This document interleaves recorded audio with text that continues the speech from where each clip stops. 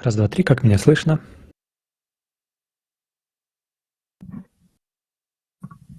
Прекрасно.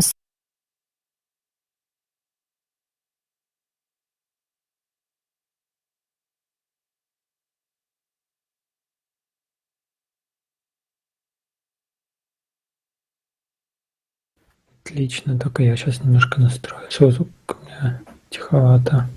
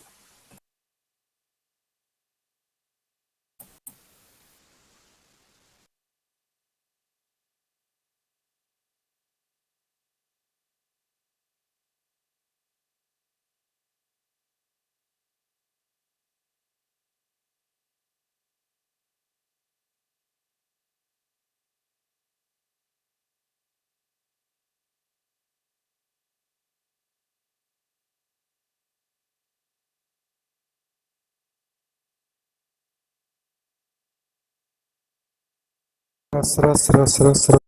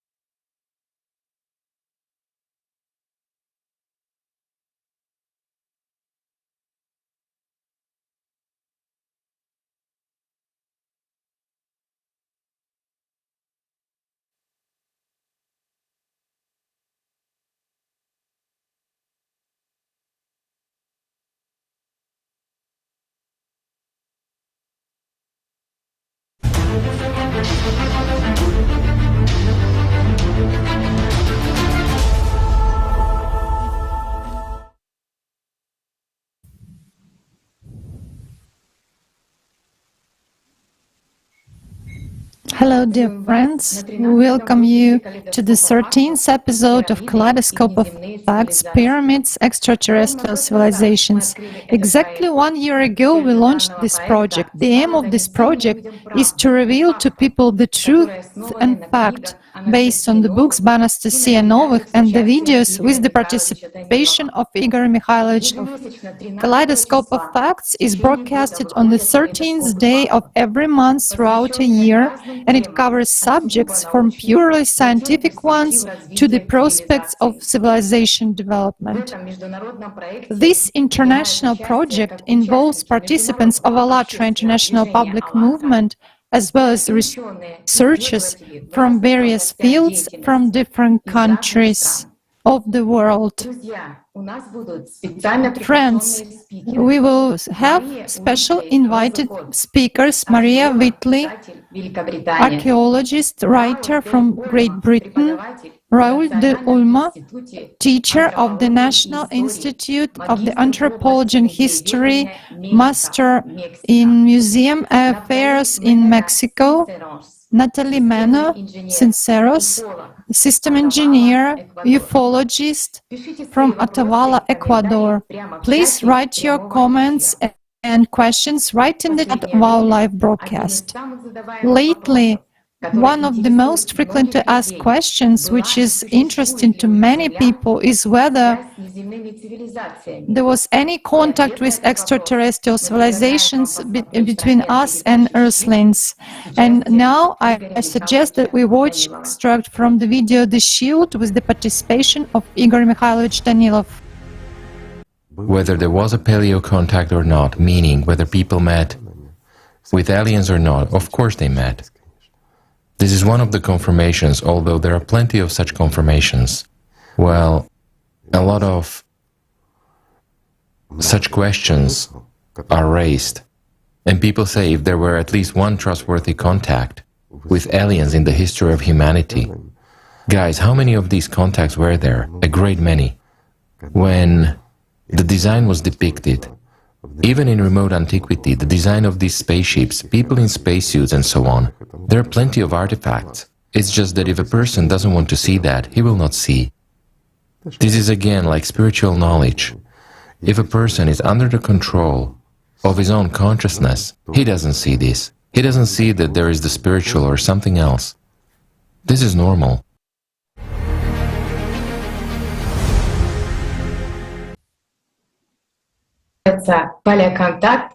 So it turns out that the paleocontact does not ever cease, and there are traces in the antiquity, such as pyramids and specific artifacts, as well as records that evidence communication between Earthlings and extraterrestrial civilizations. Such facts are found on almost all the continents of our planets, and one of such confirmation is a stone of extraterrestrial origin, which was named after by the ancient Egyptians Ben. In Ägypten, an der Stelle der heutigen Stadt Kairo, gab es in alten Zeiten eine Siedlung namens Iono, die in der Bibel als die Stadt On erwähnt. In Egypt, on the site of the modern city of Cairo in ancient times, there was a settlement called Juno, which is referred to in the Bible as the city of On. Den heiligen Stein Ben.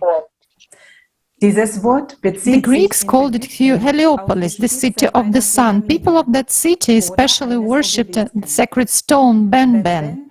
This word in Egyptian refers to the top of a pyramid or obeliscus. Ben also has a pyramidal shape. There is a quote from the book ALLATRA Sensei. There was a legend that once upon a time in Iono there was a sacred hill from which the sun rose for the first time. Then a sacred column was erected in that place and the memory of these past events, which was later replaced with a no less sacred relic from ancient times. The stone Ben, this is what the relic was, and it had a shape of a cone with rounded corners. Later, it was transformed into the legend about the pyramidal, from the Greek word. The Ben stone was thought to be an object of extraterrestrial origin. The remaining ancient Egyptian texts tell us that Ben was brought to the earth by the gods of the first time, of the initial time. So it was considered to be a sacred relic. It was a cone-shaped item that descended from the heavenly disk when the great god Ra descended to the earth in the celestial room. This stone was in the temple of Phoenix. The phoenix, symbol of divine creation and rebirth, proclaimed the beginning of a new cycle. The oldest available record and description of Ben in the pyramid text is the following: O atom copper, you become high on the height, you rose up on the Ben stone in the mansion of Phoenix. Atom Knepi is a primordial mound, a symbol of the creation of the world, archaeological excavations of which have been found in the site of Heliopolis in Egypt. Literally, the word Ben means that which outflows, outstreams, and encapsulates the combined meaning of shine and ascent to the sky. John Bynes, professor of Egyptology, noted that the root Ben was used to express creative or fertility-related concepts. Here is another quote from the pyramid texts. O Ra Atum, make the womb of Nun pregnant with the seed of the spirit Saho that is in her. In sacred signs, the Ben was depicted with the phoenix bird patched on it, which symbolizes the soul of Osiris. The symbol of a bird served in many cultures as the symbol of the soul, the divine essence, the spirit of life, or the spirit of heaven. In the next pictures, we will see pyramids. Here are the sacred symbolism, which is very noteworthy. The sign of ALLATRA, the Ankh cross, as well as the winged solar disk, which we can see right now on the image. And what do modern scientists say about the purpose of the pyramid, to which the Ben stone became a prototype?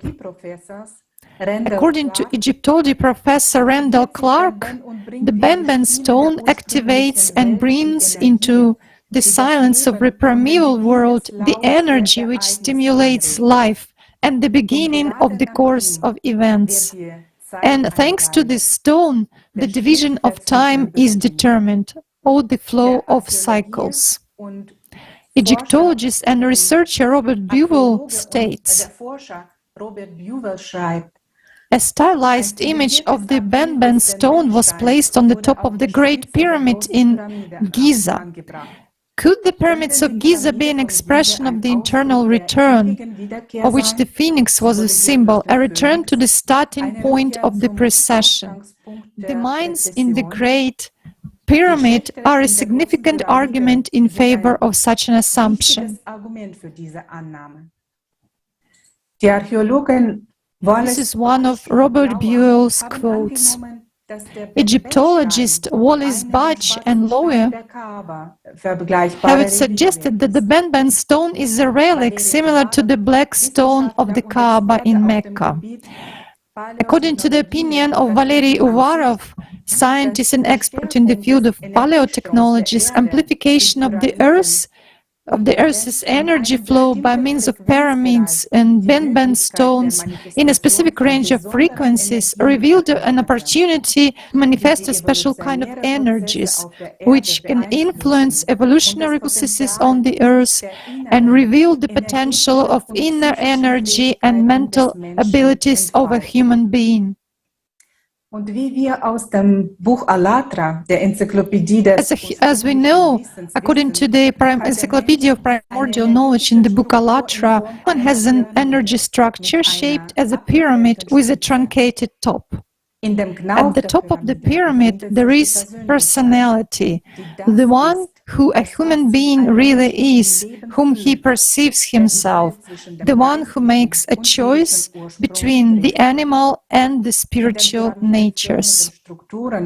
In the pyramidal structures, such as a top on the Benben stone, noch zu lösen ist. whose mystery we still have to reveal.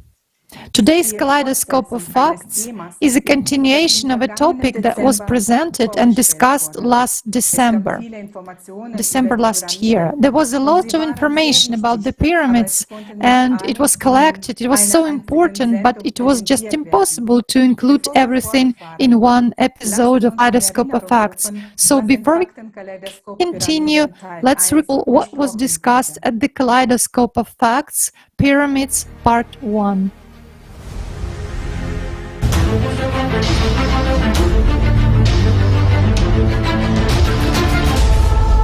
Pyramids, these are mysterious time messengers, and of course there is none among us who has never heard of the pyramids. Pyramids. They are found on many planets of the solar system. They are on Mars,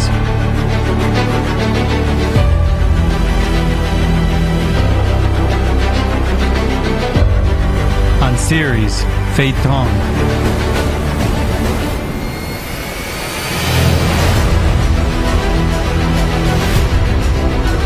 on the Moon,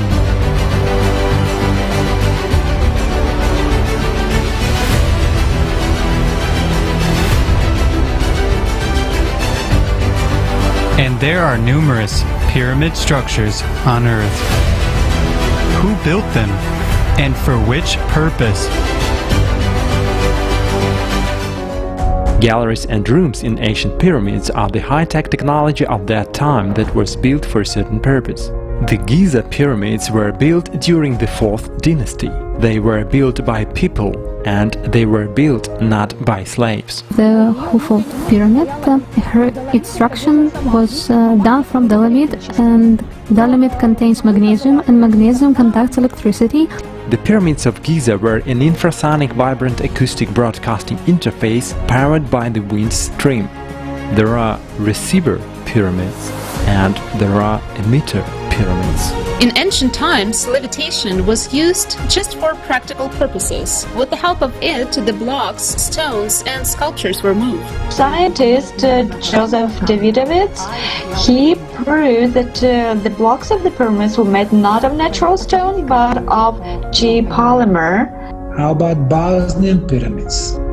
So far we have 6 pyramids discovered, and 5 of them perfectly match locations of 5 stars out of 7 of the star constellations of Pleiades, which has such geometrically proportional sides, smooth edges. Before us, we see a real pyramid in Antarctica. But there is one thing which is common about them. These unique grand objects were built in ancient times and represent a single global complex linked to Kailash. That mountain pyramid was built not in the previous cycle, and we mentioned previously that the cycle is 12,000 years old, so it means that this pyramid is more than 24,000 years old.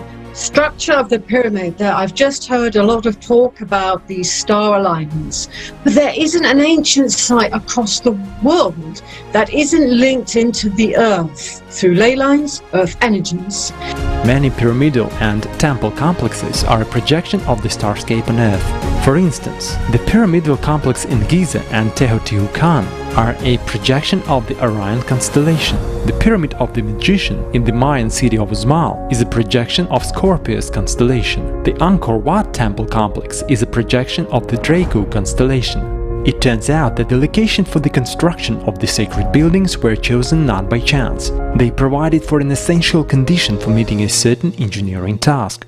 Pyramids are connected with the core of Earth and were built in order to prevent climate catastrophes. All pyramids, in essence, are artificial or man-made or by some beings not from Earth. But then all of a sudden you start looking at other planets and you start to see the same exact types of pyramids on other planets. Now you really have to scratch your head because you can't just say coincidence anymore. This is obviously leading to one architect. Some of these influences from beyond, some of these influences that really seemed very striking in a lot of ancient texts. I'm sure, guys, that when all of humanity unites into one society, a creative society, we will be able not only to build thousands of pyramids, we will also have free energy, and we will be able to go beyond this sphere.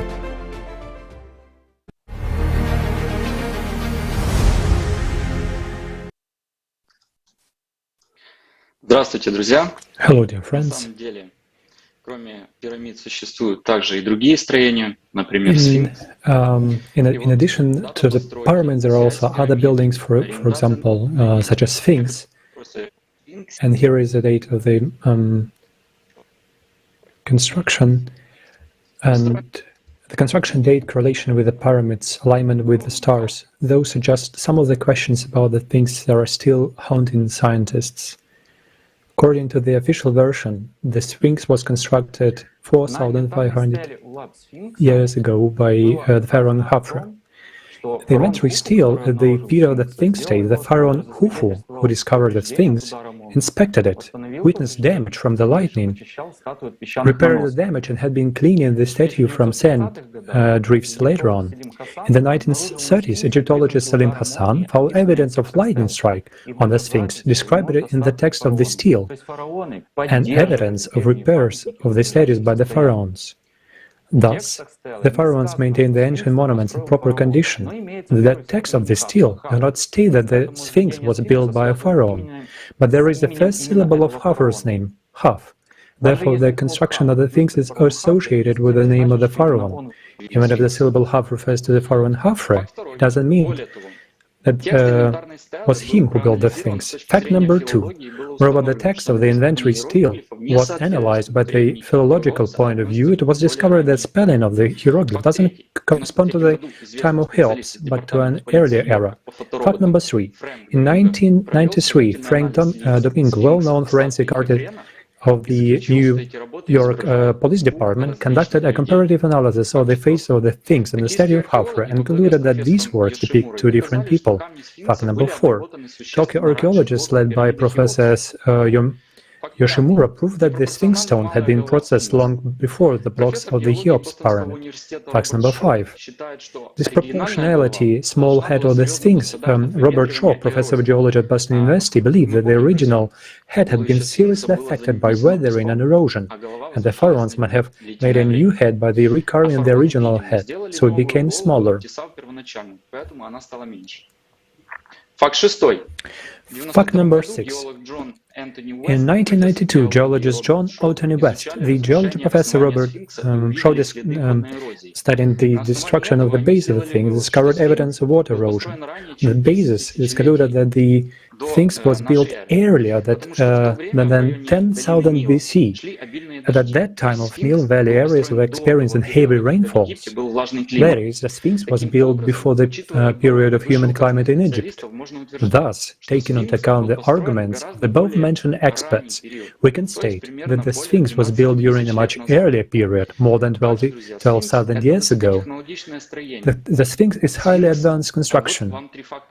For example, there are 3 facts about that. The Sphinx is carved out of the rock of the Giza Plateau, the monolith. Friends, simply, as we know, we in our civilization haven't done such kind of thing. Second, it is a highly artistic monument. Third, it is found that its eyes are depicted precisely at the point of sunrise on the day of the vernal equinox. It is more than obvious that the builders of the pyramids, the Sphinx builders were the good astronomers and paid significant attention to the relative position of the shape of the pyramids. Fact number 8. Correlation with the pyramids. If we consider the proportions of the pyramids and the Sphinx, these proportions will coincide exactly with the proportions of the distances between the planets and of the solar system. The pyramid of Cheops points to Venus, the pyramid of Khafre points to Earth, the pyramid of Menkaure points to Mars, and the symbolic center is pointed to the Sun. Second, the Japanese scientists, using electronic equipment, discovered a tunnel under the left pole of the stone state leading to the pyramid of Khafre. The technology behind the construction of monuments on the Giza Plateau has not been surpassed or improved even ever since.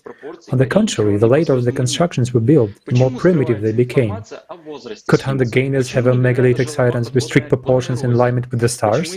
Why the information about this age is hidden? Why don't they speak up about the water erosion gutters, and why were those gutters immediately polished? Why aren't people allowed to enter the underground corridors under the Sphinx? Could it be beneficial to someone that we don't even look for any evidence of the connection is highly evolved civilization? This was announced in the Kaleidoscope of Facts. Thank you very much. I pass the board to Tatiana. What can be the provement of the Sphinx that was found on Mars, which almost repeat the features of the terrestrial Egyptian Sphinx, serve as a real proof of the connection of extraterrestrial civilizations with the pyramids on Earth. In 1976, the Viking orbital station took pictures of Mars in the region of Cydonia. One of them showed something similar to a human face, but NASA saw it as a play of light and shadow. In 35 Martian days after the first picture was taken, another one was taken under different lighting conditions. A giant face was clearly visible on the picture. When the face was studied by American artist Jim Shannon, he determined that it is a deliberately created monument, similar to those left by our ancestors, describing it as having classical proportions. Writer Graham Hancock concluded from analysis of the data that the bilateral symmetry of the face is similar to that of humans. It is unlikely to be so just by accident. And comparing the face on Mars and the Great Sphinx, one can see a resemble the headdress of the pharynx and names are clearly distinguishable. And in more details, we discussed this in Kaleidoscope of Fact 3, paleocontact alien civilizations uncovering the mysteries. In 2012, NASA's Mars Curiosity rover took numerous images of Mars.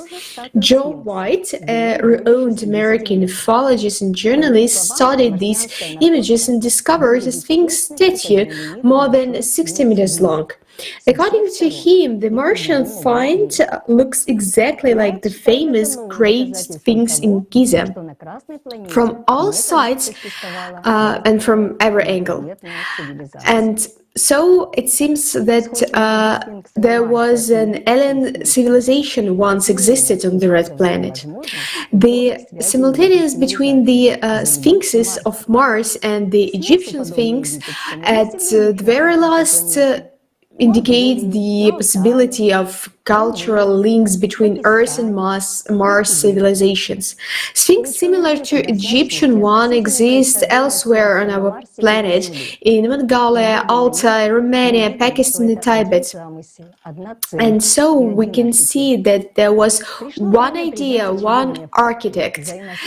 It's time to know the fact that this knowledge was highly involved by other civilizations. And let's see a fragment of interview with Rika Paganini, the researcher journalist from Switzerland, who studied Egyptian pyramids and shared this with us. Right.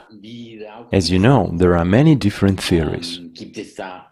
On the one hand, we are talking about the very underground space and chambers inside and around the Sphinx.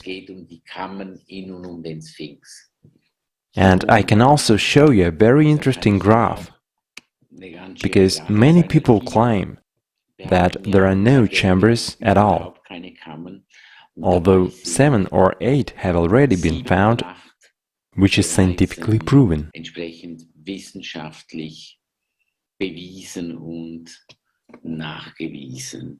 So, it's here. And while I'm looking for this picture, I'd like to point out that Egyptology states there are no underground chambers in Giza, except for a complex of tombs. I've been there myself. So now we have a good picture. On the one hand, we have the Osiris mine, which, by the way, Professor Hurtak discovered in the 90s. And the Osiris mine is an undersurface 3-story structure that descends 28 meters underground and has 3 different levels. In the case of the Sphinx, they say that there are no chambers there. Can you see it in this picture now? Quite recognizable and clear, isn't it? Okay, I have just tried to find everything that is recorded in all the scientific documents on Giza, and I have been collecting it for 30 years. On this graph alone, you can see what organizations, universities, and in which year found the chambers inside and around the Sphinx. So you can see that there are already 12 different chambers here that are scientifically documented. Under the Sphinx itself, there are 2 chambers that have been measured. You may be aware of various theories, often referring to Edgar Cayce, that there is a chamber under the Sphinx that is said to contain many objects from pre-Pharaoh dynasties. What we can already confirm is that these 2 chambers are empty, but they lead further into the underground space, where, as we suspect, there are lots of objects and structures from those ancient times. Those 2 are empty, right? And here at the bottom you can see 3 corridors leading further. There are 3 openings inside. One leads to the Great Pyramid, the other one leads to the center of Sphinx, and the third one leads to the desert. The hardest part is to find researchers who will be open to that. And we are lucky that after so many years of work in Giza, professors, archaeologists, and Egyptologists from 2 Egyptian universities are also interested in this. But the process of obtaining permission is extremely complicated. We hope that we will soon obtain it, because we believe that this will once again greatly change the significance of Giza, as then we may be able to recognize and prove the level of advanced civilization that had existed before. Our opinion, they were empty already, just as the chambers in the Great Pyramid always were. This is also somewhat complicated, because the point of view of Egyptology still says that the 3 pyramids were built by 3 pharaohs, Khufu, Khafre, Menkaure, although the design is completely different from all the other 100 pyramids in Egypt. Another point is that these 3 pharaohs were buried not there, but in the belly of the kings, where all the pharaohs had been buried, while each tomb of pharaohs was completely covered with hieroglyphic inscriptions, walls, ceilings, and everything else. The inscriptions tell about what they did, how many houses, wives, and children they had, but nothing is mentioned about any of these 3 pharaohs building a pyramid. And as for Khufu, there is a historical reference where he was said to build a small temple for his wife next to the Great Pyramid at the time when he was a pharaoh and was responsible for protecting that place. So all those chambers have always been empty. In the Great Pyramid, you will not find a single hieroglyph, not a single one. Moreover, it is challenging to cut a hieroglyph on a red granite stone using a stone hammer and chisel. It just doesn't work. So for us, it's like another piece of evidence that shows that the technology used there was not available in the time of pharaohs. But I have great respect for the pharaohs' dynasties. It's incredible what they accomplished. All the other 100 pyramids that were built of small stones were also great achievements. But it is important to distinguish and see that the Great Pyramids have a completely different design and a completely different function, because all the other 100 pyramids were actually tombs. Everywhere, mummies and inscriptions were found in tombs, but not in the three Great Pyramids. It is also noteworthy that only in the Great Pyramid there are 4 official chambers: the so-called King's Chamber, the Queen's Chamber, the Grotto, and the Gallery Chamber. The Gallery Chamber is actually the largest one, and the total number of chambers is 12. There are also some chambers which are larger than those that are acknowledged and scientifically documented, but denied. We can say that in the Great Pyramid the only chamber, the well shaft, is under the pyramid in the ground. There you go down about 100 to 120 meters until you come to the so-called grotto. It is a very special space, very special energy, also in terms of vibration. In comparison, in the middle and the small pyramids themselves, not a single room was found even with the most modern equipment. Both structures found in the small and the middle pyramids are located under the pyramids, underground. It is also important to discern that. Answering your question further, the purpose of the Great Pyramid is related to energy interactions. It serves communication, it serves vibration, it serves awareness, it serves initiation, and above all, it is built exactly on the site. We can say it's like crown chakra of the Mother Earth, intended to work with energies, vibrations, and communication. So ultimately, it is a pyramid of consciousness. I mean, different aspect of consciousness that we can recognize and use again.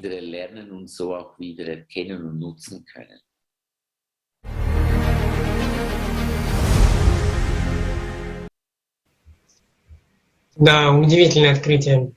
Yeah, very interesting discoveries.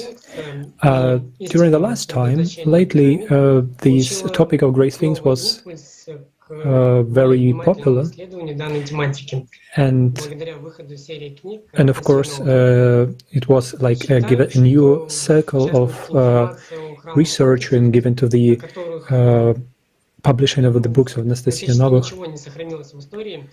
And the information was actually very few is left in the history, and it's very interesting to study them, their origin and their destiny. The lotus temples are very interesting architecture, and they're very, and we can find them all over the planet. We can find them in the Crimea, in different other areas. What we can say that the great things is actually showing the path where it is. It's like where it leads to the Lotus Temple, and one of the oldest buildings in the place. And these inner tunnels and which are actually related and closely built near the nearby pyramids. And well, nonetheless, despite interesting findings, законсервированы The archaeological works are now conserved from the 1990s. птичьего полета на город Киев. If we look to the Kiev from the bird's view, like from the up, the Lotus Temple is located in the third eye of Sirius, the head of the Sirius, and by there is exciting legend of Sirius and Isis in the mythology. And one can find information about this, and that it's the third eye of Sirius had been located straight in the place when the first called put the lotus seed as Jesus had requested. Nowadays we can find this information in where Kiev Calavra is located, and we can find it in the book of Anastasia Novых as Osmos. And the modern city of Kiev is still called an open chakra, and Lotus Temple is still located in Kiev since ancient times. And what is remarkable that is the nearby settlement of Tripoli civilization with abundant sacred signs and symbols, known not only in ancient Egypt but also on other continents. And there is more information about this in encyclopedia book ALLATRA, so we'll touch upon the Tripoli civilization further during the conference. It's also known that the residence of Rigdvenjapa, Bodhisattva, Lord of Shambhala, was previously located almost in the middle of the current Black Sea. Back then there was no sea there. There was only a small lake with beautiful picturesque shores. And in those very times the underground Lotus Temple was laid in this place, with a fragment of Chintamania as a source of power, and a place of the future renancy of humanity.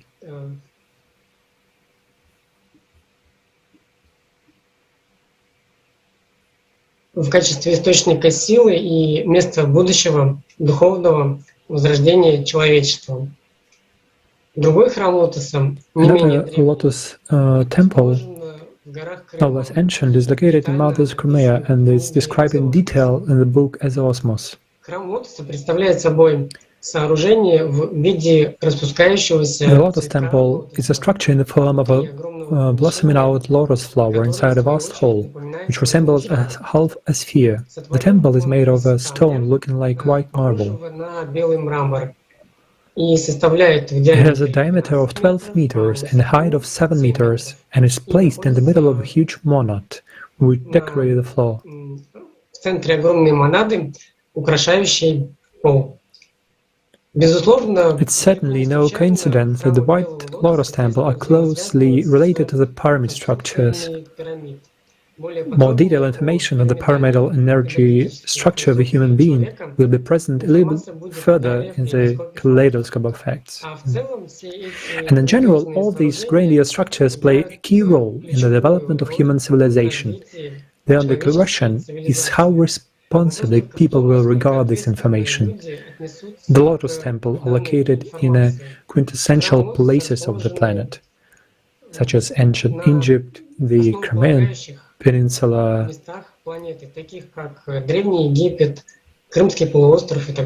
and etc., and have been the one meaning and symbolism. Many other historical artifacts, such as megaliths, plateaus of ancient spaceports, etc., further reveal the essence and profoundness of the cultural heritage of previous civilizations. Thank you so much.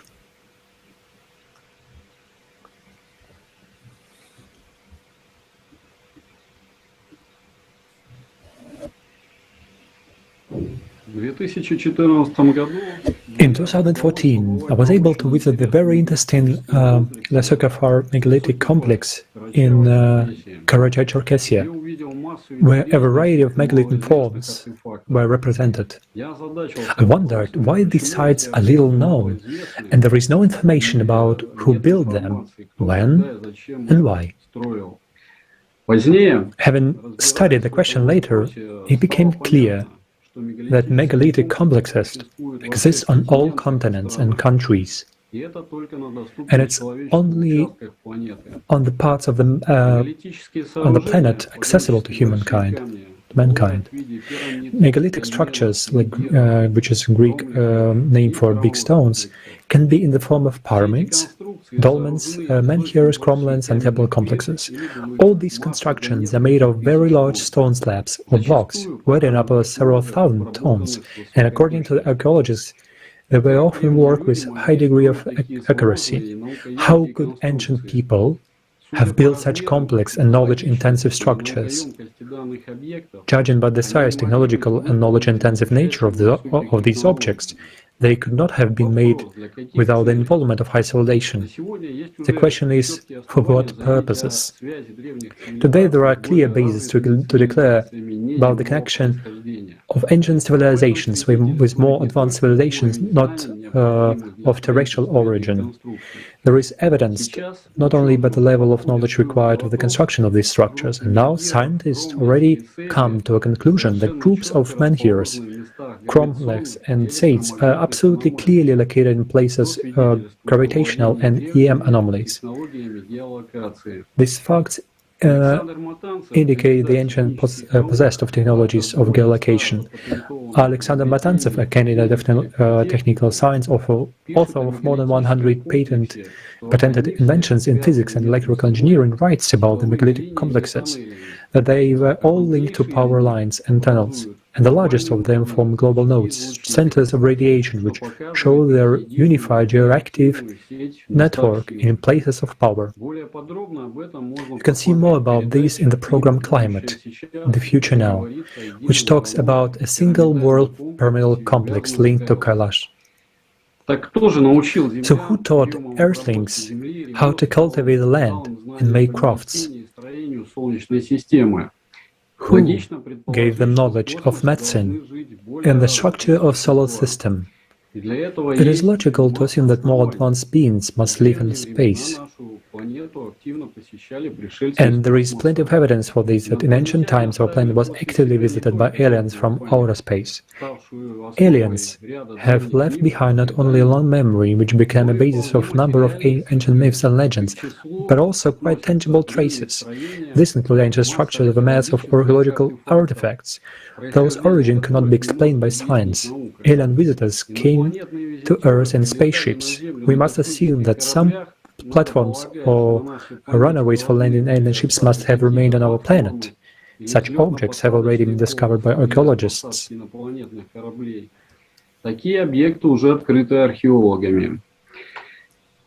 most preserved dolmens in the world, and we can see that the largest assemblage of about 30,000 of them were found in Korea. They tend to watersheds, karst areas, slopes with river, mountainous or forested areas. The chambers of a dolmen is trapezoidal or rectangular, sometimes circular.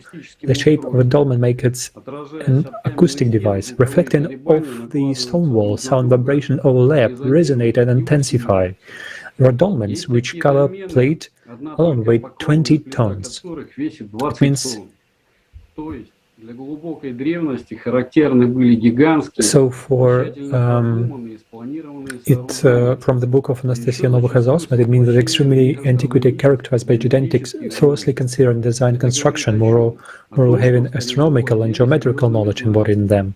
What was this indicate? It indicates that in all the times people did possess serious knowledge. So dolmens basically served as acoustic resonators for people to influence their energy structure. So why?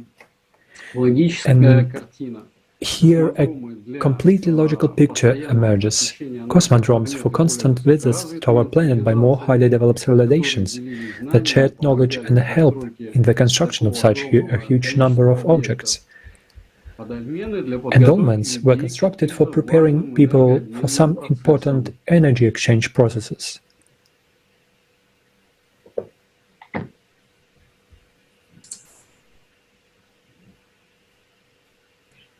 Спасибо большое, Дмитрий. Thank you very much, Dmitry. I now give the floor to our guest, Naphtali Mena Simpsons, system engineer and ufologist from Ecuador.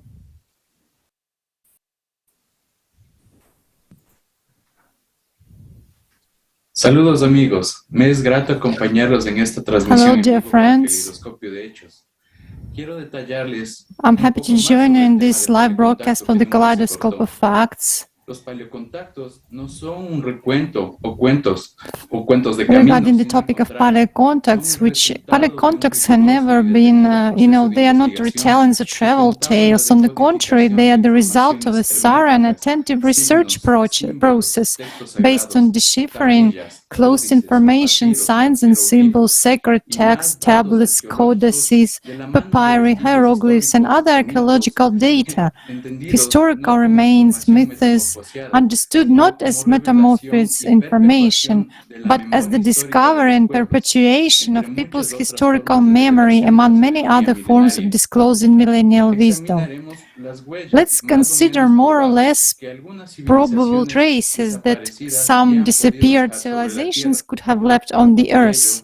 And it doesn't exclude any hypothesis about a civilization with extremely advanced technologies that would even surpass our modern technology in an era preceding what we call prehistory.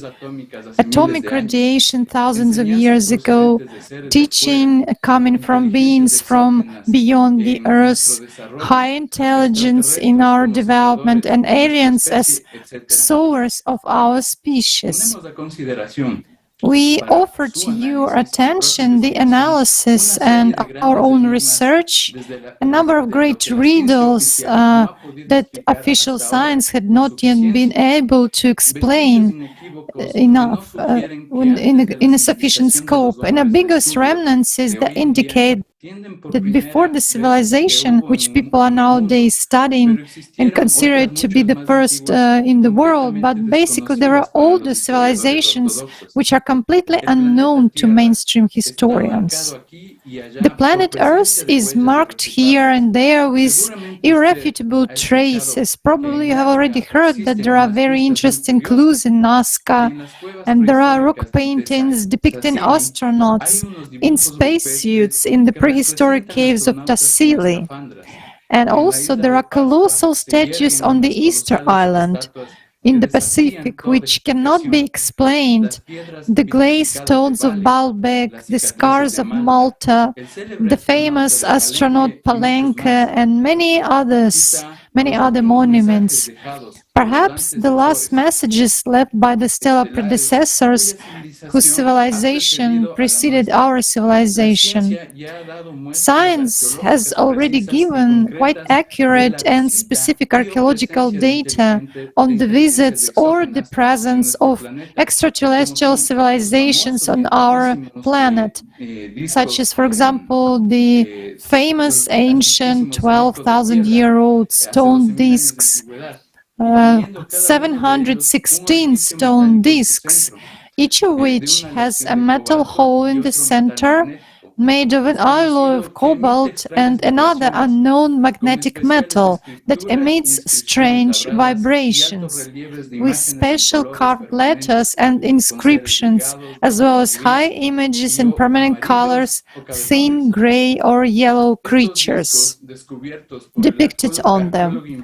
These discs were discovered by the Chinese archaeologist and researcher Tsum Nui in the caves and underground galleries of the mountainous Sino-Tibetan border region of Bayan Hai-U, also called Bayan Hargstan, 770 kilometers away from Lhasa, northwest.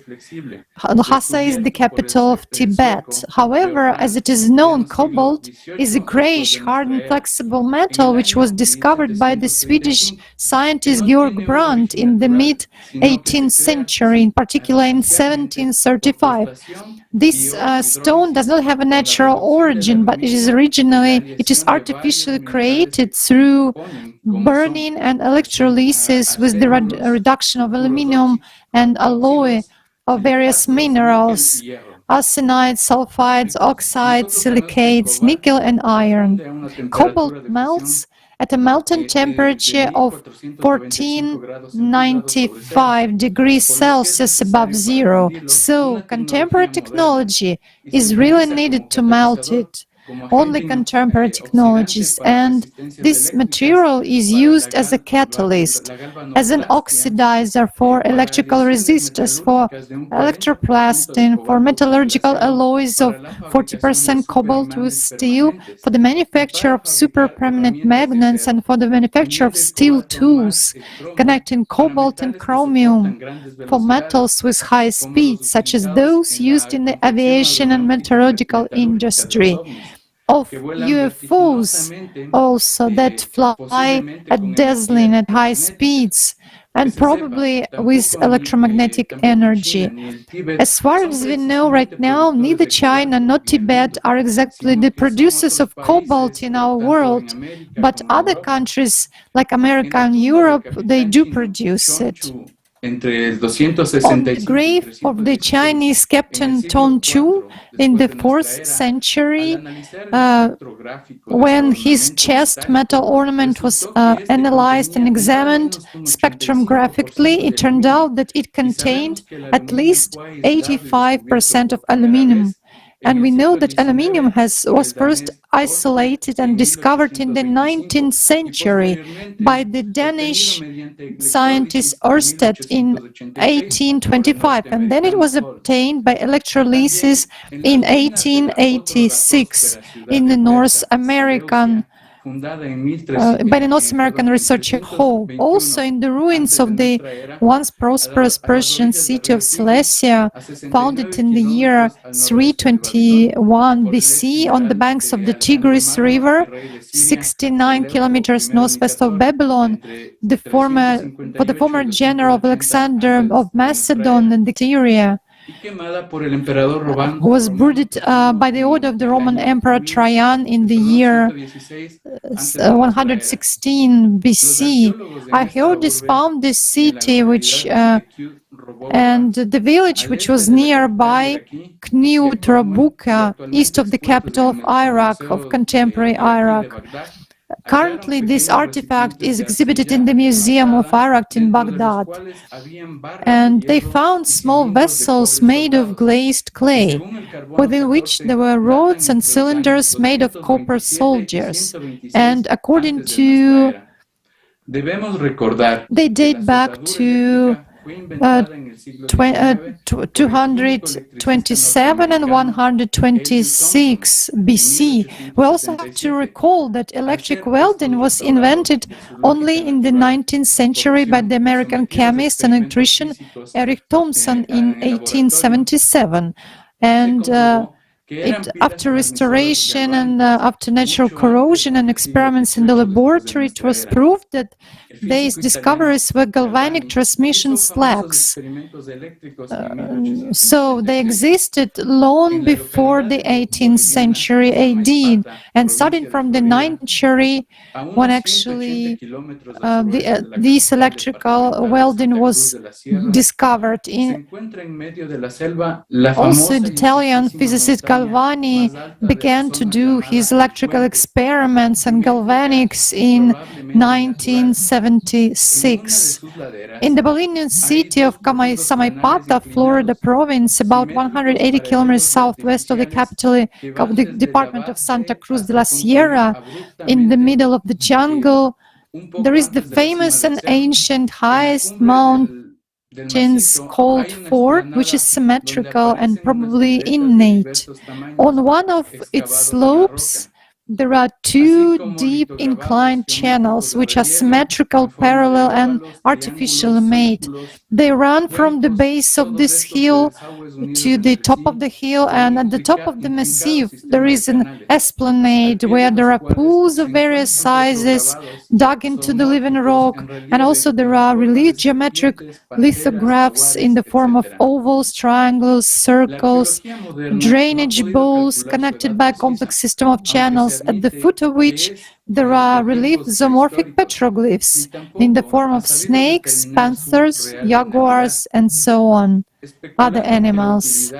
Modern archaeology has not been able to determine the exact age of these artifacts, although it admits that it dates back to prehistoric times. Also, they failed to determine the real purpose because they are attributed to indigenous people. Funniest thing is that among the ontological legends of the Aborigines, there is one that says that from this peak, the primeval gods ascended to the heaven. Can these ditches be real and ancient launch ramps for spaceships, actually?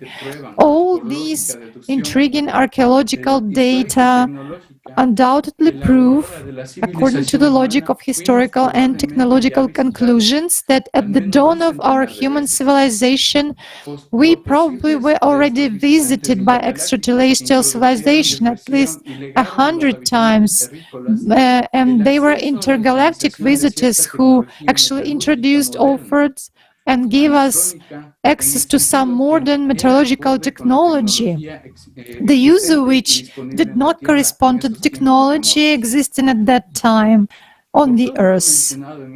From everything which was mentioned today at this conference, we can conclude that paleocontact has never been lost on the Earth, and today it is even more relevant and powerful because it continues to teach us to rediscover humanity, starting with new facets of knowledge from our past to the present.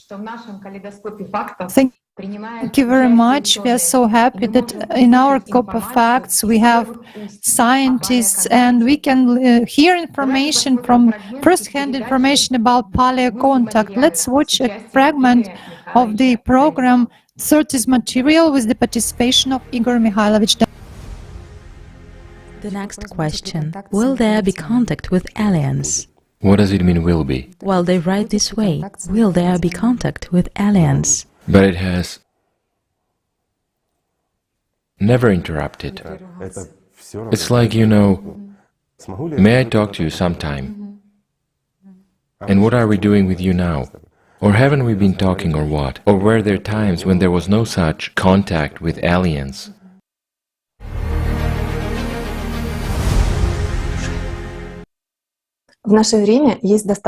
Nowadays, there are quite a number of cases of people observing luminous orbs in the field, in the sky, above pyramids and volcanoes. They vary in size, come alone or in whole groups, and their behavior and movement is rather strange. They can suddenly appear and disappear.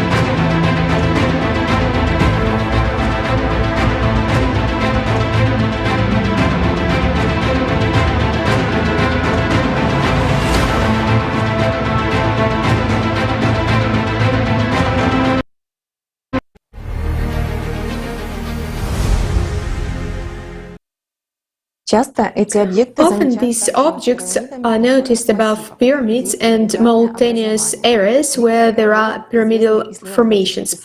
Viktor Kotlarov, a well-known researcher and writer from Kabardino-Balkaria, has not once witnessed such phenomena. There are many pyramids in Kabardino-Balkaria. Let's just say there are many pyramids in quotation marks or natural formations of the pyramidal image. We can see the most equilateral ones if we go from Belim to the Naujidze massif that is called Mother-in-law's Teeth. Indeed, on the way there are two pyramids that we've examined and inspected, but in my opinion they are natural ones. If we talk about Karasu, At some moment, it seemed to me there was a manifestation of human handwork. Maybe they aligned them, maybe did something else. The pyramid, which is located on a plateau in the Karakoram Massif, also, in my opinion, is of artificial origin. Many believed that we also have pyramids in the Elbrus region. This has also been repeatedly written about. But no one has conducted any targeted research. If we talk about pyramids, then people, this may sound too wrong, people who are not involved there. Either it is different technologies, or it is different knowledge, but it is difficult to assert that people could construct such pyramids. I do not believe this. We have repeatedly witnessed incomprehensible bunches of energies, these luminous balls. They leave like a trace or something circular in our photos. We shot them. I do not know what this energy mass, this cloud is. I find it difficult. I have never encountered them directly, but I saw them from afar, including in the Karakoram Massif. I believe that our world is not the only one, that there are several parallel worlds that exist practically next to ours, maybe for some few minutes. If it is the world from which mysterious devices called UFOs, unidentified flying objects, come to us, if I have met dozens of people who have seen UFOs, if I myself, among many other people, have seen UFOs, why should I not trust my perception and my vision? I have interviewed UFO witnesses. Why shouldn't I believe?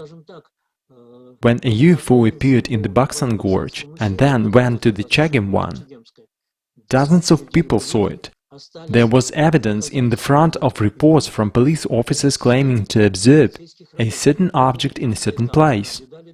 When these reports are in my hands, try to make a person who has not seen come up with something. If these reports were collected at the Ministry of Internal Affairs of the Republic, doesn't it mean that something is wrong here? This is the world from which they come to us. Well, let's just say the world ahead of us. The world is ahead in time, and not only in time, so to say, in the development of mankind. Well, I don't know who lives there. I think it's a humankind.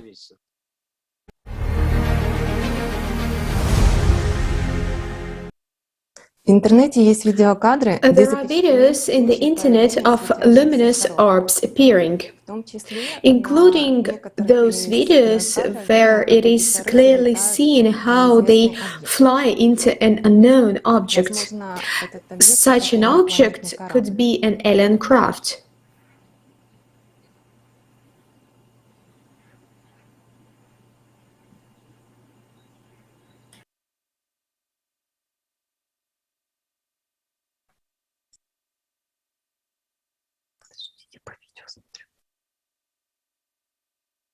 Also, there is an official confirmed by Pentagon video dated 2019, which shows a pyramid-shaped object hovering above a US destroyer in a glowing field. It looks like a glowing orb.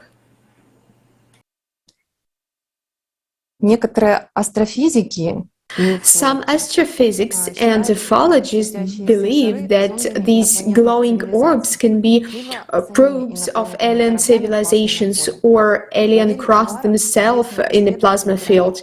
Valery Uvarov, a renowned pyramid researcher and ufologist who has been studying these issues for more than 30 years, have the same point of view. When we discuss such kinds of stories that people have seen some spherical objects, I must admit that these objects look like balls, but they are different in nature. There are small objects of this size, there are large objects, but they also look like a ball outwardly. The question is, what are we talking about? Do such objects exist in principle? Of course they do. On the other hand, this small ball is an information probe.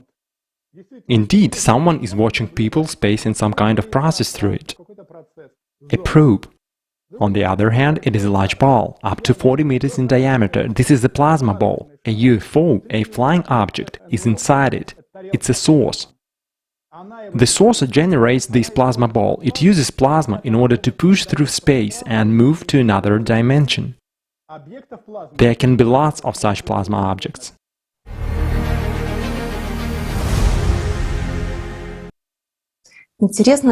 Interestingly, refreshes of such luminous objects as shapes of extraterrestrial civilizations are also found in Dogon cosmology. Spanish explorer Juan José Benítez recorded the story of how the gods arrived. The Dogon called those who came Nomo. They said that a star appeared in the sky from which a round luminous object emerged, revolving around its axis. When the object landed, it appeared to be an alien ship from which human-like gods emerged. The Dogons said that the Nomos had come down to Earth to teach and spiritualize humans as much as possible. The Nomos lived with Dogons and showed them how to cultivate the land, smelt metal, and make different tools. What the Dogon described and what we see in our times are clearly similar, so alien civilizations are still visiting our planet and are in active contact with our civilization. I would also like to note about the very interesting Dogon knowledge.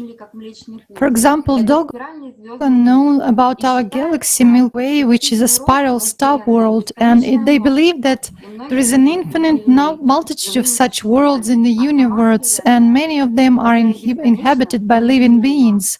While the universe itself, although it is infinite, it is still immeasurable.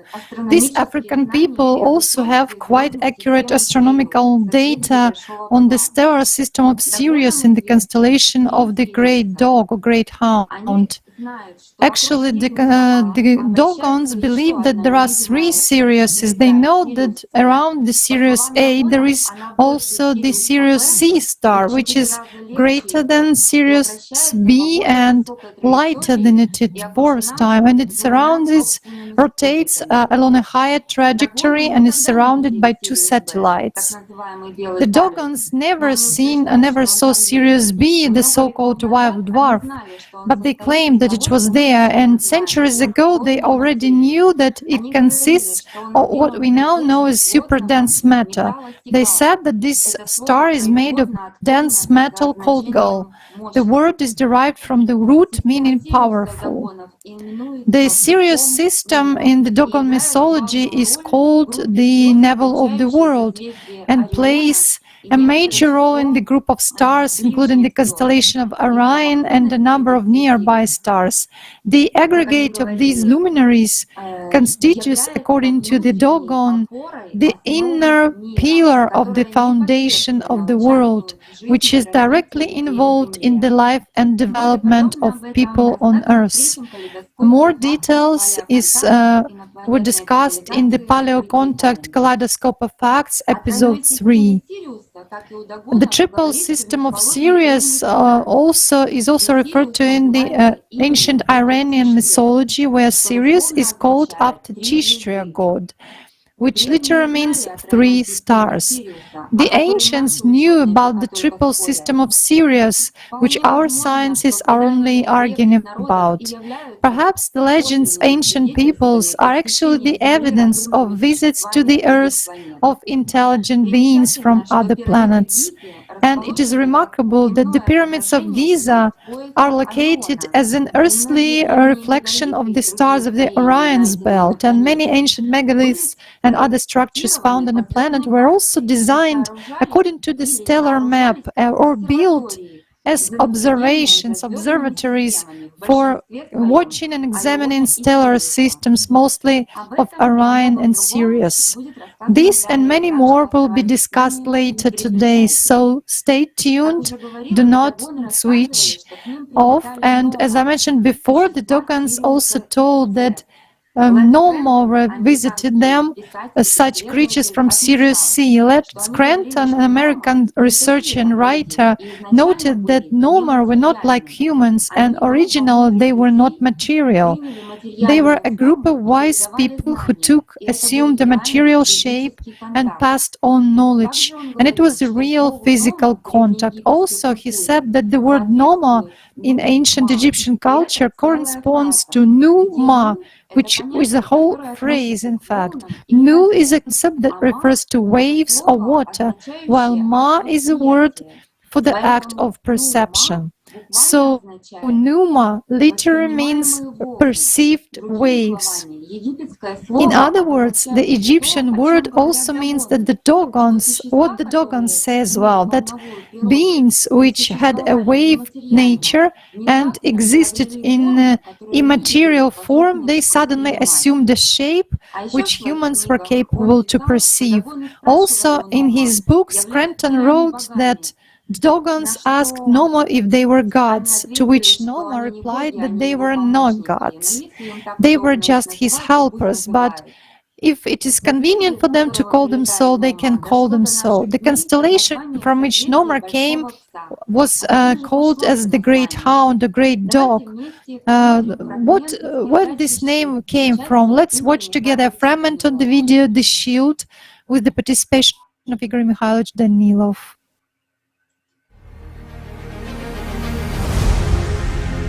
I recall that once you told about the African tribe of the Dogon.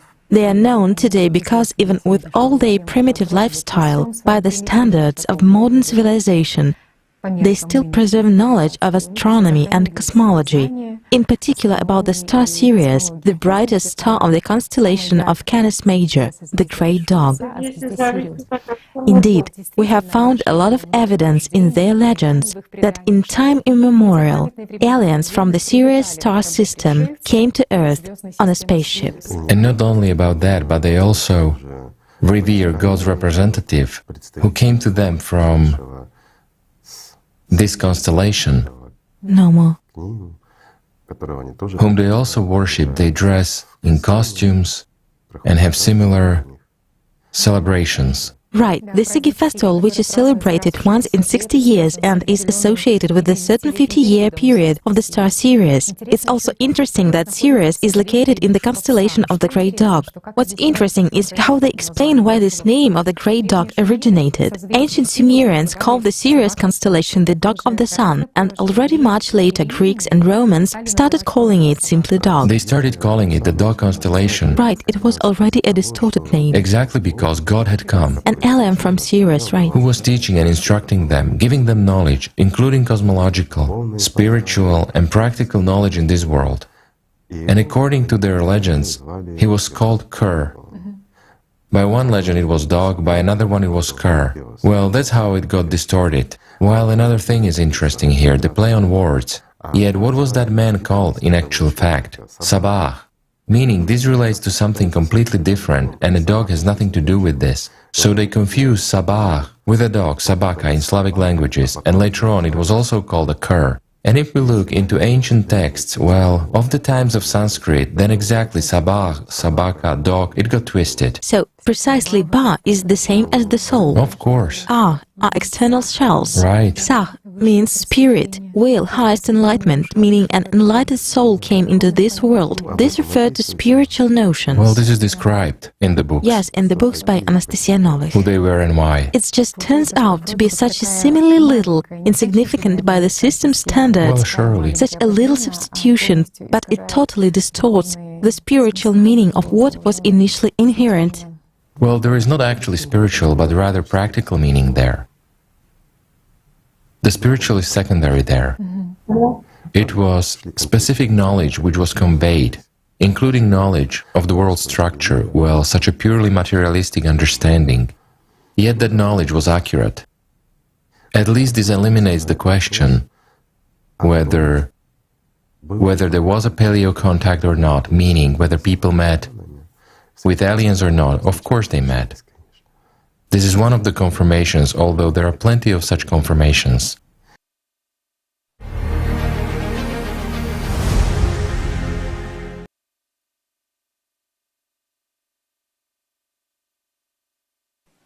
Здравствуйте. Наптали вышел. Мы хотели ему задать вопрос. Hello, we would like to ask a question. Давайте продолжим. Let's continue. Есть. Here he is. Hello, Naftali. We have a question from our viewers. For what purpose the alien civilizations share with us different knowledges, and what role plays the megalithical buildings on our planet?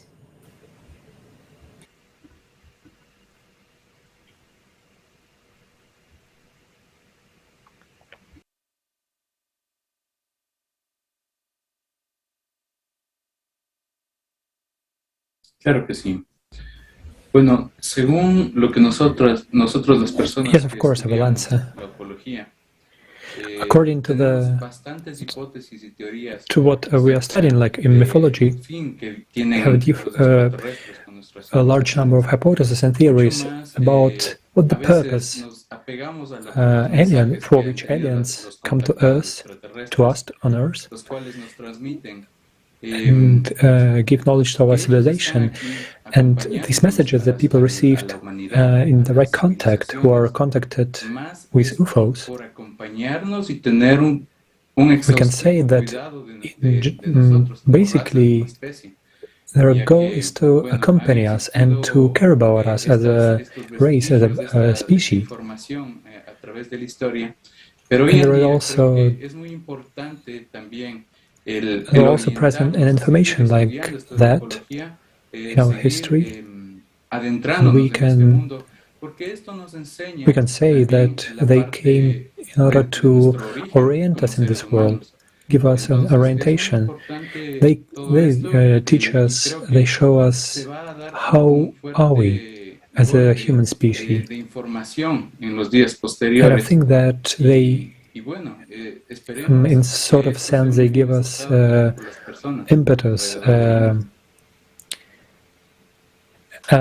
They give us information about the future, and we expect that we accept this information about the aliens, and they expect us that we accept this information as a present in history. Thank you so much.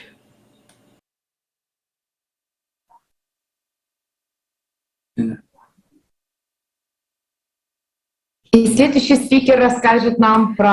our next speaker will tell us about the knowledge that were brought by spiritual creatures in myth and legends.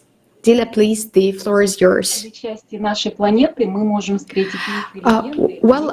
We can find different myths and legends about certain beings who brought to a particular people and contributed to the spiritual and moral development of them.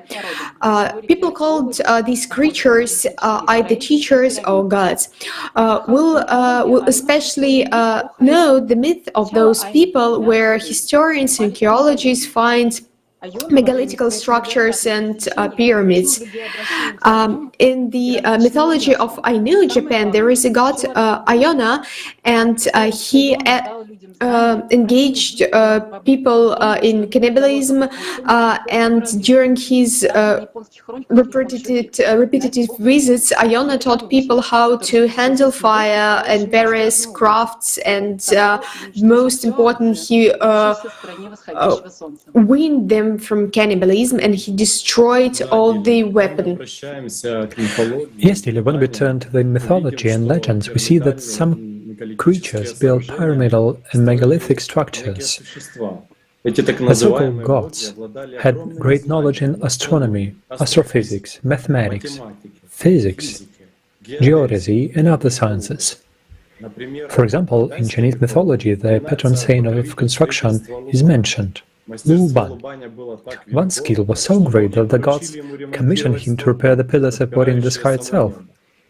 He invented various tools, organized the construction of many famous structures, including the corner towers of the Imperial Forbidden City in Beijing. Pay attention to their shape. According to legends, the construction of the pyramids of China took place at the time when the first emperors ruled, the sons of heaven, who arrived from Yuan star system and descended to Earth on their fiery metal dragons. There were 7 of them, including the legendary Huan Di. They had great knowledge and gave people calendar, abilities of making star maps, treating people, building boats, digging wells, and much more. We also find mention of 7 sages in the chronicles of other ancient civilizations.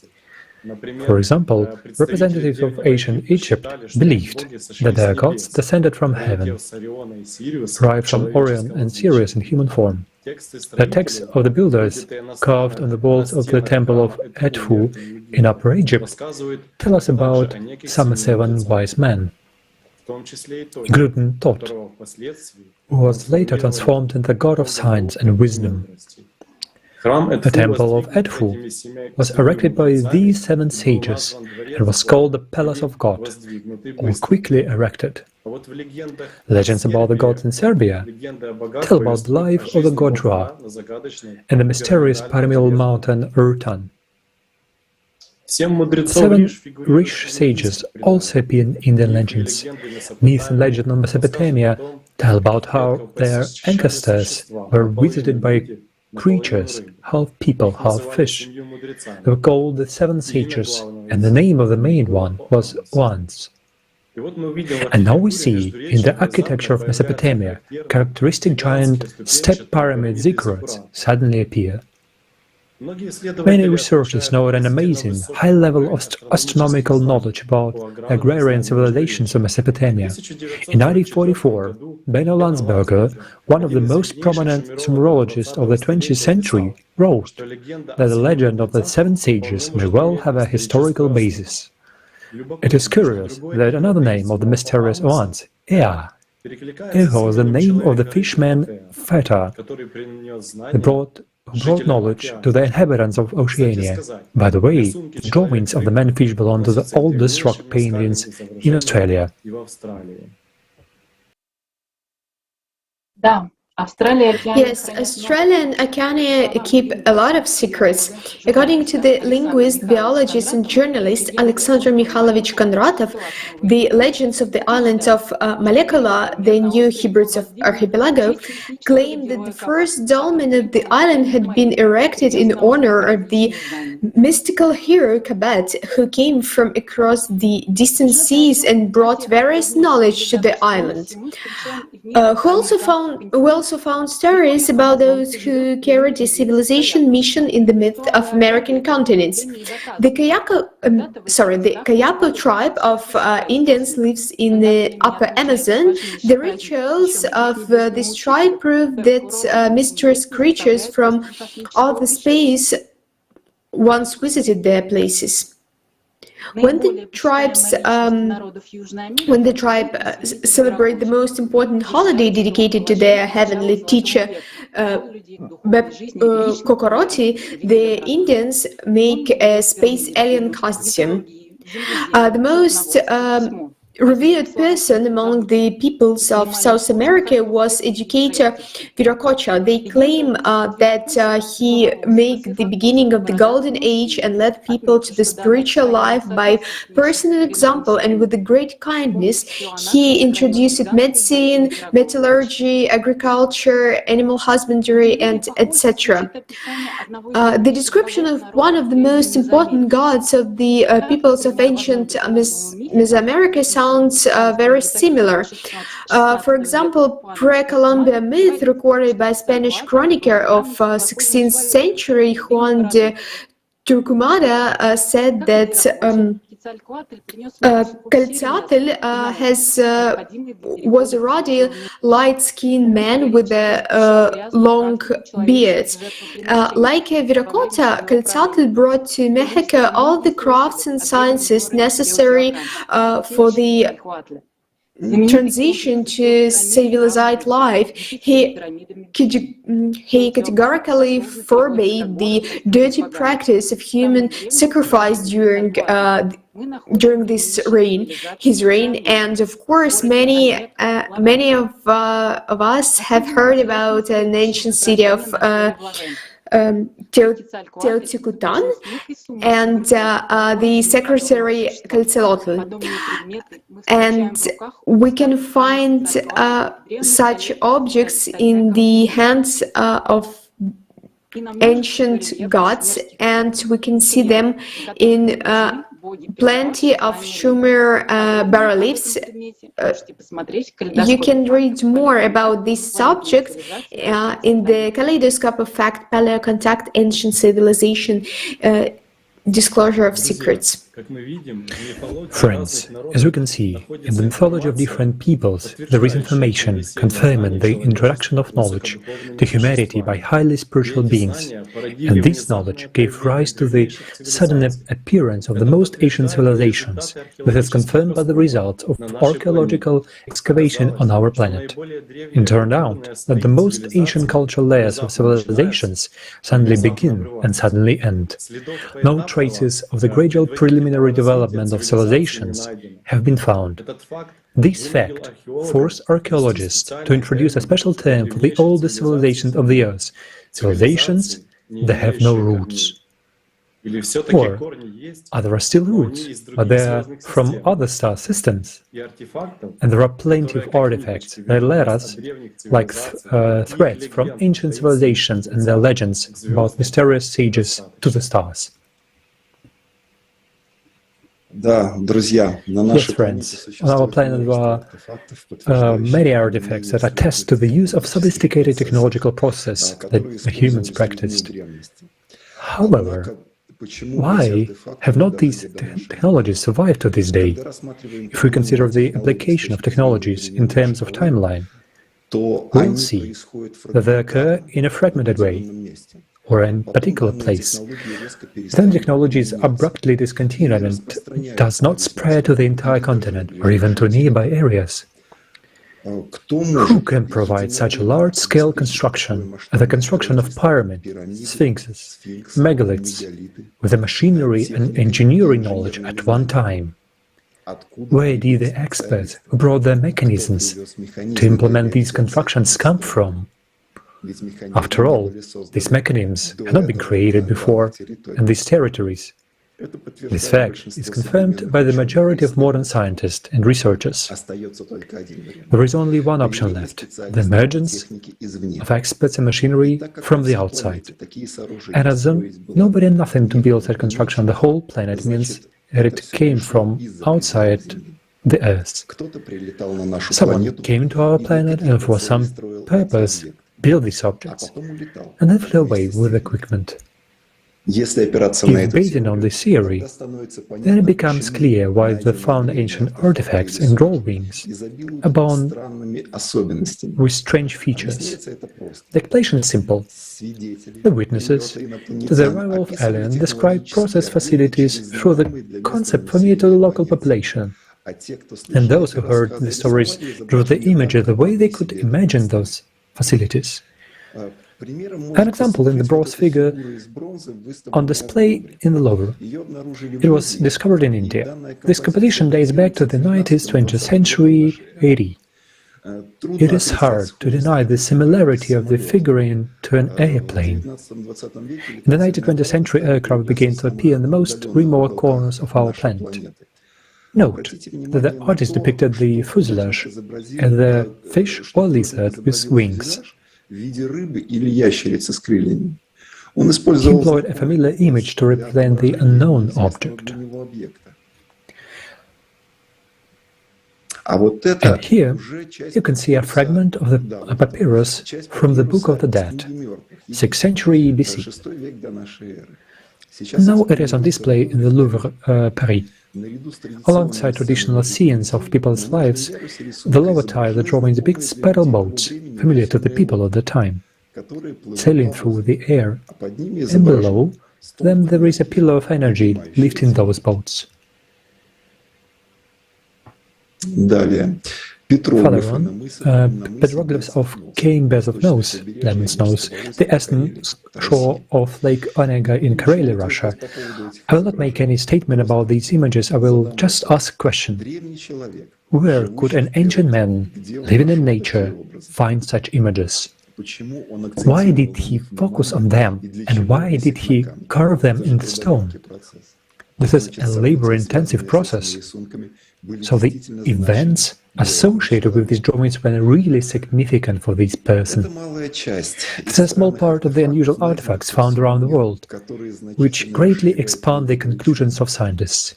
It's important to bear in mind that we ourselves, when studying such artifacts, are limited only by our perception of the modern technological advances of our time. And there is a high probability that a civilization capable of coming to us from other planets have more advanced ways of building the ancient objects made by them.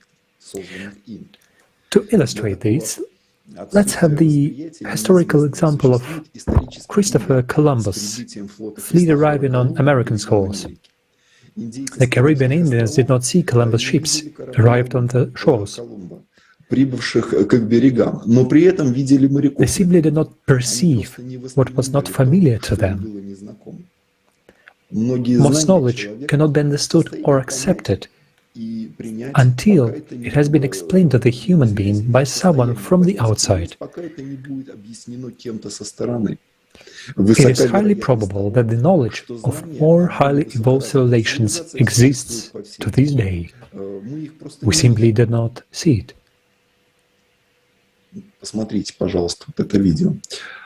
Please look at it. The video. People ask, if the Anunnaki are as transparent as air and are not perceived by a human eye, how could the Sumerians see them and depict them in their bas-reliefs?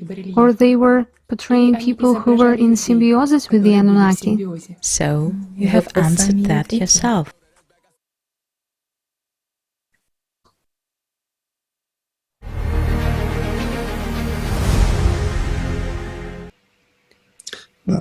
Yes, this information has already been featured on ALLATRA TV in the Kaleidoscope of Facts, the truth about the Anunnaki. Here is another example. The Louvre presents a bas relief depicting a man with specific accessories on his head, wrists, and in his hands. The artist sculptured the image of the man very faithfully, paying attention to the details of the body and its proportions. And at the same time, in front of the man, the ancient painter depicted, as it may seem at first glance, some incongruous object.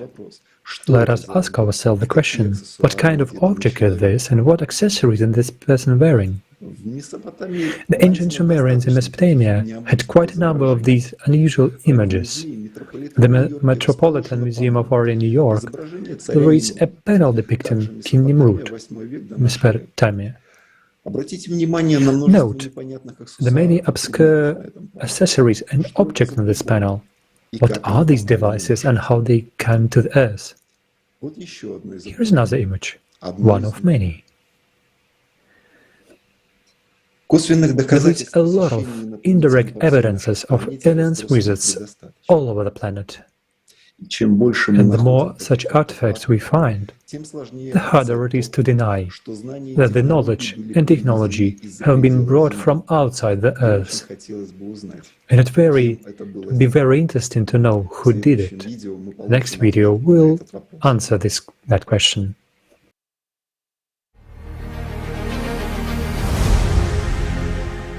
Jana, could you please tell us, do representatives of extraterrestrial civilizations live on our planet besides the Anunnaki? Yes, of course they do. But there aren't too many of them, just representatives of a few dozen civilizations.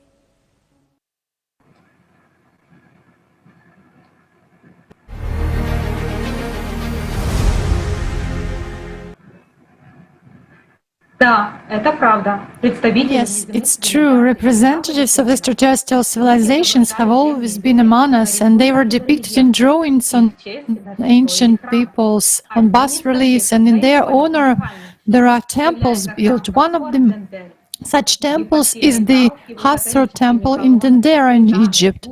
The hypostyle hall with its Hathoric columns, currents and sounds resembles a music box that holds the secret knowledge of the gods.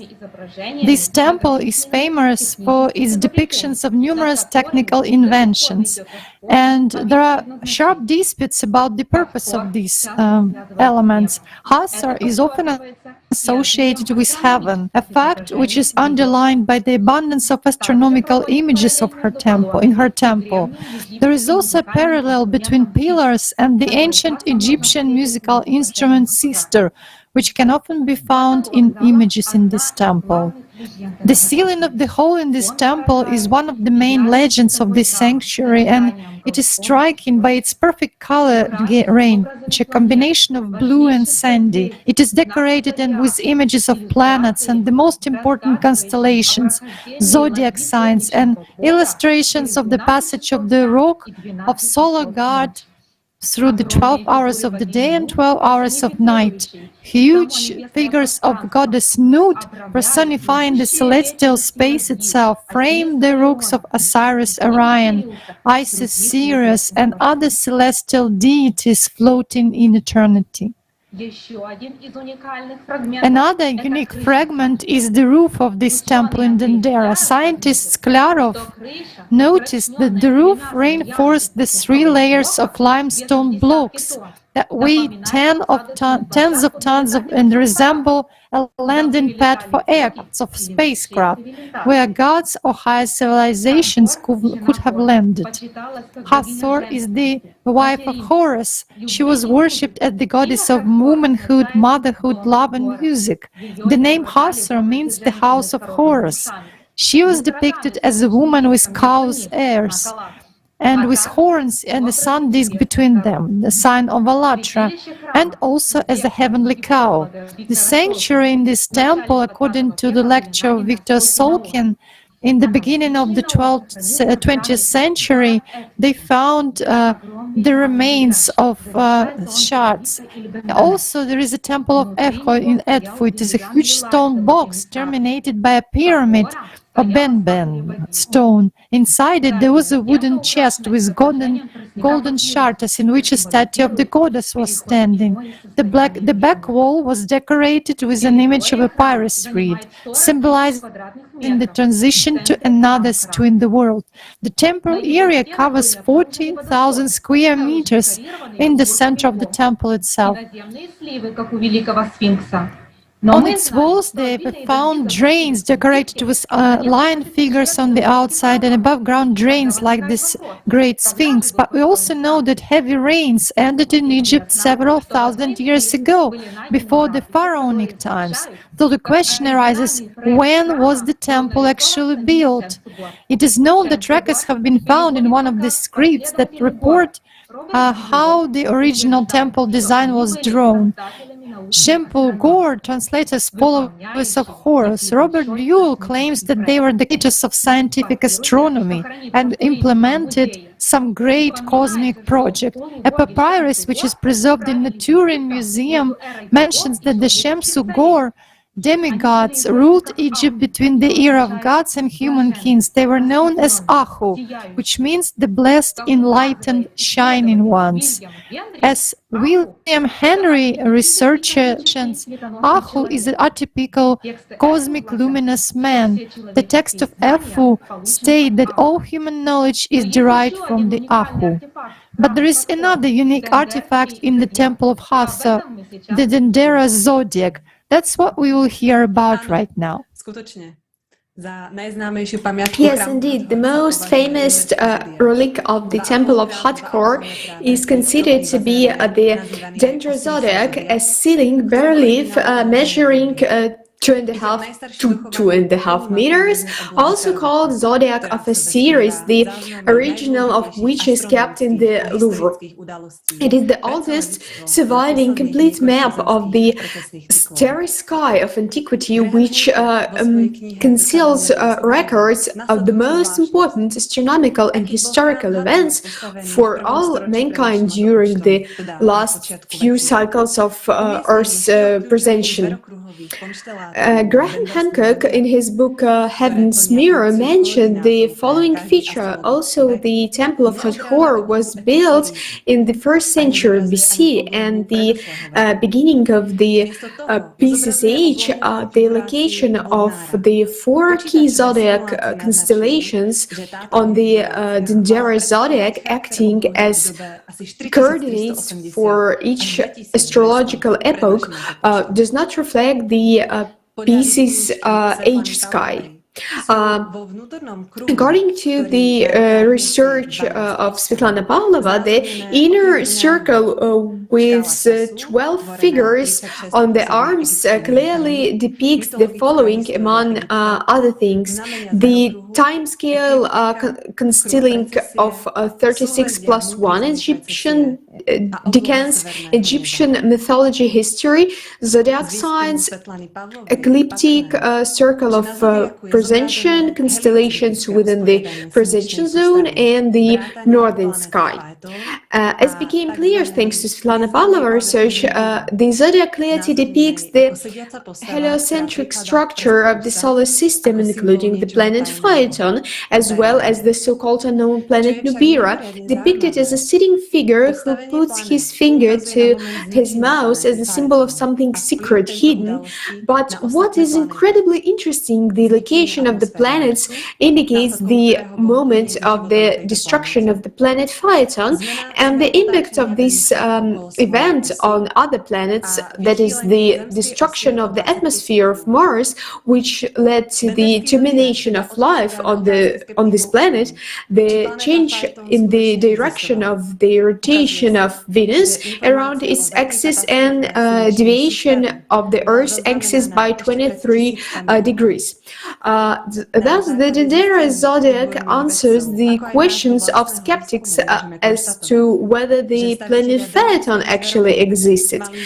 It turns out that information about a major catastrophe in the solar system was recorded thousands of years ago.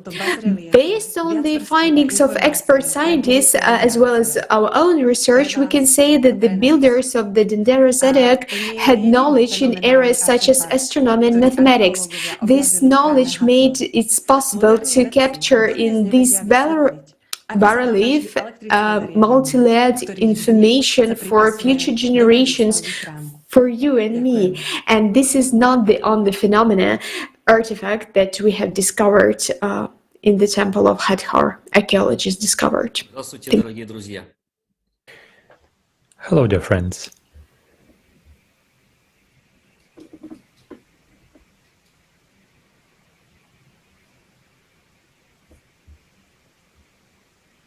Продолжайте, пожалуйста. Здравствуйте, дорогие друзья. Hello, dear friends. Под храмом Хатхор нашли крипты.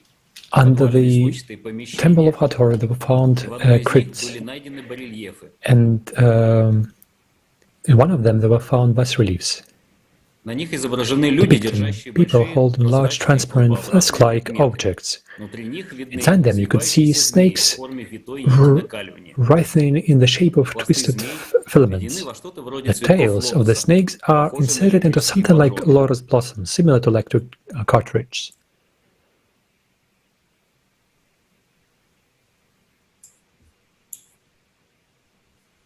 На 3 барельефах on the 3 bas-reliefs below the lamps are objects called in the text jet. It is a pillar or column with a slightly widened base and 4 transverse boards on the upper end, arranged in tiers, which the bulbs and wires rest.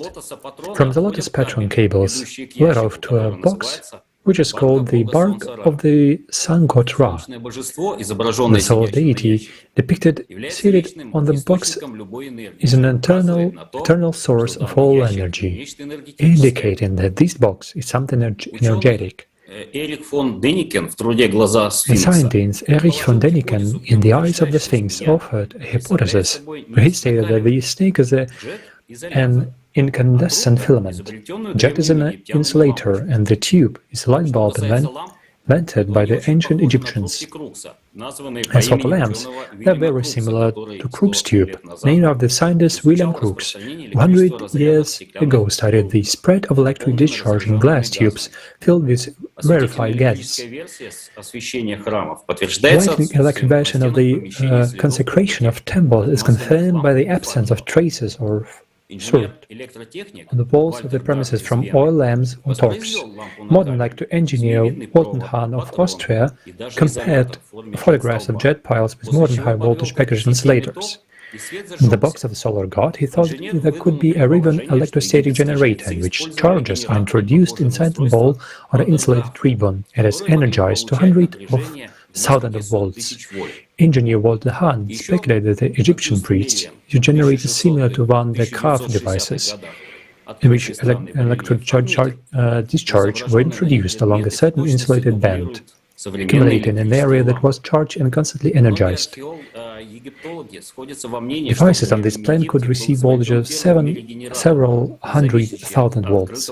Many Egyptologists agree that the ancient Egypt invented the world's first generator independent of open flame. Even Auguste Mariette, who discovered a strange bas-relief in the 60s, noted that the objects depicted of them exactly replicate modern electric lamps. There is scientific evidence that the 1st century AD not only used electrical energy but also found ways to generate it. In 1966, during excavations near Baghdad, archaeologists found a vessel called the Baghdad battery. Its internal structure indicated that it could serve as an accumulator of electrical energy. All the metal parts in the vessel were insulated with biomethan and seawater. Wine or vinegar were poured at the electrolyte. Also, such depiction of batteries were depicted on the Egyptian houses. In this fact, there's mostly like evidence that Baghdad battery was used specifically for medical purposes. Similar images of similar base batteries were found of these Egyptian houses. And the luminescence period of some temples' lamps were counted in hundreds of years. Scientists believe that along with incandescent lamps and fluorescent lamps working from a particular power generator in ancient times, we used lamps of permanent luminescence based on phosphorus. In the book of Afanasian Kircher, that was published in 1642 in Rome by Jesus. It was referred to a lamp found in the dungeons of Memphis, which did not go out for several centuries without requiring any maintenance. If electricity was familiar to the Egyptians, then why have they subsequently lost this knowledge? What is the reason? According to one of the hypotheses, the Egyptians did not invent electricity, they were simply taught how to use it. But who were the people who gave them electricity? The found artifacts are showing that these civilizations are highly developed. Victoria? Thank you very much, Alex. There are many megalithic structures around the world and also artifacts which are found and cause many questions in researches. Many of these questions are not answered by modern science still, and answers distort the reality. However, in the world of science, there are different opinions as well on those technologies which are applied at the creation of ancient structures. Many scientists and modern engineering experts confirm that such megalithic complexes cannot be constructed not only by people of antiquity, but also of our contemporary civilization with all its technologies. Why does modern science refuse to recognize the fact that on our planet there are objects created by alien civilizations, given the increasing number of all finds? This fact is difficult to hide now, and the secret information begins to be accessible to the masses of people.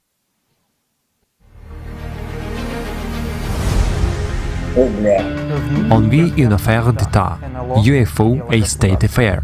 A journalistic investigation with this name was released on July the 15th as part of the news project Temps Présent on the central Swiss television channel RTS. In this video, politicians, senators, scientists, intelligence leaders and business people from around the world publicly declare it is time for humanity to admit that unidentified flying objects exist. They have already been recorded by intelligence agencies many times, and there is documentary evidence of this. The film provides information that many countries have created secret programs aimed at studying unusual phenomena and unidentified objects. Projects aimed at establishing communication with extraterrestrial civilizations. The main plot of this material is based on the fact that in April 2020, the United States officially published 3 videos with UFOs. When analyzing these videos, experts confirm that the objects move violating the laws of physics and that their nature is unclear. Imagine, if 3 videos were officially published, how much more UFO material do they have? Thus, through such an investigation, they supposedly hint that there is still some information that could create a sensation for humanity and change people's views. Nevertheless, this information is not new to us. We have repeatedly said this on ALLATRA TV and brought undeniable facts that alien civilizations exist and contact with them has never stopped. They are still in contact.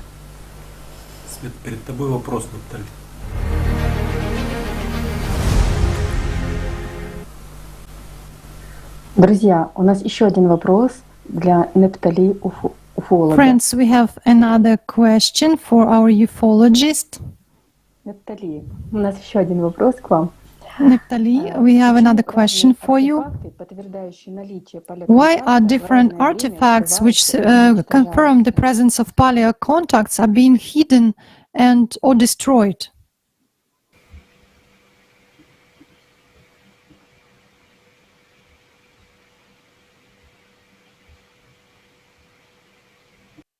Bueno, realmente, bajo mi criterio, pienso que esta información no sale a la luz. Yes, in my opinion, this information is hidden in order to continue, that we still remain unknowledgeable and ignorant, and we don't have this information. They want that, but these creatures, they want us to wake up, to know that all these technologies, it's existed for such a long time. On all these methods, they hidden and hide this information from us in order to, for us that we understand less and talk and know about it less. And I would like to invite people to make research in this area in order to know more about it. As my Qatari friend said, that the ufologist said that the more we study this topic, the more conscious we become. And of course, we should research it on ourselves in order to that this information will not be hidden and not hidden from us. Thank you very much. We do have to study more ourselves. Thank you.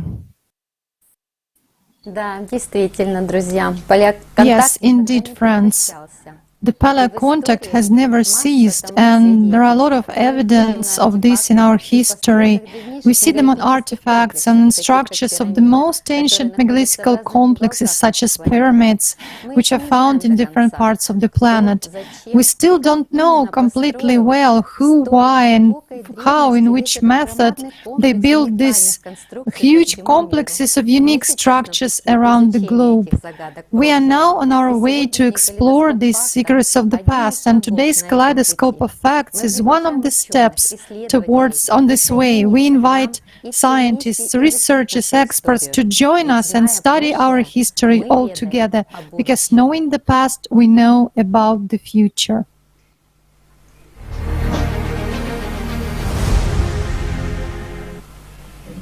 They are discovering pyramids now that are many thousands of years old.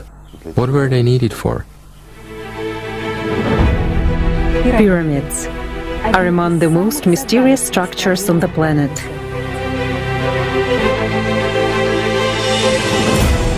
Around the world, on all continents, from America to Europe, from Australia to Africa and Asia, hundreds of pyramidal stone structures have been found.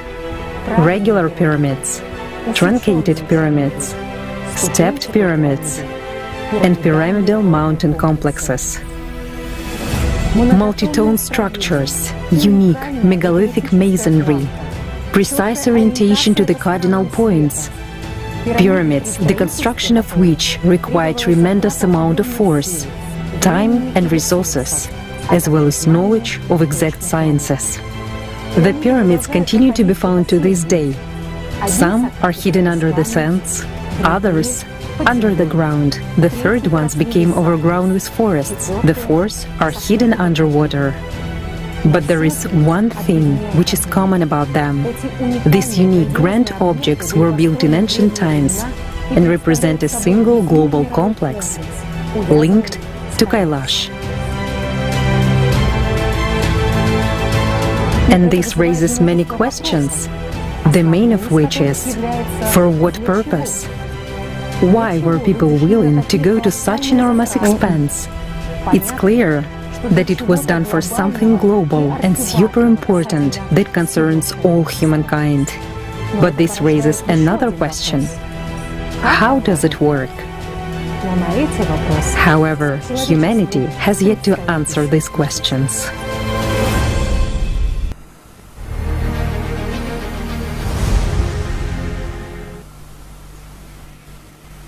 Dear friends, it is my real pleasure to introduce our guest expert speaker, Maria Wheatley. Maria Wheatley is a second generation of dowsers. She is an archaeologist with 30 years of experience in researching of the megalithic sites. And in her experience, she combines the traditional knowledge with state-of-the-art equipment. Maria collaborates with the most advanced scientists in this field. And today she prepared our presentation for our conference. Welcome, Maria. Welcome to the show. We are so happy to see you here.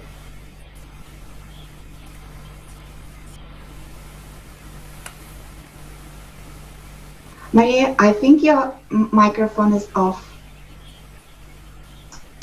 Can you hear me now?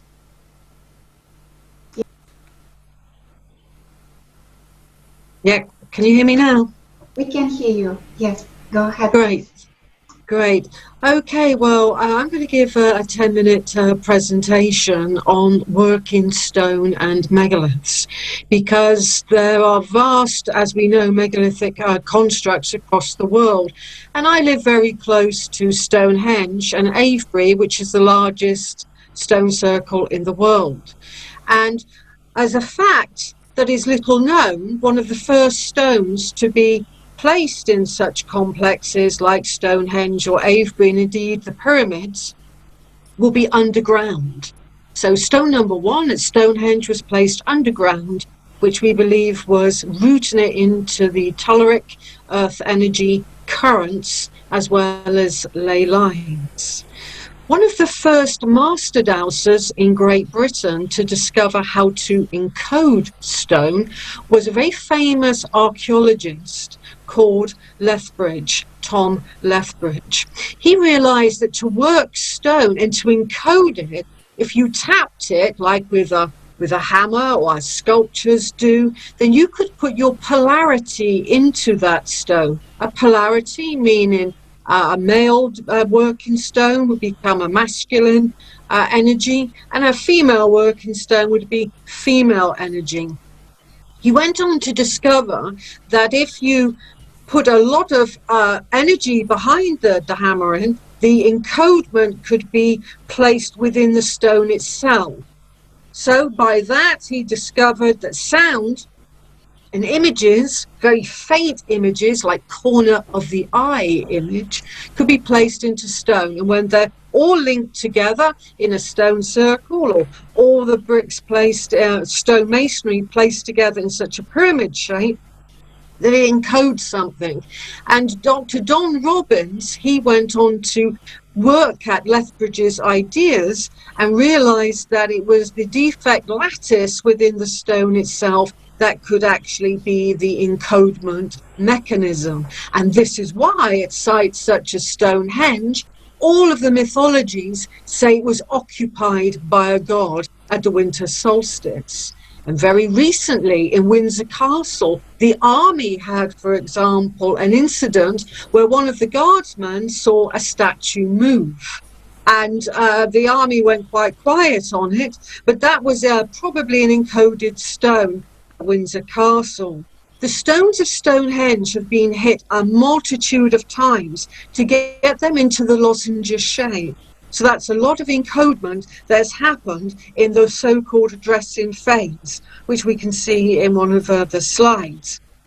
So the idea behind encodement of stone is if you place some beneath the ground as well as on top, they start to function as one. We know also as master dowsers that you have a numerous amount of ley lines going around the globe, but some ley lines that are really powerful, that are called a ley system, rather than just a line, have two currents entwined in them. One is male and one is female, and they look like the caduceus symbol used for healing, for example, on paramedics across the world.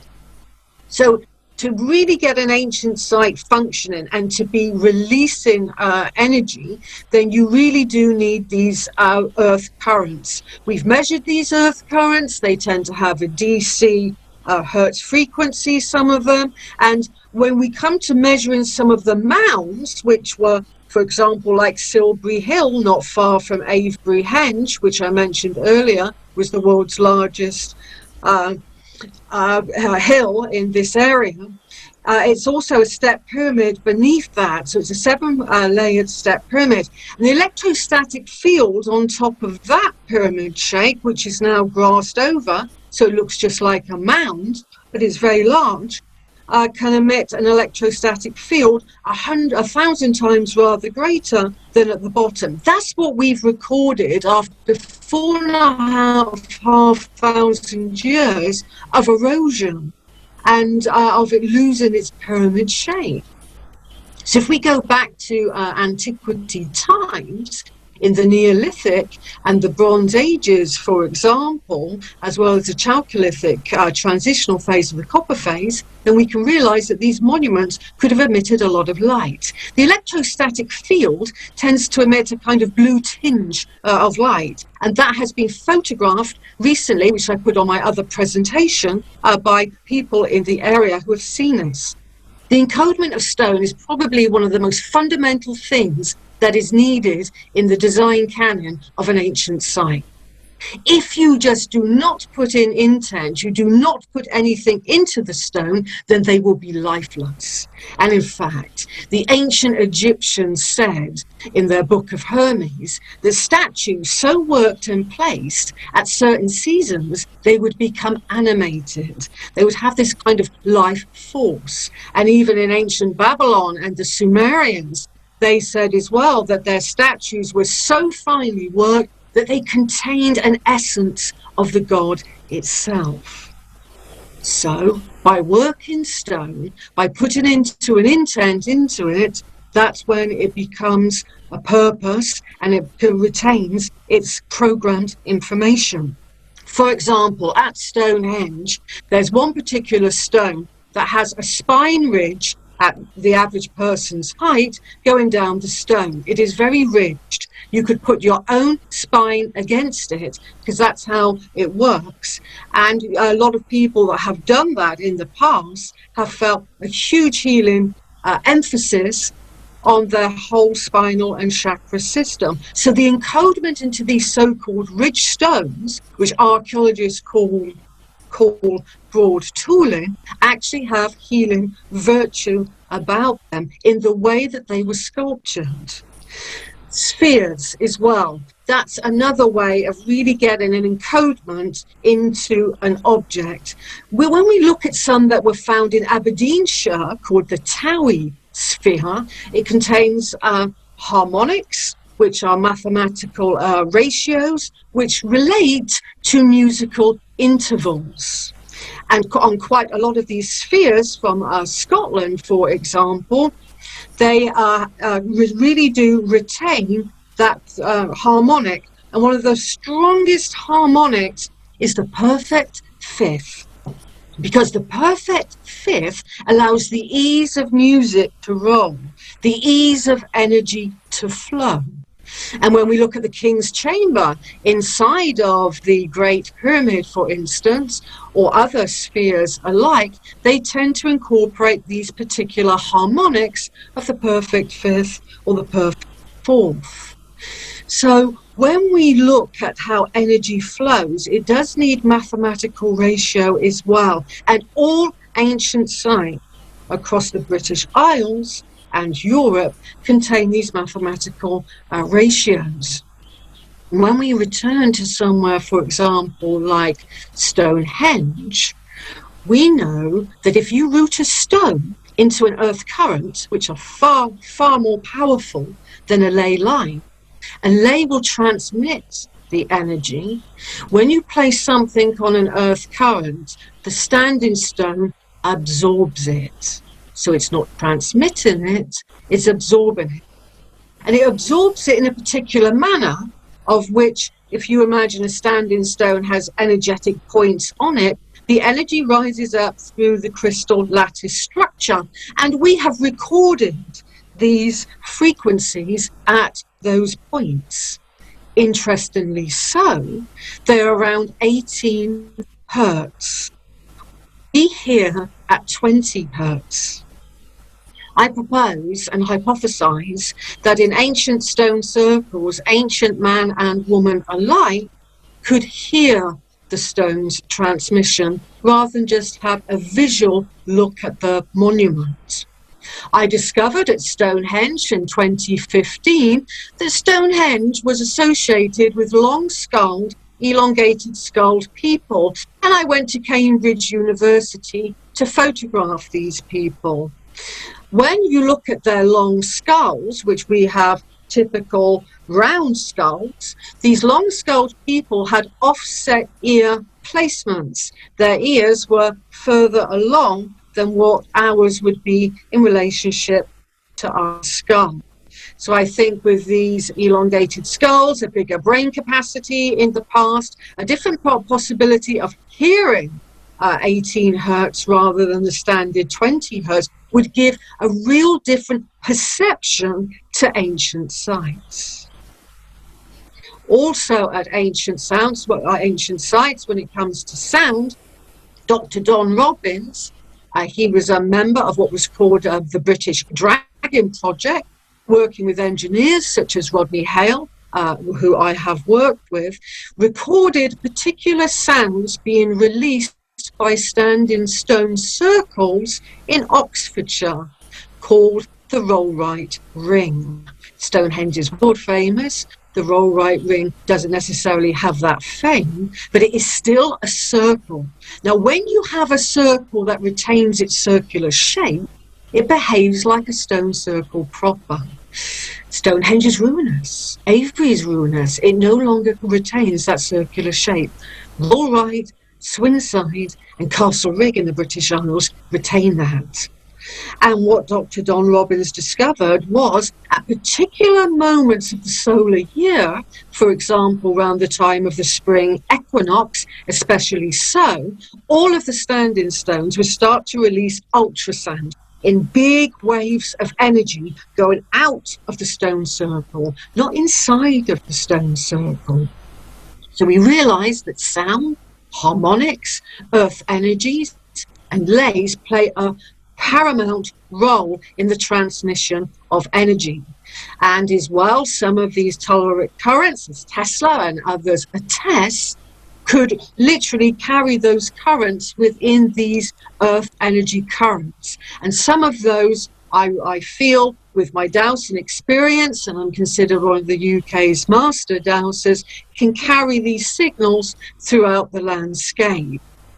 So when we look at shapes such as the pyramid and the circle, which was used continuously in the ancient world, whether it was spheres placed by pyramids, or blocks of stone placed beneath Stonehenge, or spheres nearby the Aberdeenshire stone circles, we know that they contain all of this ability to tap into the Earth's force, related to the solar cycles of the sun being on the ecliptic belt, all allow those particular monuments to function. And that's what my research looks at, is how all of these monuments tend to function in relationship to the Earth energies and to the solar cycles. Thank you very much, Maria. This is really amazing information. And I would like to invite everyone to the interview which we recorded with Maria. And essentially, it is a real pleasure that the experts are coming back to the show. And it is really great honor to be in touch with all of you. I would like to thank all our experts today. And of course, our dear viewers. You're sending us so interesting questions. And I would like to take this opportunity and to ask Maria the questions. So, Maria, one of the questions we receive is that about the relation of the pyramids with the climate. Do you think it is any relation to the pyramids, how they can influence climate, and if it is any way that they could help to humans to overcome current climatic changes? To the ancient Egyptians, they looked at the sun a little bit differently to what we do today. The ancient Egyptians made pendulum energy devices such as the Isis pendulum, the Karnak pendulum, and the Osiris pendulum. They saw the sun emitting the 7 colors of the electromagnetic spectrum from red to violet, but they also saw other colors coming through, such as ultraviolet that some animals see and insects alike, to infrared, the warmth of the sun, to a very powerful color called the negative green. I think the ancient Egyptians could manipulate sunlight because they focused an awful lot of their attention on these esoteric colors of the sun, including the negative green, which is between the white and the black spectrum of color, and it's actually gray, but it was coined negative green. So I think by looking back at how they viewed the sun, because I think these cycles have occurred before and probably will again, that if we look and try to decode the ancient wisdom through the eyes of the ancient Egyptians, then we could get somewhere. Now, if you look at some of the energy devices like the Isis pendulum and how it was depicted in temples such as Abydos, for example, and Kom Ombo, a Nile temple, it's just off the Nile, they have this pendulum structure, and it's on a very long staff, like a stick going into the ground, with 2 prongs going into the ground itself. So I think they could manipulate the sun energy into the earth energy to absorb it, because at the end of the day, when the light comes in, is absorbed into Gaia. So I think by great minds coming together, because I don't think one author or one expert has all of the answers, by coming together and looking at how the ancients viewed the ancient world, I think we can move forward. But I really do think it lies in the answers of the sun itself and the esoteric colors it emits. Thank you very much for that answer. And I would like to move to a bit different question. How do you think the megalith influence us? Do they help us to be more humane and to beat our animal nature?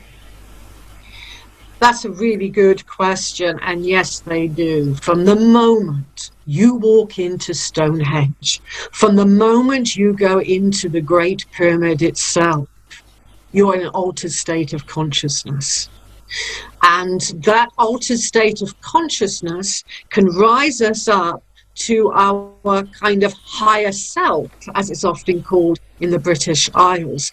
So yes, I think the ancients could do that, but I think they were doing it en masse. Because when we look at the world's largest stone circle, such as Avebury-Henge, 17 miles south of Stonehenge, you could fit thousands of people into that stone circle.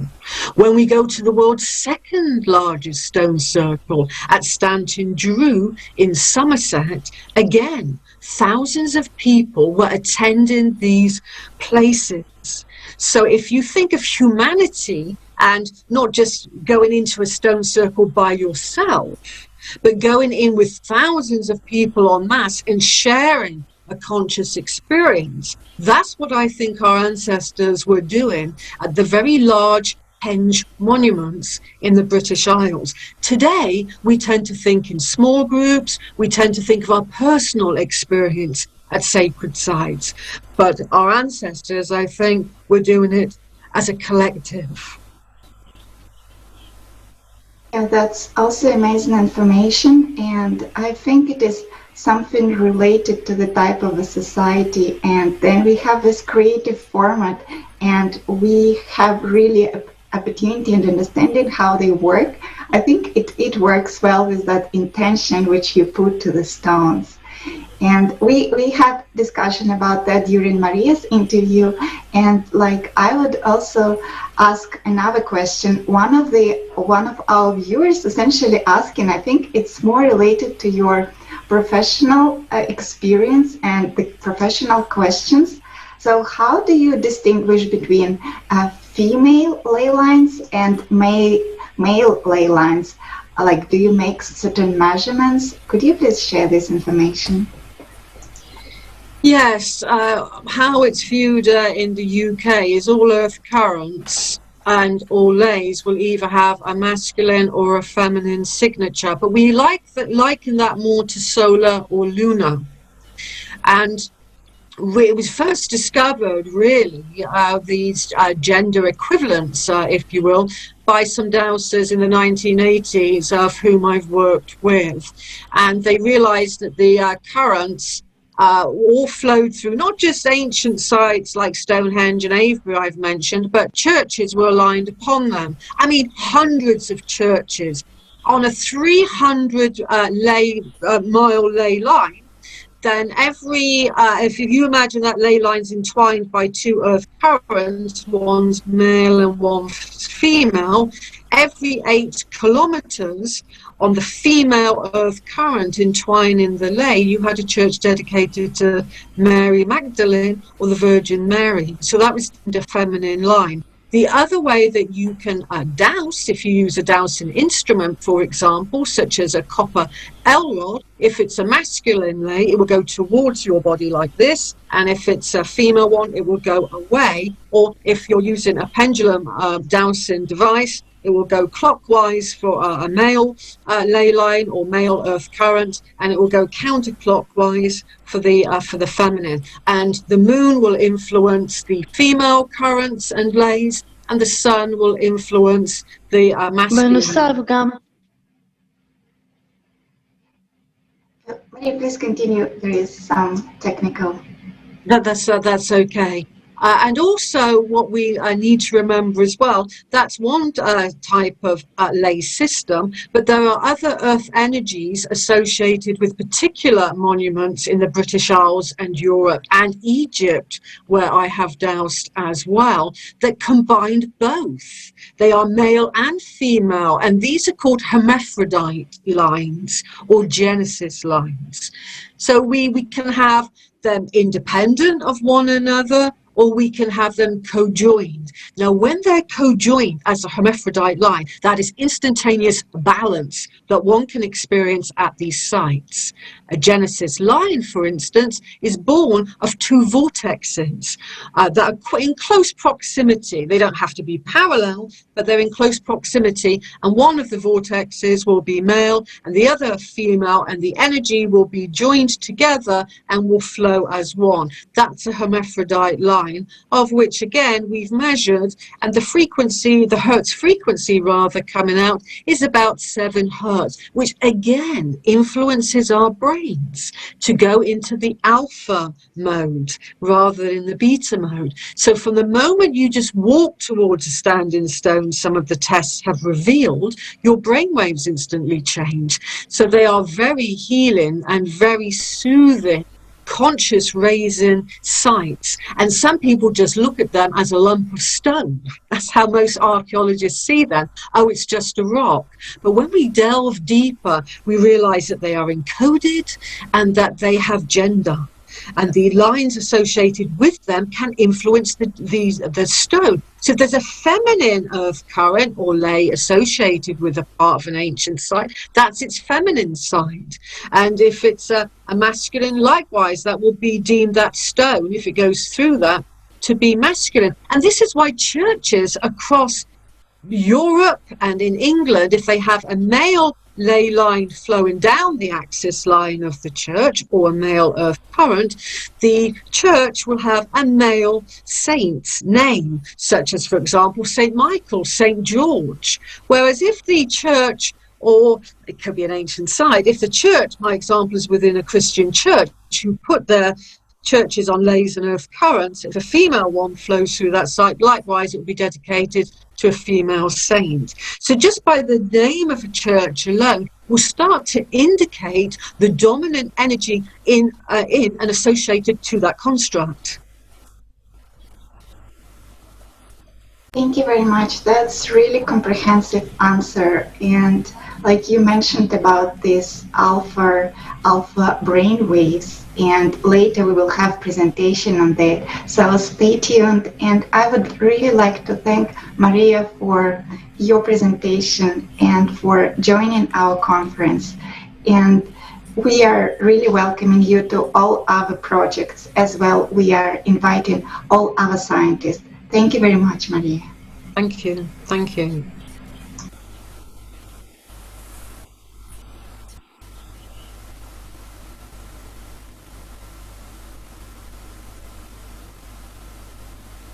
Наптали, от зрителей к нам приходят вопросы, к вам. There are also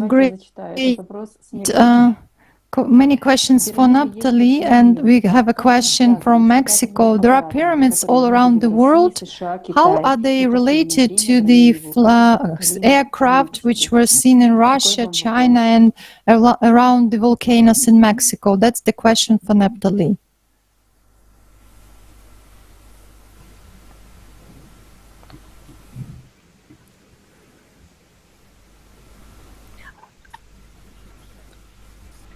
Хорошо. Can you please repeat the question? Пирамиды есть по всему миру.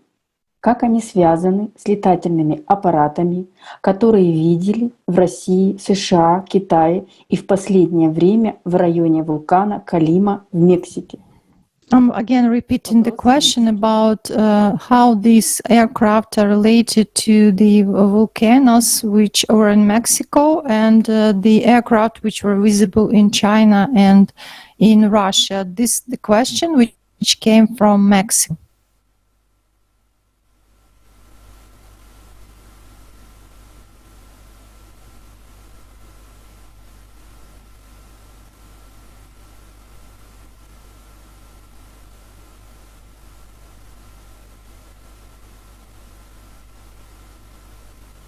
Claro, bueno, en cuanto a lo que son pirámides y lo que son volcanes, como es el caso de este what concerns the pyramids, what concerns the volcanoes in our case, bueno, nosotros, the Mexicans volcano Calimo, we consider that, we believe that these pyramids were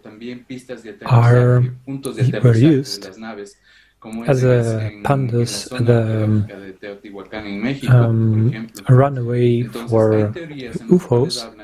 And for example, in Teotihuacan or Mexico, there are some places, and there is a theory that says that these such places were used for up and down paths of these flying objects. And we also see that there are a lot of big, much activity around the volcanoes of UFOs, of flying objects, and we see that we consider that these tectonic energy, it is used by these UFOs, and there are many other theories. But the only thing that, the only connection that can be between pyramids and the volcanoes and UFOs are in like that. That they use tectonic energy and appear there often near the volcanoes during the activation, especially during the activation. Thank you very much, Natalie. It's very interesting.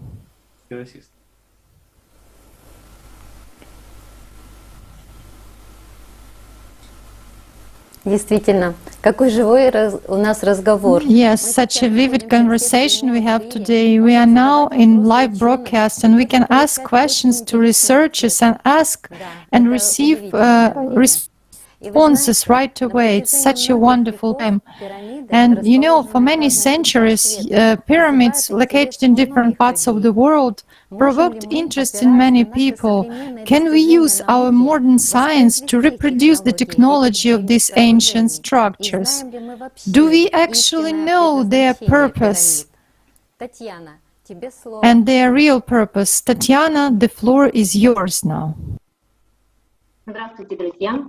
Я очень рада быть сегодня с вами. Знаете, в Турции найдено 5 огромных... Greetings, dear friends. I'm very glad to be with you. And you know, in Turkey it was found many pyramids, and people who are not interested in this topic. Большая пирамида расположена в самом центре. In the center there is the big pyramid, and if we use the line from the center of the pyramid, we can find the other like borders of pyramids. And the excavations in Göbekli Tepe show that in ancient times there were highly developed civilizations, and creators of the temples were highly developed society. The construction of such a huge temple complex was in accordance with a joint plan, and it was impossible to build it without knowing astronomy, physics, geography, and geometry. And in our times, even in our modern times, this project would require huge expenses, but at that time this temple didn't bring any profit. Probably the purpose of this construction was to inform the future generations.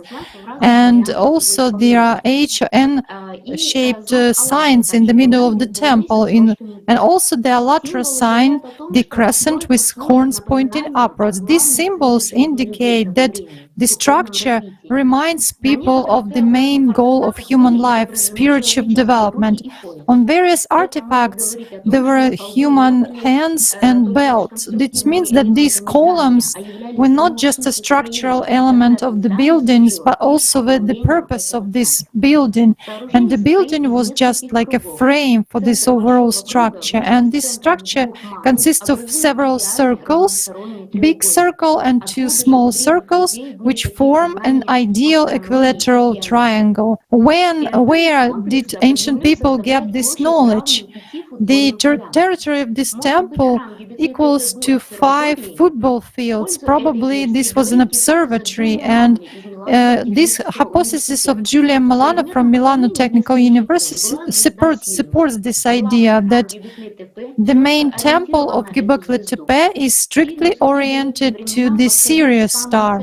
At that time, it used to rise in the colonnade near the colonnade of the temple. And who actually built Göbekli Tepe? What are the versions? There are various versions. For example, British archaeologist and researcher Graham Hancock wrote that 13,000 years old, 1,000 before Göbekli Tepe was built, a highly developed pro-civilization was destroyed due to the planetary cataclysm. And a researcher from Edinburgh University compared the Göbekli Tepe images with the stellar map, and the images actually coincided with constellations, and also told about the comet which fell down to the Earth in the 10th millennia BC. Also, scientists ascertained that there is the rotation of the Earth's axis, and it correlates with the structure of Göbekli Tepe. And this year, in June, Turkish archaeologists not far from the Göbekli Tepe temple also found 11 pyramidal molds created artificially, and excavations continue, and I'm sure that in the near future we'll know even more about our past and make the main choice in our life, spiritual development, just as our ancestors used to make this choice. And now I give the floor to the next speaker, Barbara Spakova from Slovakia. She will tell us about the Egyptian civilization.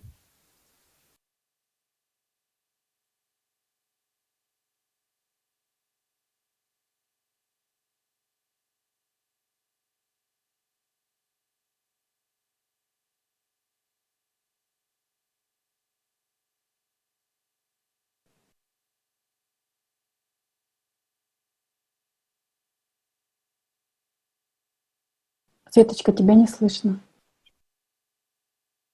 Sorry, Sveta, we can hear you. Pozdravujem vás. Som veľmi rada a som vďačná, že môžem rozprávať o egyptskej civilizácii. Greetings to you.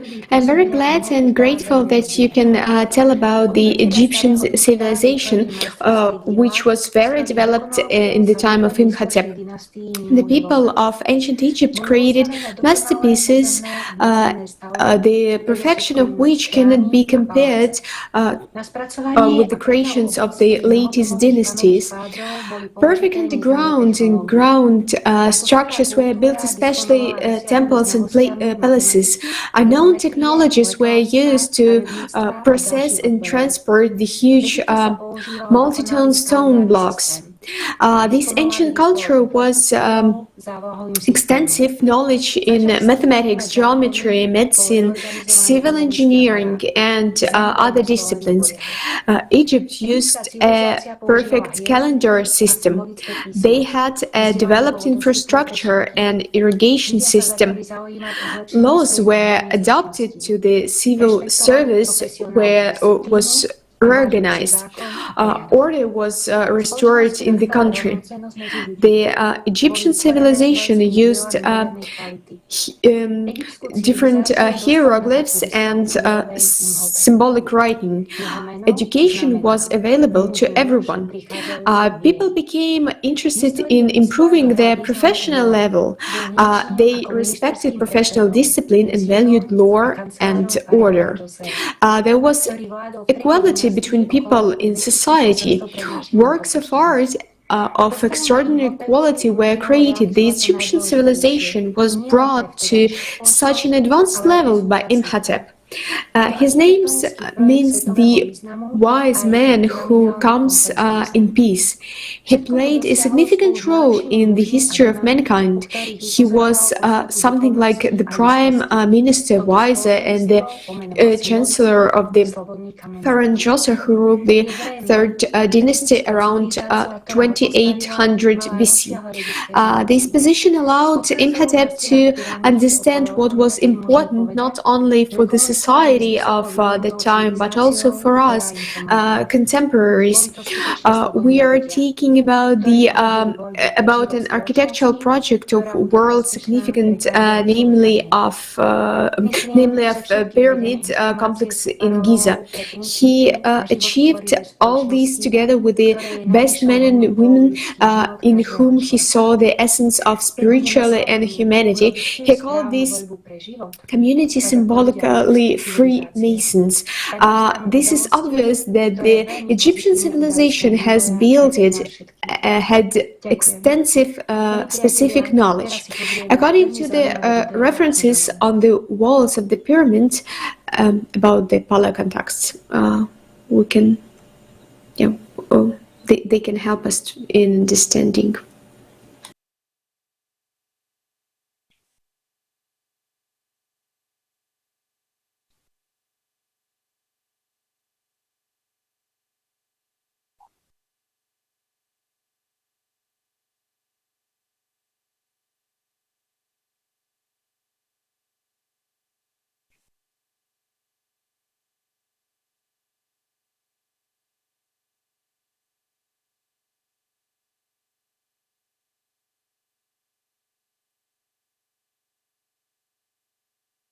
Продолжайте, пожалуйста. Please continue. Светочка, не слышно. Sorry, but we cannot hear you. И действительно, мы хотели бы теперь узнать, как же строились. Yes, indeed. Now we would like to know how the pyramids were built, and could our civilization continue this experience and rebuild it? Tatiana, please share this information. Здравствуйте. Добрый день, Татьяна. Greetings. Hello, Tatiana. Здравствуйте, друзья. Давайте подумаем, почему люди не могут повторить строительство пирамид в наше время. Dear friends, let's think why people cannot repeat the construction of the pyramids in our times. For many centuries, unique megalithic structures located in different parts of the world have been the subject of interest for many people. Researchers are trying to find out why and by whom were the pyramids created. What knowledge and technology did the builders of that time have? Let's consider what technical means, according to scientists, the builders of pyramids had. Historians offer us to accept the version that the ancient builders during the construction of pyramids delivered blocks in weight of some tons manually or with the help of the simplest devices and mechanisms, making thus almost... I'm sorry, Tatiana, could you please slow down a little bit? Yes, sorry. Thus, quarries were rather far from the pyramids. Why nowadays people with high developed technologies can't build the pyramids once again? From the research of Vadim Chernakov, we can see the cloak. And an ancient Egyptian and American, and also at other megaliths, including the Russian North Caucasus, there are traces of saw cuts, there are traces of perforations, there are traces of hollows, including the shaped slots, which can also be made with modern numerical control machines. At the base of the temples of pyramids, the giant stones are laid in what is known as polygonal masonry. So it is. It can be increases. This can be built by cutting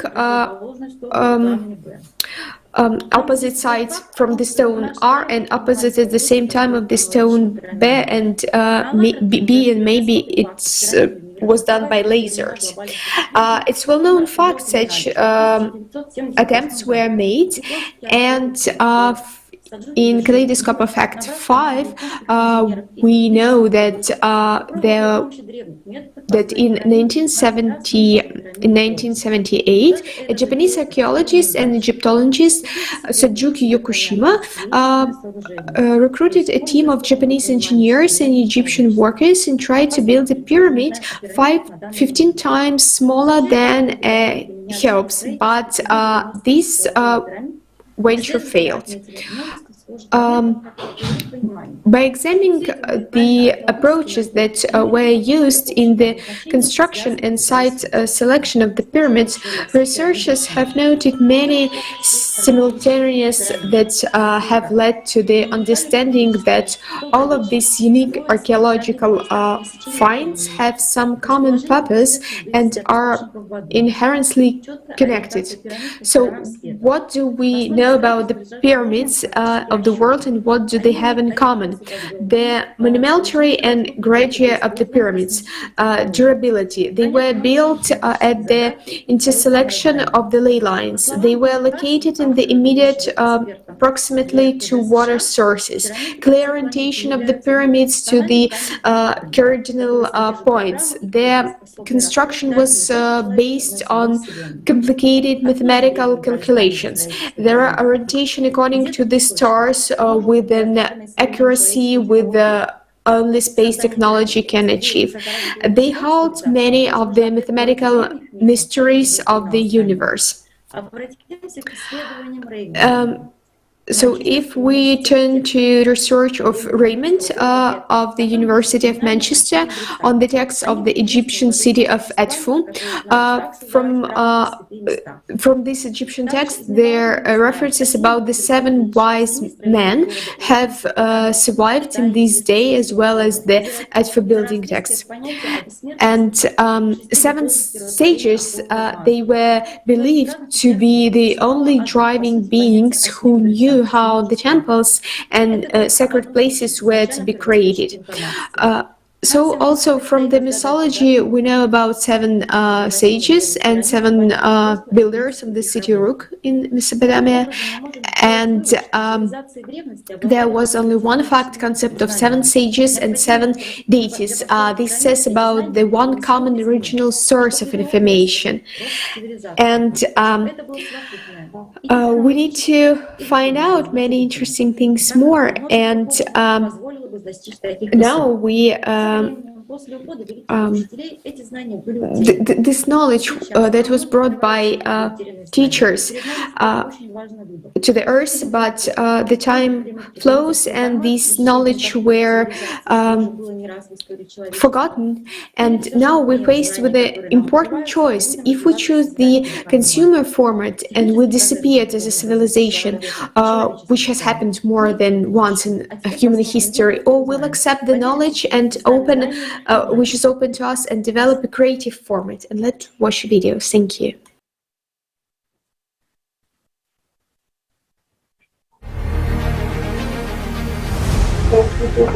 Will the Anunnaki share their advanced technologies with us? Well, my friends, just imagine to give some advanced technologies to our humanity with our consumer system,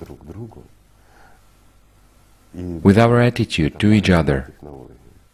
Well, what we will do with them? Will we be deciding how to treat incurable diseases? Will we use these technologies to give free electricity to every house? Well, what we will do with them? Or will we use it to create even larger bludgeon than nuclear weapons so as to hit one another on the head?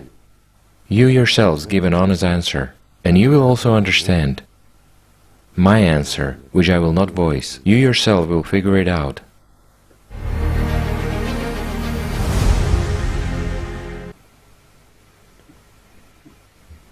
Здравствуйте, дорогие друзья. Hello, dear friends. The megalithic complex of antiquity on the continents, the fact of the activity of highly developed cultures, the level of technology which exceeds modern civilization. The famous Scottish engineer, for example, Alexander Thom, famous in the 20th century, determined that the structures of the end of the Stone Age, were built using a standard measure of measurements, and a measure whose error did not exceed the thickness of a human hair. It was so precise. Древние строители пирамид и мегалитов The ancient builders of pyramids and megaliths possessed unique technologies and knowledge говорит о том, что они that said about them that вызывают у нас интерес. they raise interest for us, and we wonder why these the values and how did these people live, what was important to them, how was their society organized. So let's try to find out from famous archaeological sites and artifacts, legends and myths that became the left to our time. For example, Mexican myths have preserved information about the progenitors of the tribes of Mesoamerica.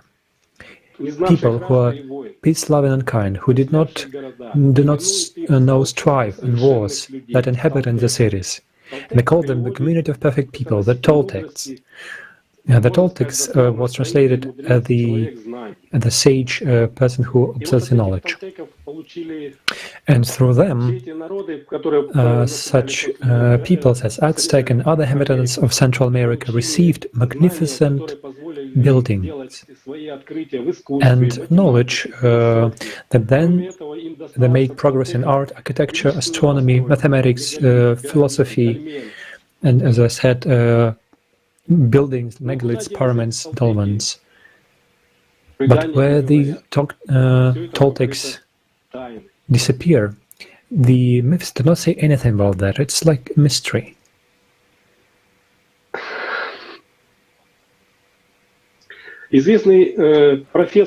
Well-known professor of the University of California, John Grove, author of books on Spain, Latin America, Italy and Greece, found the main thing in the social order of ancient tribes: cooperation for the public welfare rather than competition for profit was the mainspring of Inca economy. When we study further this knowledge of the semantic meaning of sources and artifacts of ancient cultures allows us to assert that the main meaning of life for the peoples of these cultures was spiritual development.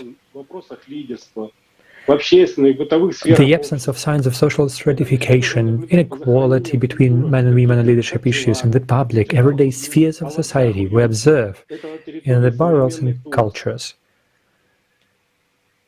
Hachla, Catalhuyuk, ALLATRA in the territory of today's Turkey. A high level of economy and collective relations. The culture of Tripoli-Kokutini stands out in the area of Dnieper-Danube region. Tripilians were peaceful, benevolent, calm, creative people.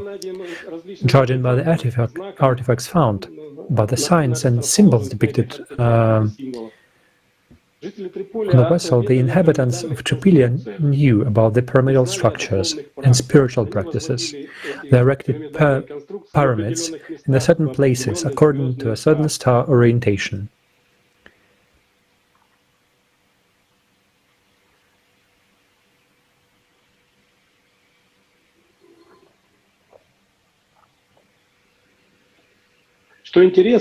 What is interesting, in their culture, the one mother played an important role in the spiritual and social life of these cultures. We know from these myths that this period is left in our memory, and the memory remained in the memory of our ancestors at the Golden Millennium, which is what the progressive people want today. In Egyptian, Indian, and Chinese cultures, we see a similar picture. Archaeological monuments and artifacts that said that people knew about temporality of earthly existence, about the presence of the world of God.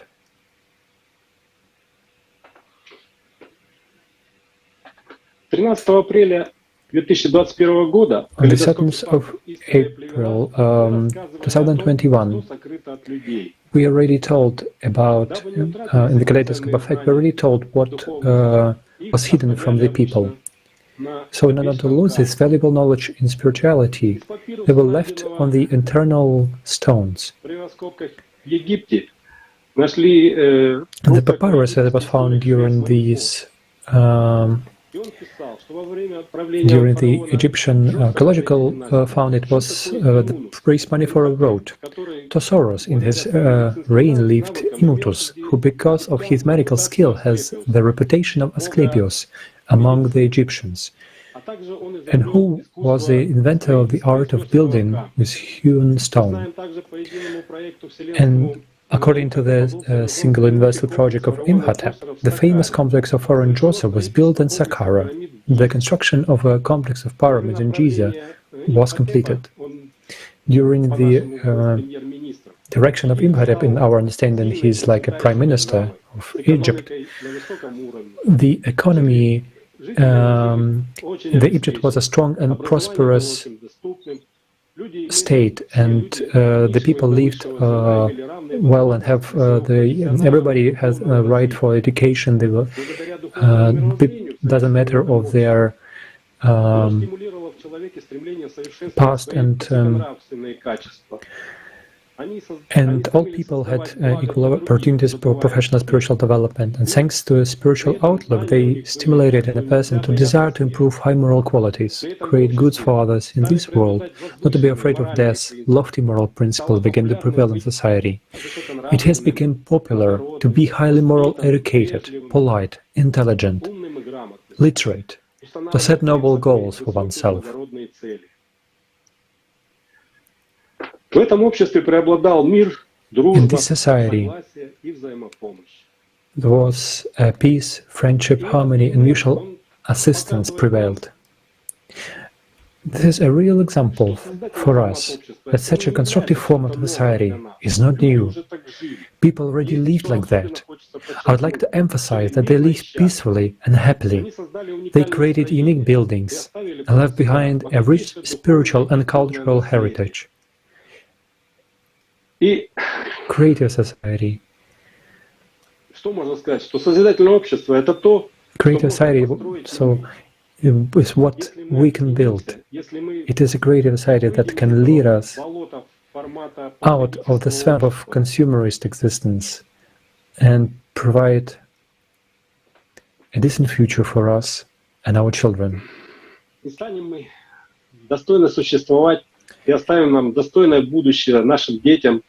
And we will have opportunity to live this decent future for our children and for ourselves. We will be able to live in such a development, such a developed society. So everything depends on our choice right now. Let's watch the video now. As though nothing more significant had existed before. Neither megalithic cities on different continents, nor Terpelian cities of 10,000 people in the territory of ancient Europe, nor highly developed cities in Eurasia, whose inhabitants led a peaceful way of life. It's not even reported that before the Sumerians, there had lived people in Mesopotamia who had particularly respected the ALLATRA sign, as well as other people on different continents since ancient times.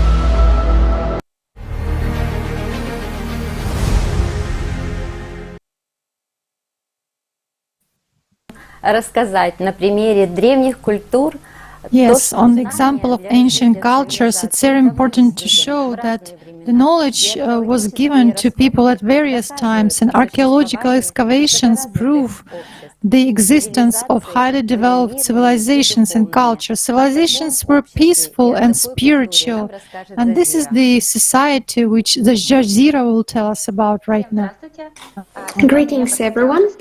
Today, I would like to tell about the ancient civilization that existed long before the Egyptian one. It was a very advanced civilization that existed peacefully for thousands of years. This is the Cucuteni-Tripolitan civilization. And the main feature of this is the pyramid Devich Mountain. On the photo, we can see the Devich Mountain, and we can see the pyramid. It's situated between three rivers, the Stugna, the Krasna, and the Dnieper. The name is associated with the ancient Slavic cult of female goddess, the mother goddess, the virgin goddess. At the top of the Devich Mountain, an ancient settlement was discovered. The height of the Devich Mountain above the level of Dnieper is 55 meters above the sea level.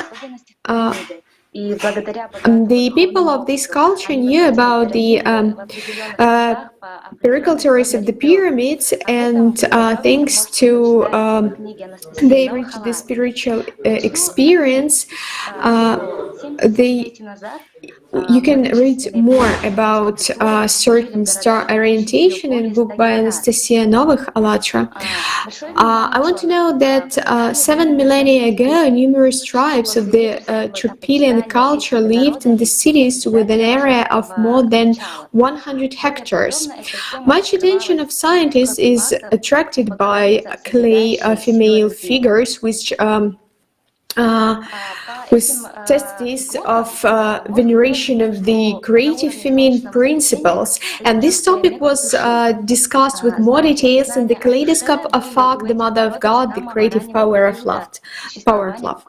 From these figures, if we continue our topic of Tripolitan exponents, we can see interesting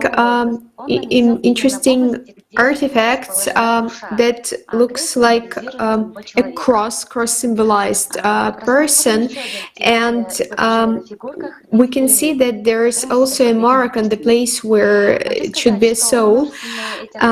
Symbols and signs of Tripolitan culture, they showed us that the spiritual context in the society was the dominated one, and they try to save this knowledge for future generations. Their houses and burials did not differ much from each other. Ordinary household items and decorations were found in them. There was no hierarchy in society, and we can see the fact that on our planet there was a society with a high level of self-organization, a society in which there were no divisions into classes, there were no official bureaucracy, scientists didn't find any weapons, defensive systems, or traces of invasions. The settlements coexisted peacefully, not only among themselves but also with their neighbors, and we can know and use this experience of our of ancient people and use it in building a creative society. And let's watch a video fragments.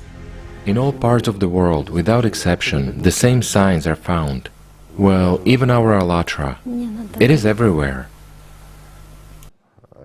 And these are evidences that people used to communicate in a single language and were free when Tripolitan culture existed in our lands. As many researchers note, there was no war mood in these settlements. That is, people did not fight, and it was the same in all over the world. Some 7,000 to 8,000 years ago, there were rather civilized, rather developed settlements, but there was not even a hint that they fought with each other.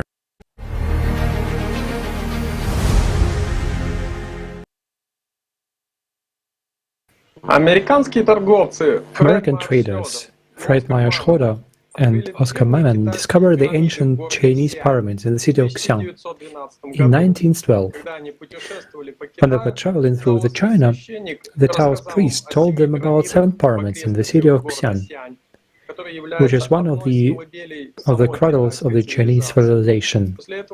After that, they decided to see them for themselves and visited Xi'an. Schroeder wrote in his diary that they found a group of pyramids towering in the middle of fields and villages, farms and forests. The pyramids range from 300 to 400 meters in height. The tallest was about 500 meters high, including the foot, and almost twice as long as the Great Pyramid of Egypt. They looked like usual hills from a distance, but approaching close up, it was possible to note accurately 4 sides and cut smooth top. In 1947, the widely known first photo of the Chinese pyramid was taken by Colonel Maurice Schumann as he flew over the ridge 40 miles to the southwest of Xi'an. This may be the first documented photo, confirmation of these pyramidal structures on the plains of the central ancient civilization, Chinese civilization. And not many people, not many European scientists actually saw them in the face. The German explorer Hartwig Hausdorff was near them. He reports that there were more than 100 pyramids in the region. They were built of clay and fossiled over the past millennia, or maybe more. To be more precisely, the material they were built of is loss. Around 30% loss is made up of clay and limestone particles. It's a very hard material and very firm. The pyramids have never been excavated because of restrictions on scientific research and heritage protection. The Chinese government simply explains the closed access. Overzealous archaeologists and tourists can destroy artifacts. Officials say that they are waiting for better technology to excavate without damaging the ancient structure and their contents. So in order during the excavation, no of the content and surroundings will be damaged. And yeah, some of the pyramids are believed to be around 8,000 years old. According to Chinese legends and ancient traditions that we have, which survived to our time, the pyramids were built in those ancient times when the great emperors who were ascendant from the sons of heaven, who were ascended upon the earth on their fiery battle dragons ruled. One of the sons of heaven is considered to be the legendary Huangdi, and several of his assistants. He is greatly revered in China and is considered the ancestor of the Chinese nation. Literally, the name Huangdi is usually translated as the Yellow Emperor, but the character Di can mean not only the word emperor, but also the word spirit or deity. In the book Anastasia Novых ALLATRA, we can glean the following information. Written, Huangdi means not only the yellow emperor, but also the shining, light-emitting sovereign. The symbol of the center was actually regarded as a supreme heavenly deity. Tales and legends tell of the sons of heaven, wise and good beings, who appeared in the territory of the celestial empire long before the formation of states in the valley of Huanghe River. Huangdi and his team consisted of 5 companions, and 1 companion descended from the heaven to earth in a chariot. In total, there was 7 sons of heaven, which is actually an interesting number. Huangdi's activities were aimed at helping people. He brought knowledge from a variety of fields: astronomy, mathematics, medicine, construction. In Chinese treatise Li Ji, about those time it's written, when the grand cause was pursued, a public and common spirit ruled all under the sky. They chose men of talents, virtue and ability. The worlds were sincere, and what they cultivated was harmony. Huangdi came from the constellation of Leo, and after 100 years of his reign, he departed. However, according to ancient records, the gods once promised to return. Modern researchers report the following about the Chinese pyramids. The pyramids surround the city of Xi'an on all sides. Moreover, they are even within the city limits.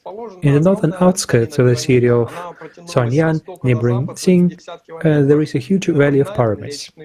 Stretching from the east to the west for 50 kilometers, the valley resembles the Milky Way. And in the valley that is best known to the world, thanks to explorer Hausdorff. In 1994, Hartwig Hausdorff visited the Valley of the Pyramids and took pictures and described them. In 1996, he continued his research, and Hausdorff believed that the origin of these structures were extraterrestrial, that the Chinese pyramids has precise mathematical calculations and astronomical landmarks. One of them, according to Hausdorff, is very similar to the Pyramid of the Sun in Teotihuacan, Mexico. With modern technology, the researchers were able to correlate and analyze the location of dozens of pyramids in Xi'an County, and the locations are of particular interest. While most of the structures correspond to the side of the world, some of them have a deviation of 14 degrees. Computer analysis showed that it coincides with the point of a vernal equinox of the constellation of Gemini, 10,500 years BC. They also drew parallels with the Chinese and Egyptian pyramids.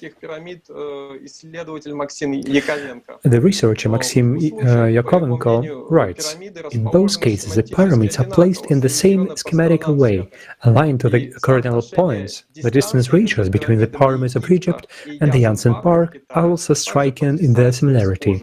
It allows us to conclude that the builders of these pyramids possessed a common knowledge." I would also like to draw attention to Graham Hancock's research. Graham also found that the Chinese pyramids represents the sky 10,500 years BC, the day of the equinox constellation of Gemini, where there was a global disaster. And this is a further evidence of what shows us Orion Dragon pendulum. And so the coming global disaster is imminent. From all these facts, we can conclude the following. About the pyramids of China became known outside of China only at the end of the 20th century. The version that pyramids were created exactly by the order of Chinese dynastic emperors for burial has no clear evidence. Не имеет явных доказательств, так как сами пирамиды не раскапывались. Because their pyramids are was not discovered, and it's also quite difficult to assume how in this distant time they were built with such a simple tools and many laborers. The excavation around the pyramids dealt with the dynastic periods of Chinese civilization, but this is obvious, and there is obvious and indirect evidence indicating that the pyramids themselves are one of the ancient origin, the so-called pre-Neolithic period. It is practically another world, another reality which is poorly studied by modern scientists. Accordingly to the given pyramids have more global and scale value than simply a mausoleum of dynastic emperors. Another thought-provoking fact is that the most pyramids in China are strictly oriented along the side of the world, including the ancient North Pole and the Upper Paleolithic times, have rather strict proportion based on what can be understood from the images from space. Science structures such as pyramids were often a reflection of the sky and the earth and were of great importance for conveying information about the coming events to the people of the future. And we see that the ancient civilization of China has come some kind of people from heaven who come and the dawn of civilization to help people gain knowledge about the spiritual life and life on earth. And now let's see a fragment from the interview with Hartwig Hausdorff, a German researcher, which he gave especially for ALLATRA TV.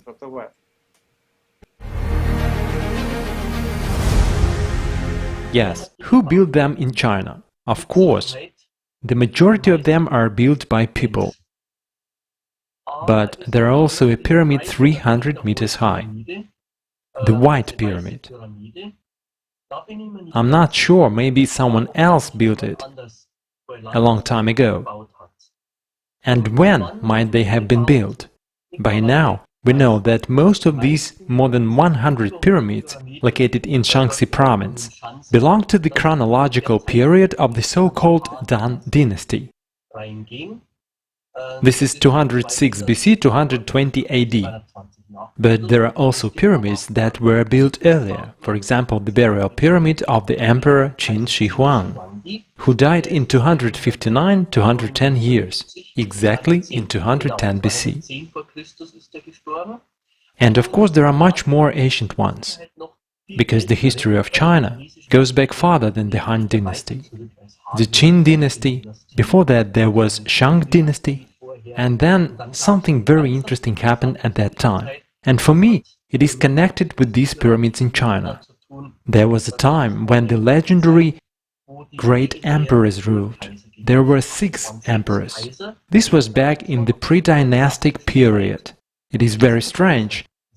It has always been reported that some of them lived for hundreds of years. So maybe they are the ancient great emperors, who are always mentioned in ancient Chinese myths. The first emperors, they were not born on Earth. They flew from space on fiery dragons and so ended up on Earth. And what an interesting time it was before all the dynasties, when these legendary great emperors lived.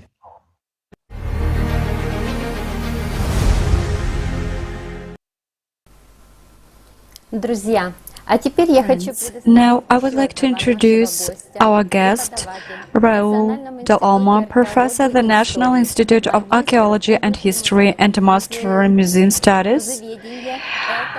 And this is Raul Del Olmo. Hello, Raul. The word goes to you.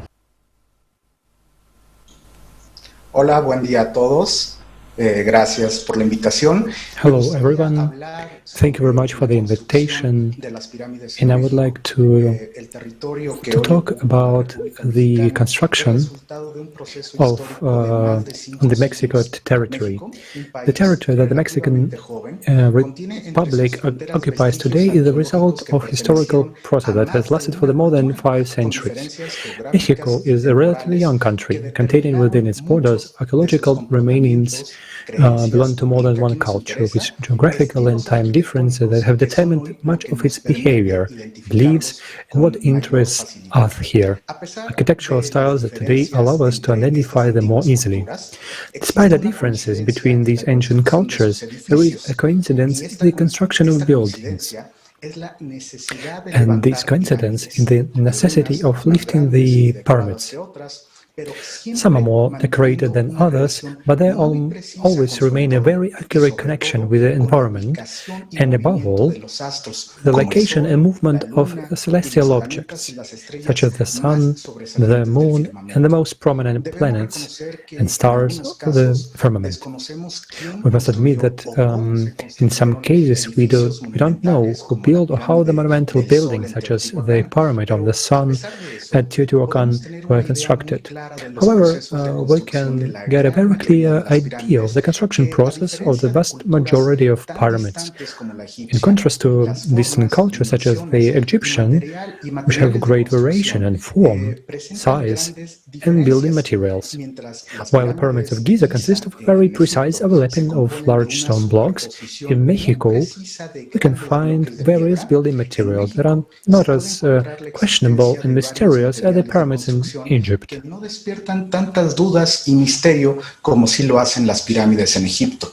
Pero no por ello son menos interesantes. No less interesting are the pyramids that we find in Mexico, since they are separated by millennia and geographic distance that make us find 2 completely different worlds. First, we can emphasize the simplicity of material resources with which the construction of the pyramids was started. Natural elevation of the terrain, volcanic stone, clay, mud, they have used, and so on. So let us give an example of the Pyramid of Great Temple, erected in the heart of today's Mexico City, in which gives the name to the whole country. The pyramid reached a height of 45 meters, but initially it was not intended for a temple of such a large size. I will tell you very briefly the history of the construction of this pyramid, which will allow us to understand how the vast majority of the pyramids found in Mexico were built. Los aztecas eligieron una saliente natural en el terreno para construir un pequeño templo con piedra volcánica encontrada en el mismo sitio. The Aztec chose a small natural ledge on the ground to build a small temple from the volcanic stones found on the same site. This happened in the year 1325 AD, and it was the beginning of what would reach a larger size years later. It's quite possible that 52 years later, this is a period of the ritual calendar cycle. A new one was built on this first temple, as if it were an onion layer covering the old one. The second constructive phase is visible today, since after the Spanish conquest, the pyramid was almost completely destroyed, exposing the inner pyramid, which today allows us to find out how the building was used, since on the surface there is a stone that was used for offering sacrifices to the gods.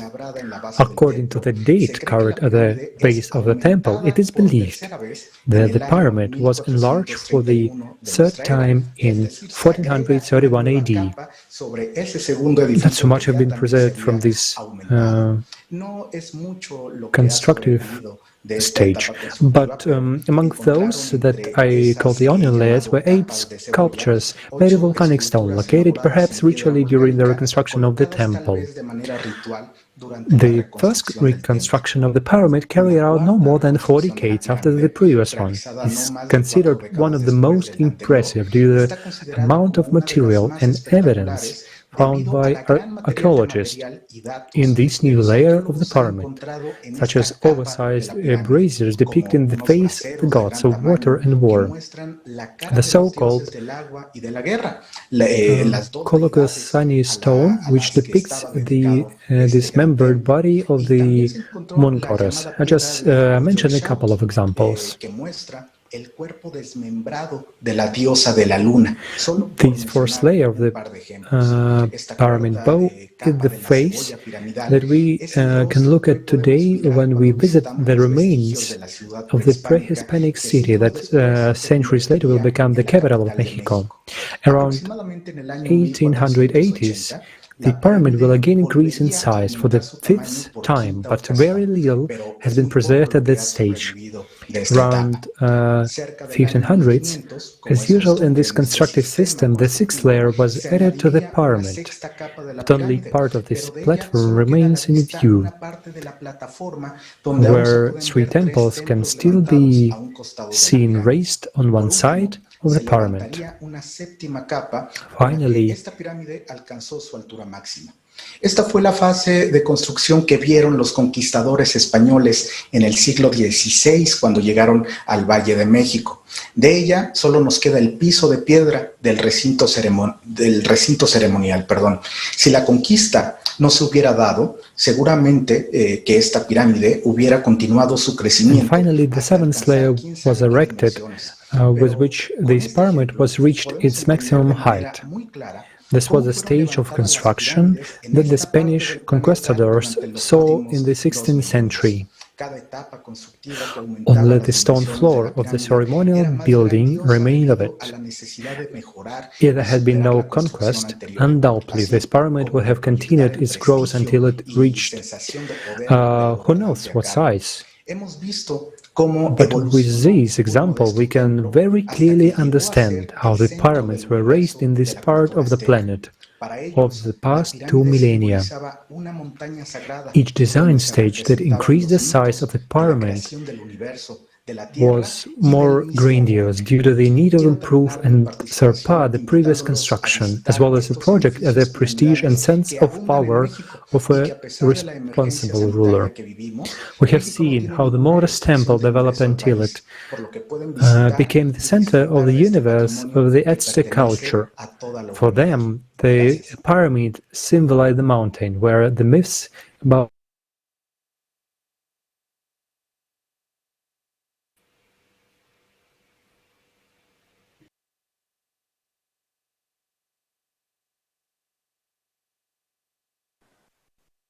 Здравствуйте, Рауль. От наших зрителей мы Hello, Raul. Our viewers have got just a question for you. just for even from your previous participation in Kaleidoscope Facts. And I'm going to ask you this question from Chile.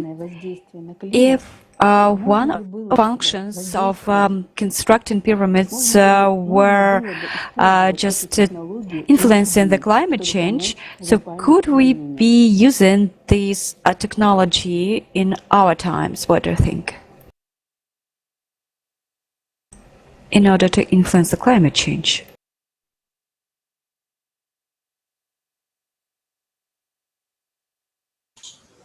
Por supuesto que sí.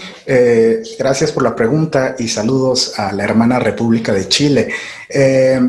Es evidente que al menos en la Ciudad de México, Tenochtitlan, los aztecas tenían una íntima relación con todo el sistema climático de la zona. Lograron convivir en una laguna que presentaba características hidráulicas for this question, and hello, send my hello to Chile, to our dear viewers, and we could say that it is truly so to use all the resources that we have today, water, land, air, sun, in order to be able to have or to create the right conditions for the climate, favorable conditions for the climate. And what we see, well, unfortunately, what's happening in Mexico when we lost just the connection with our nature, so to say, this knowledge, true knowledge, was lost. How to use or how to cooperate with nature, so to say, with the forces of nature, for the benefits of humanity. And all these, foundations, they were destroyed.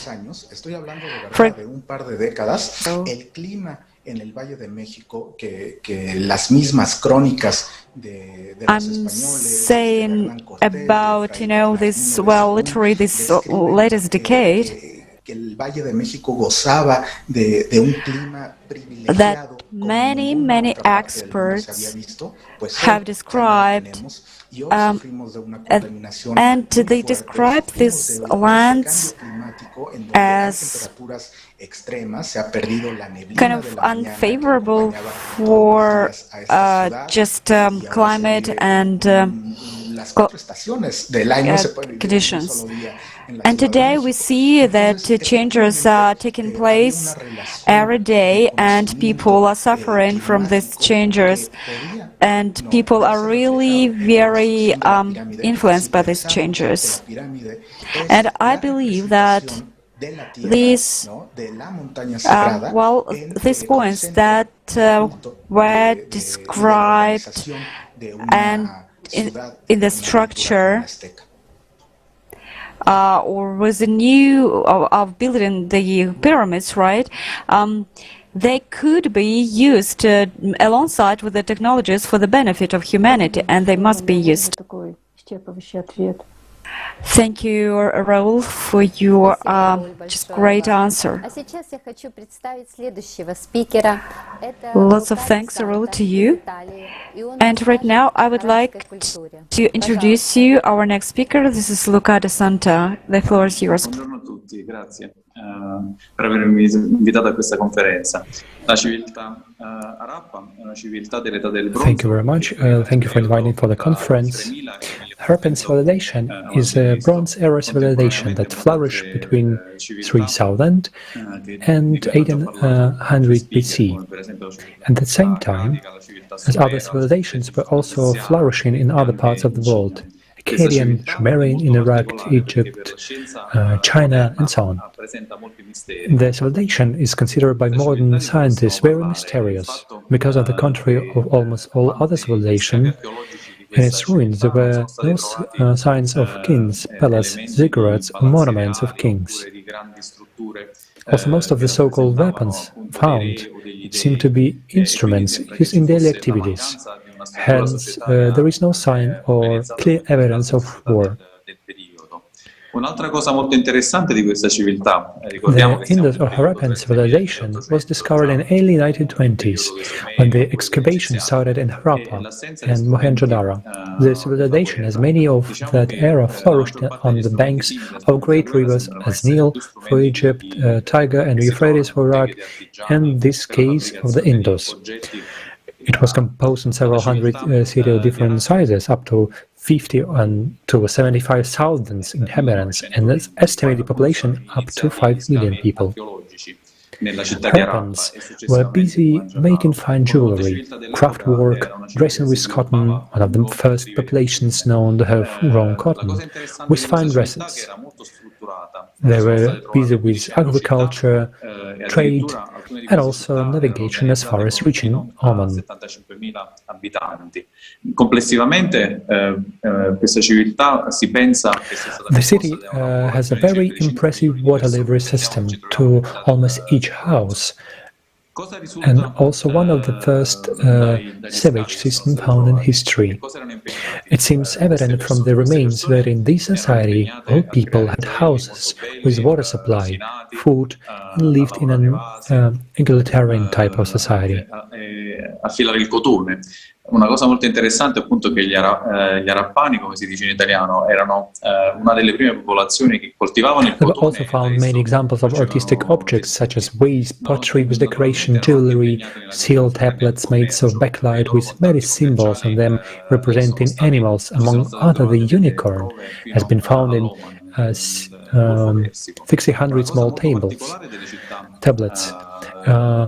Women in typical meditation pose of lotus and others.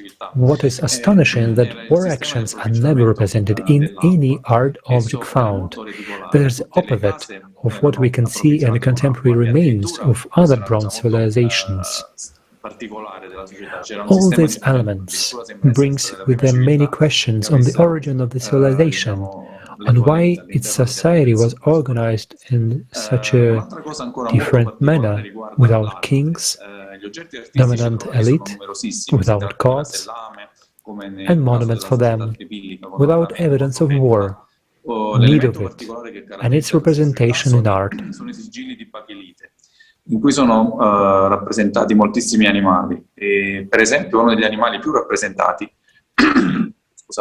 è l'unicorno. Sono state trovate addirittura 1600 tavolette con la rappresentazione dell'unicorno. Altri elementi che si trovano su queste tavolette che sono molto ben conservate sono anche donne in meditazione. All of these is opposite to the remains of we see in bronze civilizations.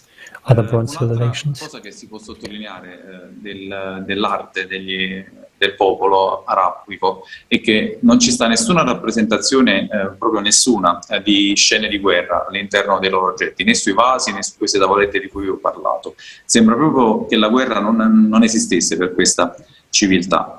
Tutti questi elementi, tutto quello che vi ho raccontato, ovviamente portano a farci molte domande su questa società. Come fosse possibile che mentre tutte le società che troviamo contemporaneamente, a partire dai Sumeri o dagli Accadici o dagli Egiziani, erano chiaramente organizzate con una struttura sociale molto precisa, in cui ci stava un'elite, un re, degli dei che avevano il potere. And clearly, civilization was advanced for the timing, and it seems the sort of real republic and democracy, or as we would call it, creative society of the Indus. The people had time to practice art and not only base work to survive as agriculture. All homes are pretty equal to each other and have the same luxury: water, feed, and sewage. From where the civilization got all this knowledge, that is clearly based on egalitarianism, absence of violence and war, respect of human life, and high spiritual principles. As we have seen before, This kind of culture and knowledge can be found at the origin of each other civilization around the planet in the age before 4000 BC, as Tripilians, Göbekli Tepe and other in America. Maybe the Harappans managed to keep alive the knowledge of their ancestors until 1800 BC. Clear evidence of the knowledge is found on the thousands of seals of Beklet. There are thousands of them, and all are indicating the importance of meditation practices, the connection to the spiritual world, and other clear elements of a society where spirituality is more important than material values. Maybe Harappans moved to urban society from more isolated housing to create big communities and allow people to have time for their own spiritual development, safe from natural and human dangers. Thanks to them, we can now see the wonderful findings that they left to us as a great real example of how it was possible to charge also our modern society from consumeric to creative and live a more valuable life with all need for our spiritual and creative development.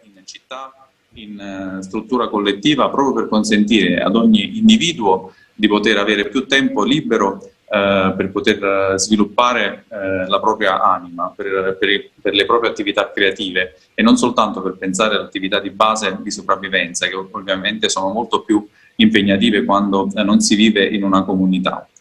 Per me, per concludere il mio discorso, è molto bello vedere che nel passato esisteva una società di tipo conclude my speech. It's very nice to see that in past there were such examples. Che viveva contemporaneamente anche a società che vivevano di guerra, di ineguaglianza e di materialismo. The society was equality and absence of wars. There was materialism was not so important. E creare anche noi una società creativa in cui si possa vivere una vita più piena ed avere più tempo per il nostro sviluppo spirituale e creativo. Grazie. And showed an example that right now we can also build a creative society. I will give the word to other speakers. Thank you.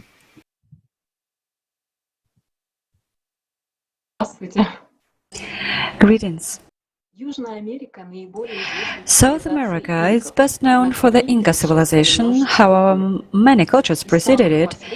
Among the most recent discoveries of archaeologists is the pre-ceramic culture of Sechin, which, according to the results of radiocarbon analysis of the earliest construction, this culture had existed for 3,700 years BC. That is, they're the same age or even the predecessors of the Egyptian pyramids. The oldest building is Sechin Baho. As the German archaeologist Renata Pachke wrote, the people who built this sanctuary undoubtedly had a brilliant understanding of architecture. Around 1600 BC, the Sechin Baho temple was abandoned. All its rooms were empty. Archaeologists have not even found everyday objects.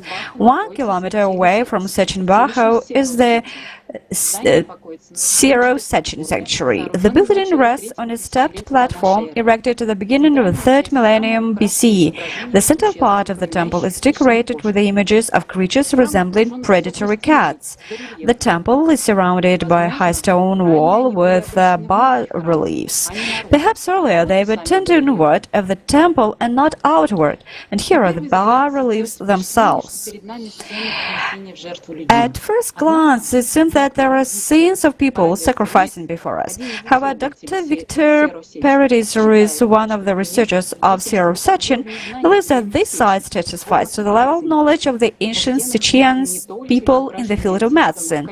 On the walls, we see not only images of severed limbs, but also internal organs, the doctor notes, engravings of the pelvis, spine, sacrum, everything is done with amazing perfection. In his opinion, Sirius Sechin was a school and the oldest medical institution in the world. It is known for certain that the ancient civilizations of Latin America successfully performed complex medical operations, including craniotomy. Our would like to note two bas-reliefs of Sirius. We can see the symbol in the Temple of the Crossed Arms of the Kotosh culture. It was erected 4,200 years ago on a stepped platform 8 meters high. The symbol clearly carries a secret meaning. Archaeologist, anthropologist Michael Coe suggests that this sign could also be a cosmic symbol. Archaeologists found the structures similar to the ones of Sechin culture in the North Chico civilization, which includes the following complexes: Babure, Karai, Aspero, and about 30 more settlements. In all the complexes we can see pyramidal structures with a round recessed area at the base. I would like to pay special attention to one of the 6 pyramidal structures of Karal, in the architecture of which the ALLATRA sign is clearly seen. Scientists managed to create a reconstruction of the structure. Based on the findings of archaeologists, we can say the following about this culture. Presumably, this was a matriarchal society, since most of the figurines found in the territory of North Chico depict women. The burial of a woman of high status was discovered in Aspero. Archaeologist and anthropologist Ruth Shady notes, this finding points to gender equality, that is, both women and men could take leading positions and achieve high status. A distinctive feature of the North Chico culture is the absence of any traces of military affairs. So far, no traces of battles, no weapons, or mutilated bodies have been found. Moreover, scientists note a high level of development of cultural, scientific, technological spheres. Archaeologists discovered a developed system of irrigation canals as well as the temples that served as observatories. We can judge about the secret knowledge of the civilization by the bas-reliefs of the Wicham archaeological complex dating back to 1800 BC. The North Chico civilization ceased to exist approximately in the 1600s BC. We find the heritage of the sacred knowledge of the Sechin and North Chico civilizations in the Chavin Cupisnake culture, which is famous for its ceramics. Please pay attention to the images of a jaguar and snakes, including anthropomorphic ones, which we first meet in the civilization of Sechin and North Chico. It is in the Chavin culture that we find the answer to the question of who contributed to the emergence and development of previous civilizations. In the city of Chavin de Untar, there was found an altar with 7 holes exactly matching the configuration of the 7 stars of the constellation Orion. A 5.5-meter stele with the image of a jaguar snake man was also found there. According to astronomers, this stele was of particular importance, since it is believed that the jaguar puma symbolized the constellation Orion in many Indian cultures. Archaeologist John Rowe believed that the entire Chavin de Ontar sanctuary was dedicated to this stele.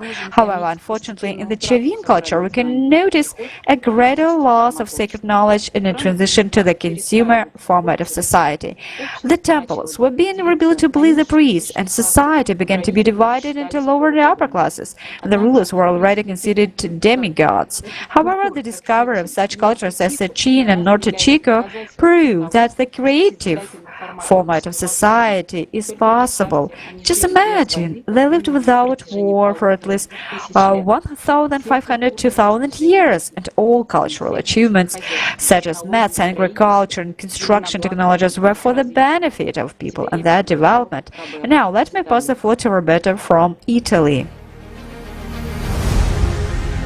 Greetings, friends. A project for the construction of pyramids was also implemented in Italy at the turn of the Neolithic, as well as in most countries of Western and Northern Europe. And the monuments of this global architectural project have been preserved to this day. Among many megalithic structures there are pyramids. These are the most famous of them: Lombardy, Ravagnate LC, the 3 pyramids of Montevecchia. The time of construction of these structures is around 3000 BC. These are stepped large pyramids, one of which has a base 100 meters long and reaches a height of 50 meters. The faces of all three pyramids are oriented to the cardinal points. Researchers claim that the pyramids are oriented towards the constellation of Orion when it appears during the sunrise on the day of the summer solstice. Now we are in Sant'Agata dei Goti and you see the pyramid of Ariel behind me.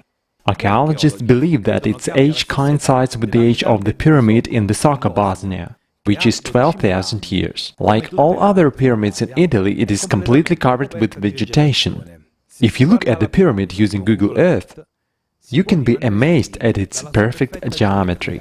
In addition to this officially recognized pyramid, there are two more pyramids in the same area: the Pyramid of Maiano and the Pyramid of Caiazzo. These three pyramids, like their Egyptian sisters, are in line with Orion's belt. Moreover, on the Italian island of Sardinia, the pyramids and the Sphinx were discovered. Another unique monument for the Mediterranean region, Monte de Coti, was found on the territory of Sardinia, dating back to the second half of the 4th millennium BC. But at the beginning of the 3rd millennium BC, the structure of Monte de Coti was probably abandoned. Traces of fires were also found. Around 2800 BC, it was completely covered with the huge layer of ground consisting of alternating layers of stones and crushed local limestone. After all, if human hands have been applied here, then who and when created these structures? Interesting results of the study of archaeological excavations lead to a completely unambiguous conclusion. Here, at the height of the Neolithic, within the period between 3800 and 2900 BC, the Azeri culture, San Michel culture, lived. According to one of the most prominent archaeologists of Sardinia, Giovanni Liliu, an interesting feature of this culture was that the Azeri culture was quite peaceful.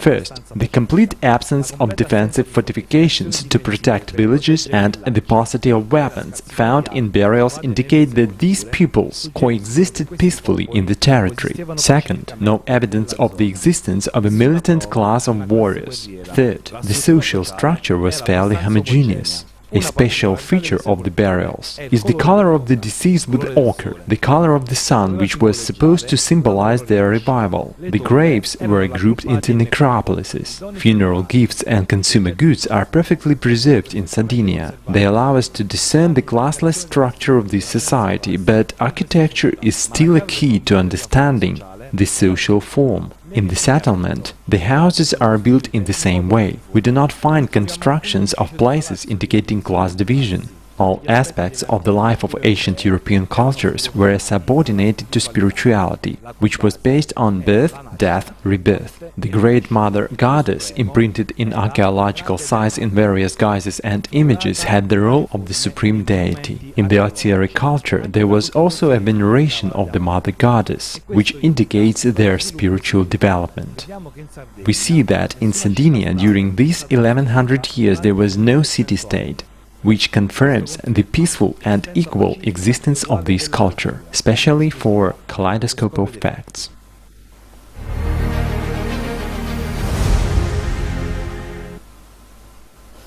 Сегодня мы узнали о многих культурах, которые еще в Today, we have learned about many cultures that lived according to the foundations of the creative society in ancient times.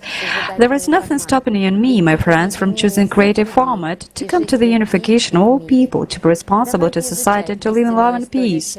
Whoever does not know his history is condemned to relive it again. So let us study the true history of humanity.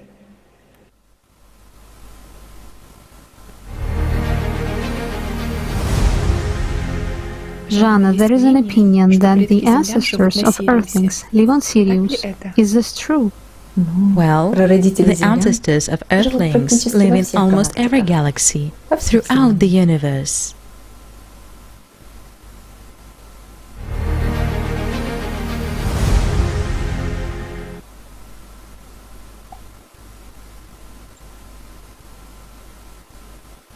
Здравствуйте, друзья. Hello, dear friends.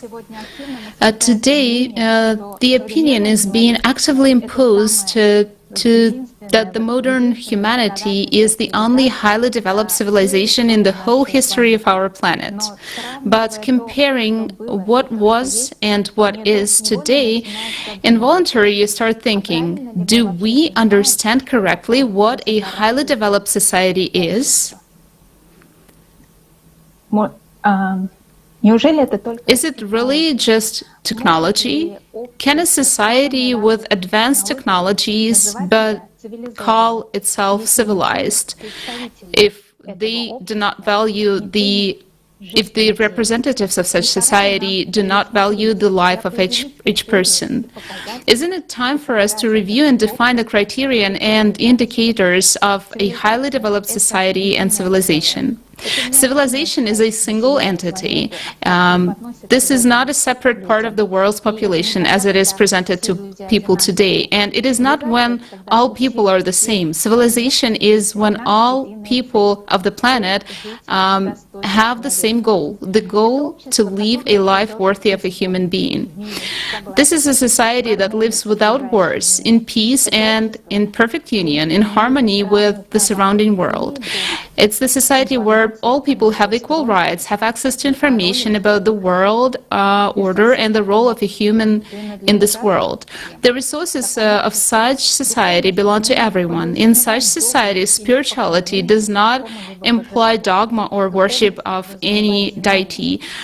Spirituality implies knowledge about the true inwardness of a person, the true purpose of his or her life. This is a society in which people live by spiritual and moral values and are creators. And of course, it is the society of creators, yes. In such a society, since childhood, people help each other, direct each other's efforts to support and to know about the spiritual being, to fulfill their most important goal, and the universe as well. And the knowledge is not given by particular individuals. So the modern society, our modern world, is a society with a vertical hierarchy, I can say, where resources belong to the elite. Knowledge about the world's order is hidden from people, and the information about the true path of spiritual development is distorted in favor of the priests. Even science today is appointed to serve the elite, as it is engaged in the development of more and more advanced murder weapons instead of improving human life. And if we take into account the fact that the primordial knowledge was brought into this world by highly developed civilizations and was given for the benefit and development of all mankind, I would like to ask a purely rhetorical question. Is it possible today to entrust our society a truly highly advanced technologies, where, in the society where money is valued more than a human life, in our consumer format of society, it will be instantly used to enslave people even more. And the knowledge associated with the pyramids and connected to the pyramids are really priceless, as they give people a unique opportunity to survive the cataclysms and restore our planet. But only if we, as humanity, can realize the whole tragedy of the current situation, and we can change the format of consumer society to create one. The prior civilizations left us the greatest legacy, and our task is to understand, accept, and begin to apply the pyramids according to their true purpose for the common goal of humankind. And ideally, we should start creating such constructions ourselves and do all we can so that our descendants live a truly civilized society. Thank you. В разные времена люди At different times, people in pyramidal architectural form saw only a pile of stones. Is it literal? Is it really all about the stones? What is hidden behind the ancient spiritual symbolism of the pyramids? And right now, we will find out what knowledge was brought with the pyramid stones. And Belkis from Spain will tell us more about it. Hola, buenas tardes. Muchas gracias por invitarme. Hello everyone. Thank you very much for inviting me to participate in the Kaleidoscope of Facts conference today on ALLATRA TV. And I would like to tell you that pyramid is the Latin form of the Greek word pyramids, which the Greeks used to call the Egyptian pyramids, the buildings of ancient temples of pyramidal construction. The word pyramid sounds and is pronounced almost identically in English, French, German, and Slavic languages, and this word originated in ancient Greece. In its meaning, the ancient Greek word pyramids, and its plural pyramidus, is a monumental structure with a square area at the base and with sloping sides meeting at the top. Manly Palmer Hall, a doctor of history, explained that the word pyramid goes back to the Greek pyrrhus, meaning flame.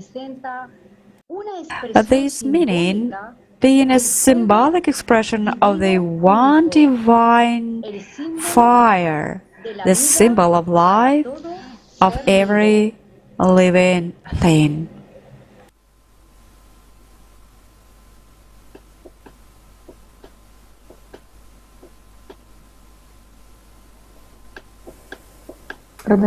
Продолжайте, Белкис. Please go on your speech.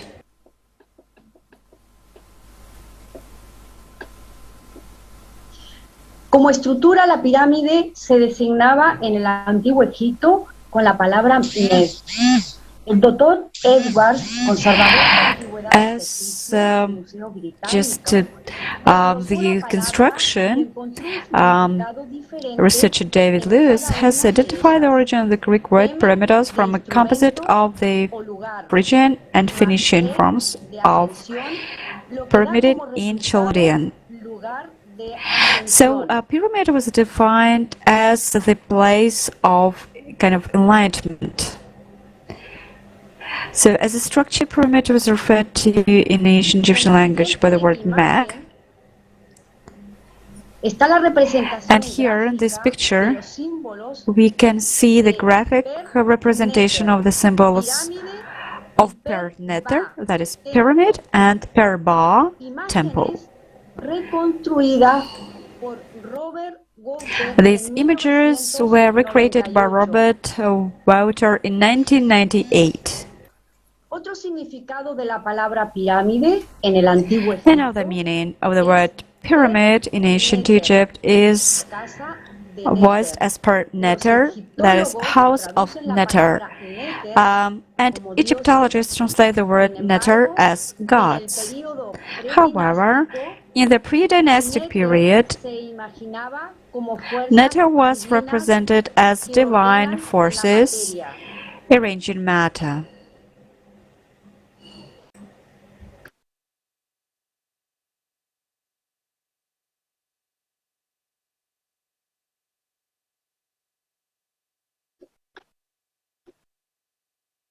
Pirámides en árabe se llamaba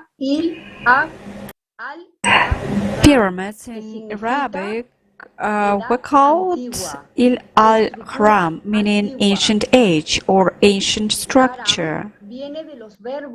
Garam comes from the verbs to crumble, to grow old. This word is the same as the word mind. The Coptic expressions Pirmon and Pirami mean the splendor of the sun. The Egyptologist, Doctor of Sciences Nikolai Sergeyevich Petrovsky has expressed the opinion that the basis of the Egyptian word pyramid, taking into account the absence of vowels in hieroglyphic writing, is pronounced Mur, that is identical to the pre-Indo-European name of sacred mountain Meru, and accordingly means the world, the universe. En la siguiente imagen, en la antigua civilización china, and right now we are going to see the next image. And I would like to say that in ancient Chinese civilization, the word pyramid contained the meaning Jin Zita is the most used and consists of 3 characters. Jin means gold and is shaped like a triangle on top. Z, it means sign, a written symbol. Ta means tower. Thus, the pyramid in Chinese is the golden symbol or sign in the tower. The second meaning of the word pyramid, jiaozu, literal translation sounds like this horn that drills the earth, and this can refer to inverted pyramids. The third meaning of len zu means prism. A prism is an optical lens that transforms rays.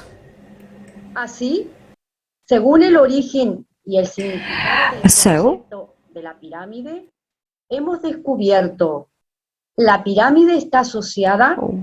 talking about the meaning of the word pyramid, the origin of this word, so it was explained that pyramid is just interconnected with the different forces of nature. Thank you.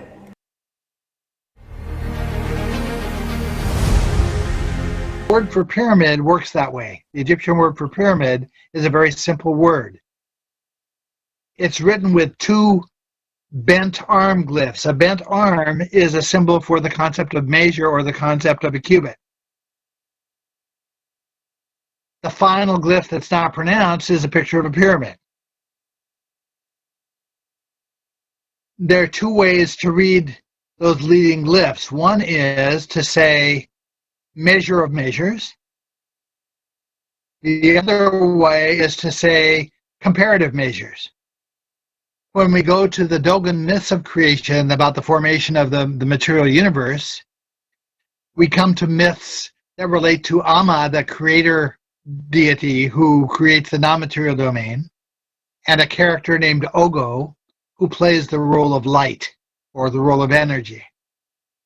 The Egyptian word is Aku, A-A-K-H-U, like the word Akhet. The Egyptian word means light, and it refers to a light deity. It's used in other words whose meanings relate to energy or to light. He is said to measure out the universe in 8 billion steps.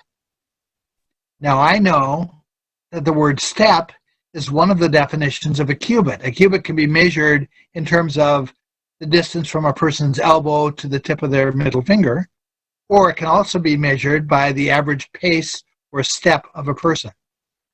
So when they say that Ogo measures out the universe in 8 billion steps, I know that the universe is much, much larger than 8 billion cubits. But one of the figures that has historically been given for the dimensions of the visible universe, the radius of the visible universe, is 8 billion light years. So it occurred to me that someone might be trying to set up an equivalence, a symbolic equivalence, between the concept of a cubit and the concept of a light year. So I went to the Egyptian hieroglyphic language and looked up the Egyptian words for cubit. And one of the words is a compound word, as in English, where two words are combined to create a term. The word is aku meh. Aku means light, and meh can mean measure or it can mean cubit.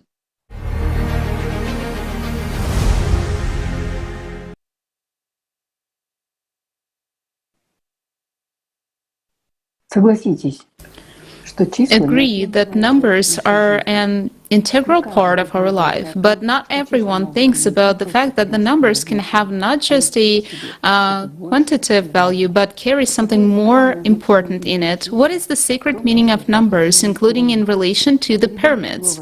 I give the floor to the next speaker, Natalia and Oksana. Hello, dear participants of the conference.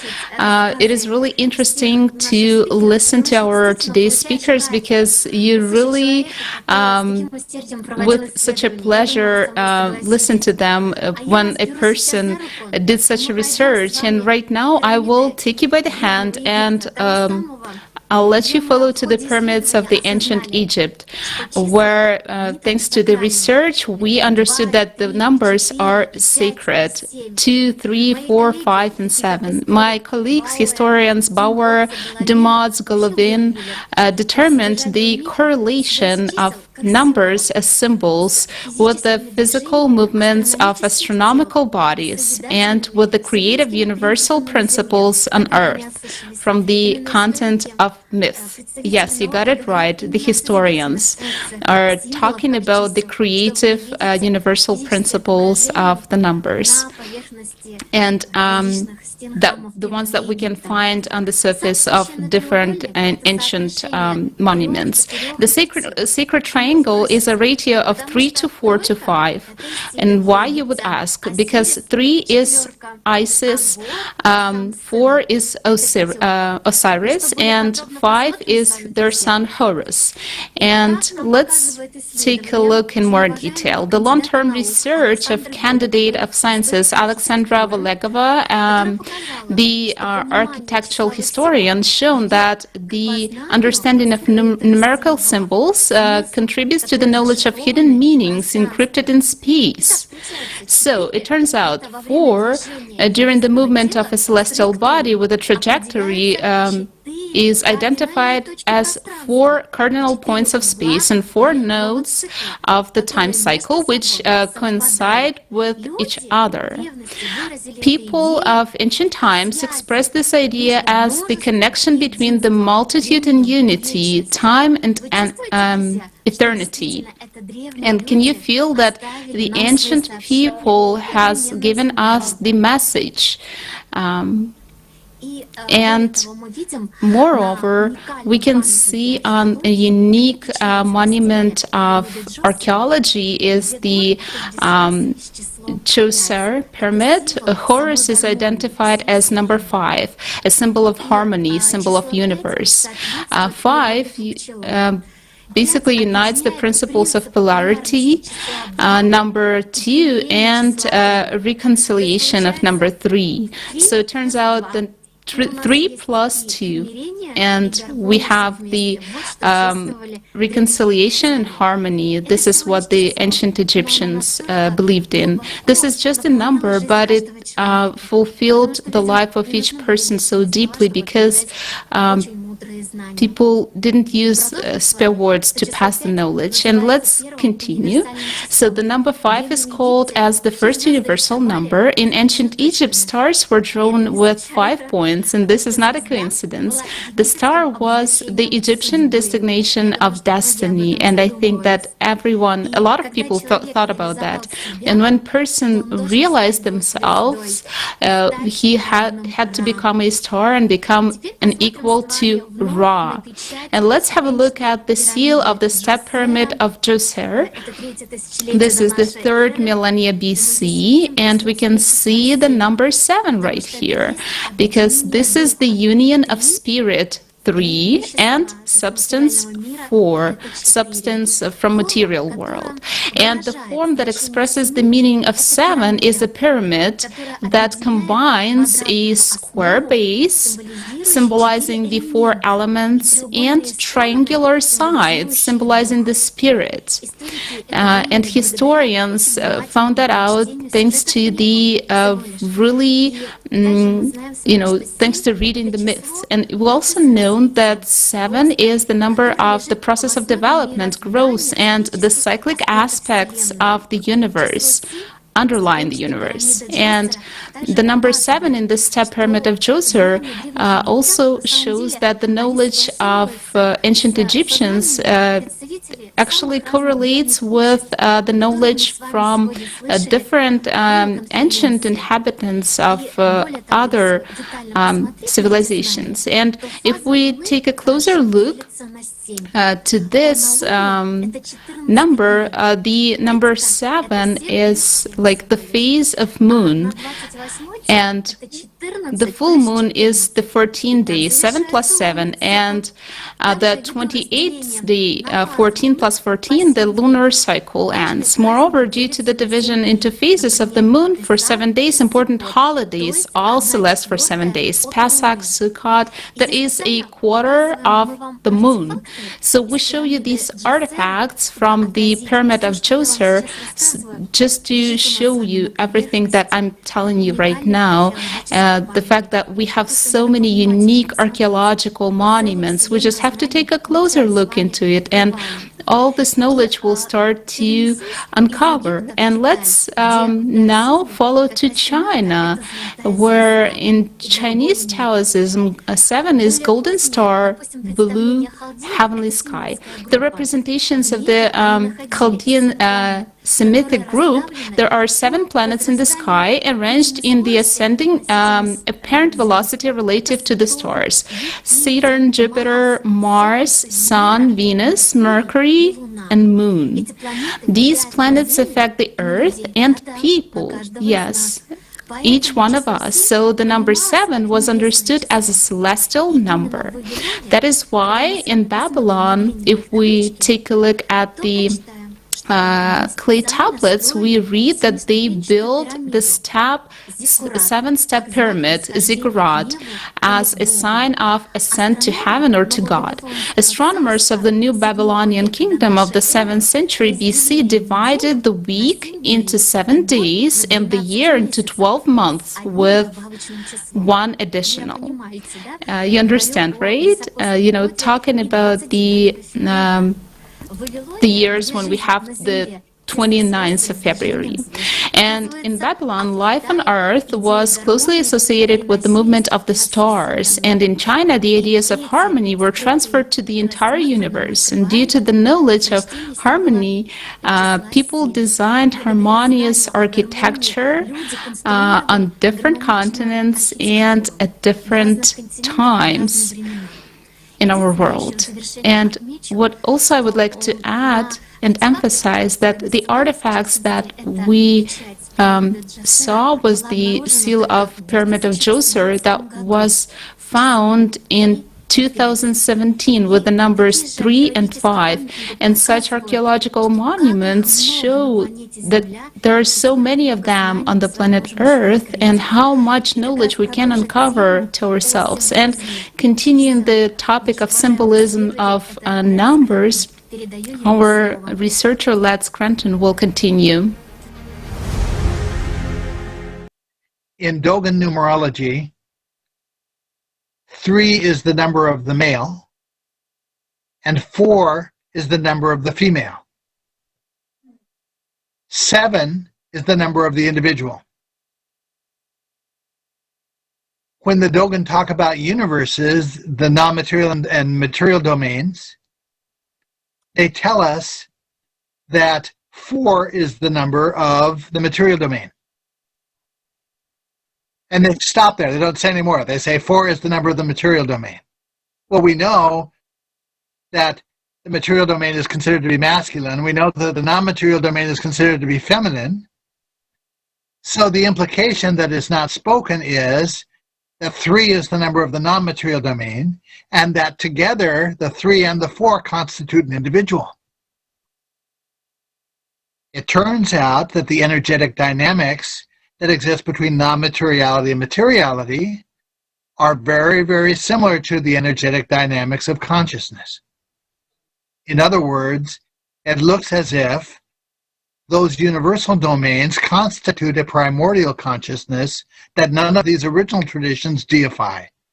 In Kabbalism, it's referred to as the primordial individual. Budge, Sir E.A. Wallace Budge, who developed an Egyptian hieroglyphic dictionary, refers to it as the spirit body of Orion.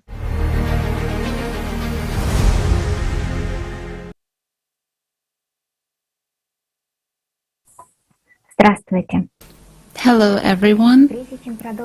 And before continuing the topic of symbolism of numbers, I would like to introduce you the Kaleidoscope of Facts, the Spear of Destiny, which took place on the 13th of November 2020.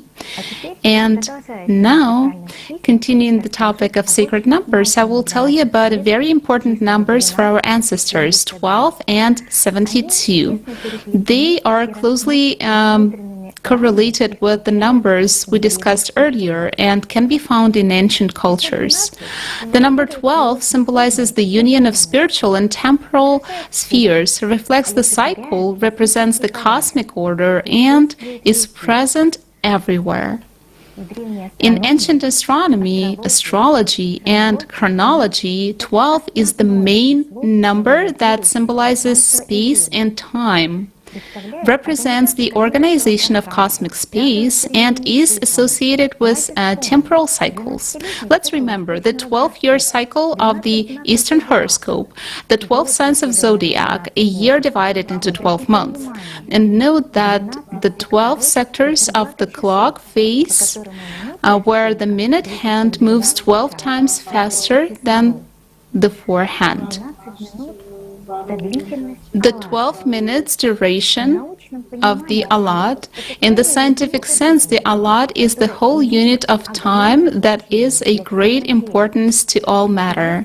And if you take the modern designation of Earth's time, the allot is 12 minutes, or rather 11 minutes, 56.74 seconds. When scientists get to the concept of this most important particle, the foundation, so to speak, the main brick of the universe, it will not just be a grandiose revolution in science, it will be a whole evolutionary leap. Then scientists will understand what is hidden behind the mystery of time, and realizing this will discover the true process of formation of matter of the universe. If people understand the essence of allot, great possibilities will open up to them.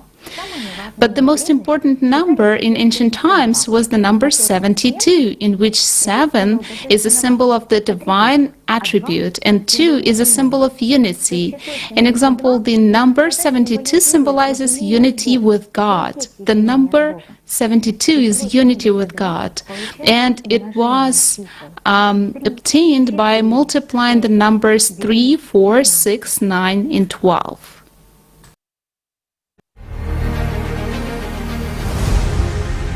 These numbers are constantly found in ancient myths and iconic architecture, and they are a kind of code. The most important number in this series is 72. This number is found in many ancient cultures of Mexico, China, and Egypt. It is an important unit in the Mayan calendar. Why was it so important in ancient times? And what is hidden behind the number 72? Let's turn to the book ALLATRA. Anastasia. Amazing, because the number 72 is combination of numbers 12 times cycles of 6. Rigdon. Exactly right. This number is rather complicated in many ways. In ancient Egypt, for example, there was thorough knowledge of the geometry of space, about exact numerical values of measuring angles of geometric figures. The latter formed the basis of knowledge in the implementation of various projects in construction and architecture, including unique ones, thanks to which certain conditions for changing the physics of space were formed. From the book ALLATRA, we have also learned that this is the number of dimensions that exist in our universe. These 72 dimensions are represented mainly by subtle and coarse energies, which form certain energy fields that form one or another dimension. There is no clear distinction in them. The same energies may be present in one dimension, in the other, and in the third.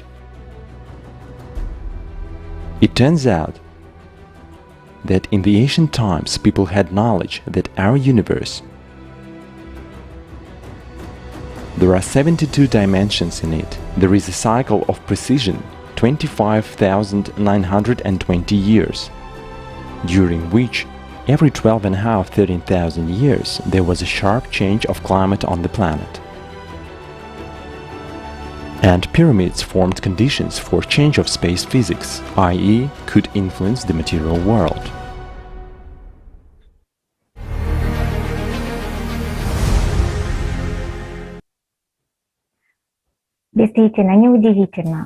Indeed, no wonder this number is so common. Just a few examples. 72 threads used to make belts for ministers of the Iranian faith. 72 is a Kabbalistic number associated with the representation of the name of God. It is also found in Sanskrit, Khmer, and Avesta. The number 72 is also widely represented in the mythology. It is interesting that the ancient Egyptians believed that the sacred number 72 was closely associated with Osiris. He was often depicted as the lotus flower with 72 petals or in white robe, which was originally decorated with 72 lotus buds. In ancient times, in India, China, and Egypt, a snake biting its tail symbolized 72 dimensions. Its body was represented in the form of 72 rings, more precisely links of the body. In ancient Chinese mythology, the 72 measurements of the universe were depicted as air bubbles located between the bodies of the progenitors of the world, and Men Naiwa and Fushi. Besides that, it was curious to know that human DNA molecule is a rotating cube where 72 degrees is the angle of rotation in the DNA molecule. It is also a sacred number in geometry. On the plane, the outer angles of the most important symbol, the regular pentagon, are 72 degrees each. The construction of Platonic bodies is also connected with the number 12 and 72. As we can see, at all times, the numbers 12 and 72 were given special importance. Ancient civilizations, carefully transferring knowledge to us, tried to engrave in signs and symbols all sacral heritage principles and laws of the universe,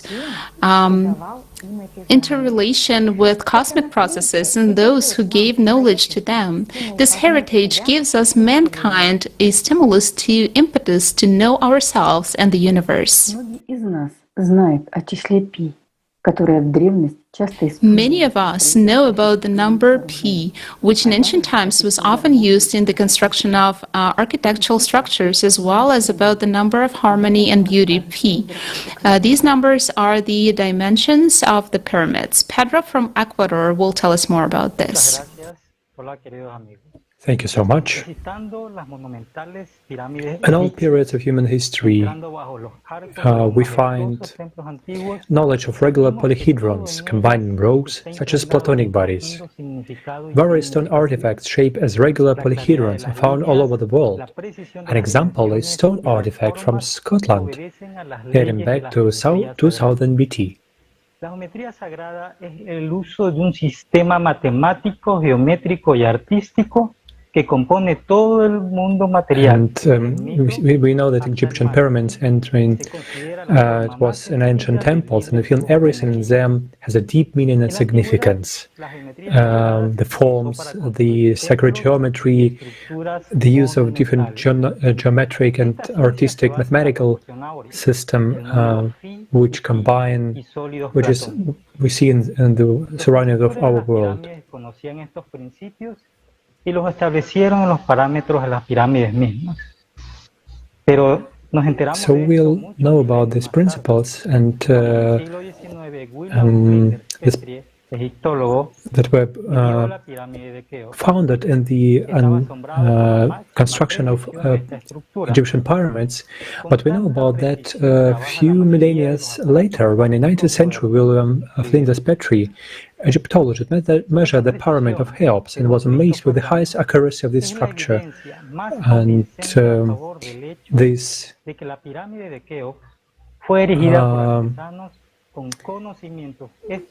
precision was very accurate, and most modern options work with such accuracy, he wrote. This accuracy, according to research engineer Christopher Dunn, is utmost convincing proof in favor of the fact the pyramids of Cheops was erected by a craftsman who had special knowledge and advanced technology. But scientists were even more amazed when these sizes were compared, and they found such parameters in the pyramid about phi and P, and let's watch video from Christopher Dunn's book, The Pyramids of Giza, Tomb of a Power Plant. The proportion of the golden ratio is observed in the dimensions of the Cheops pyramid as the ratio of the pyramid face height to the half of the base length. The P number is observed if the perimeter of the pyramid base is divided by double height. These two proportions made it possible to display the mass of the Earth and its size in the dimensions of the pyramid at a scale of 1 to 43,200. The duration of the calendar year is displayed in the nearest hundredths. Speed of light.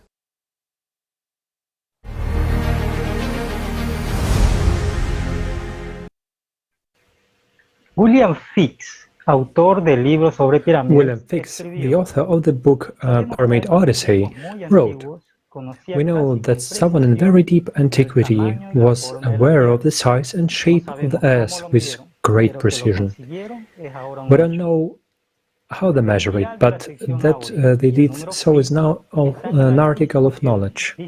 The spiral of the golden section and number of phi are not only in the size of the pyramids, but also in the mutual arrangement of structures in the complex, as well as the mutual arrangement of complexes on the planet. The sacral geometry is not only the correct proportion, it determines the functionality of the pyramids. Let's look at an excerpt from interview with Mikhail Kostinsky, a senior scientist at the Research Institute. If you connect all three pyramids with one line, then you can see that it goes through all the southeast corners. So it is clear that this is a complex, and it was built according to its own geometric meaning. And geometric means wave. That is, we can associate geometry here with the wave right away. And based on the geometric dimensions, you can calculate the length of this wave, having applied geometry. That is the optimal wavelength which this device could work with. For example, the ratio of the perimeter of the Great Pyramid of Giza to its height is equal to 2p. Yes, correct. It is actually easy to calculate and easy to see, but this is just one of the ratios. There is a lot of golden ratio in such proportions. Lots and lots, correct. Golden ratio indicates to us that there is some kind of functionality, because the golden ratio can be considered as the ratio of the wavelength of various processes, in fact. That's how you can explain it. It's true. These wavelengths must combine in certain proportions, and everything in the world is connected by the same mathematical formulas and concepts. Yes, I agree with you. As Tupolev said, an ugly plane will not fly.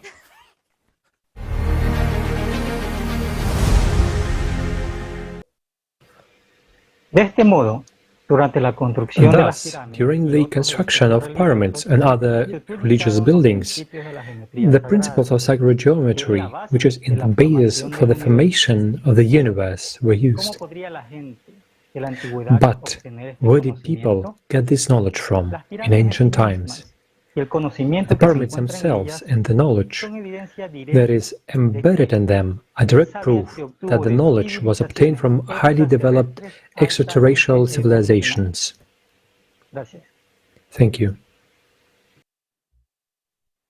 Спасибо, Педро.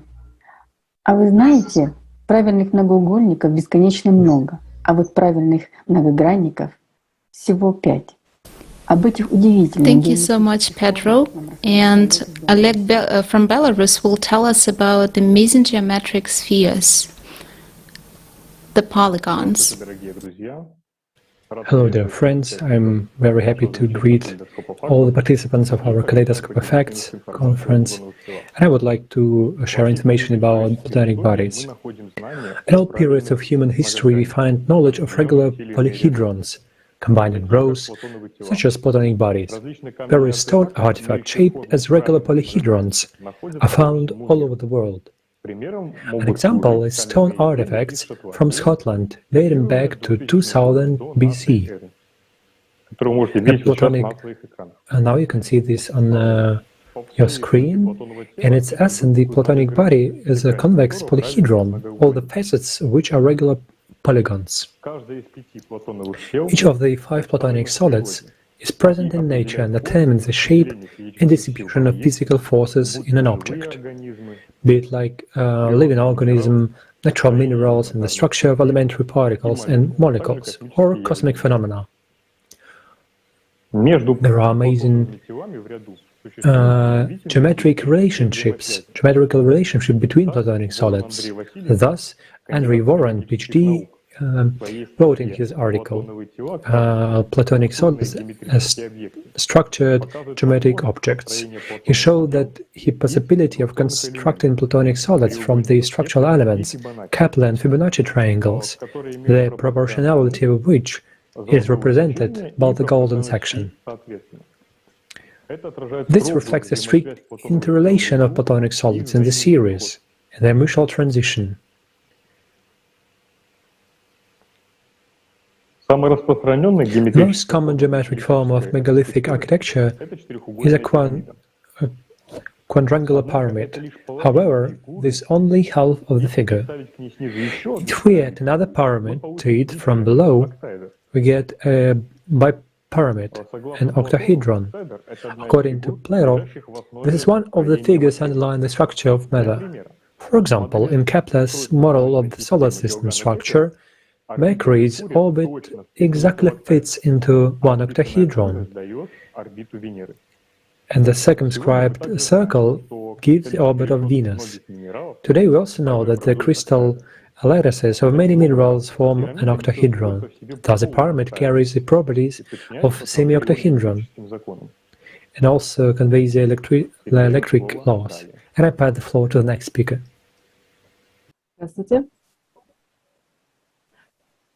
Спасибо нашим спикерам за такую интересную информацию. Hello. Thank you, our speakers, for such an interesting information. And indeed, sacred geometry is a treasure of knowledge and wisdom. It combines art and architecture, philosophy and religion, those areas in which sacred geometry has played a leading role for many thousands of years. Today in the world, there are billions of people of different faiths. But despite a lot of religious views, belonging to this or that faith, they all seek to know themselves as humans. All of them visit temples, mosques, and many of other religious buildings. However, few people have thought about what is the true meaning of signs and symbols of this or that architecture of the temple constructions. Why places where believers pray have exactly such a structure and not another. And that is why within the framework of our Kaleidoscope of Facts, we felt the necessity to give information about the symbolisms of pyramids. We know from the previous Kaleidoscope of Facts that signs and symbols are codes that reveal knowledge to the humankind. And what sacred information do architectural structures like pyramids carry? What does the human energy structure have to do with the pyramid? What do sacred writings and revelations of people who have passed their spiritual path, holy elders, say about it? And we will learn about this from our next speakers. And first I would like to pass the floor to Nadezhda, who will touch upon the meaning of signs and symbols in our lives. Nadezhda, the floor is yours. Вас не слышно. Включите микрофон, пожалуйста. Unfortunately, we cannot hear you. Could you please turn on your microphone? Знаки и символы окружают нас повсюду. Signs and symbols surround us everywhere. They have always existed and exist in society. Only the attitude of people towards them has changed. In ancient times, people encoded a large amount of information and sealed it in signs and symbols. And signs were carriers of this information, and they include key spiritual concepts in it. The word sign is related to the verb to know, which comes from the Proto-Slavic znati, in the meaning to know, to have information. A symbol is a sign that is assigned a special deep meaning, only indirectly related to the direct content of the visible. The symbol does not point directly to any object, but to what meaning we give to it. Associations and an artistic image and experience or an idea of something plays a key role in it. The symbol began to be used as a semantic meaning of ordinary human affairs, used in various everyday aspects of being. In modern world, any people can find whole system of their traditional symbols and signs. For example, numbers are signs for numbers. Letters are the signs for sounds. There are musical signs, signs of hieroglyphs. There are watermarks, insignia, postal payment signs, traffic signs, and many other signs.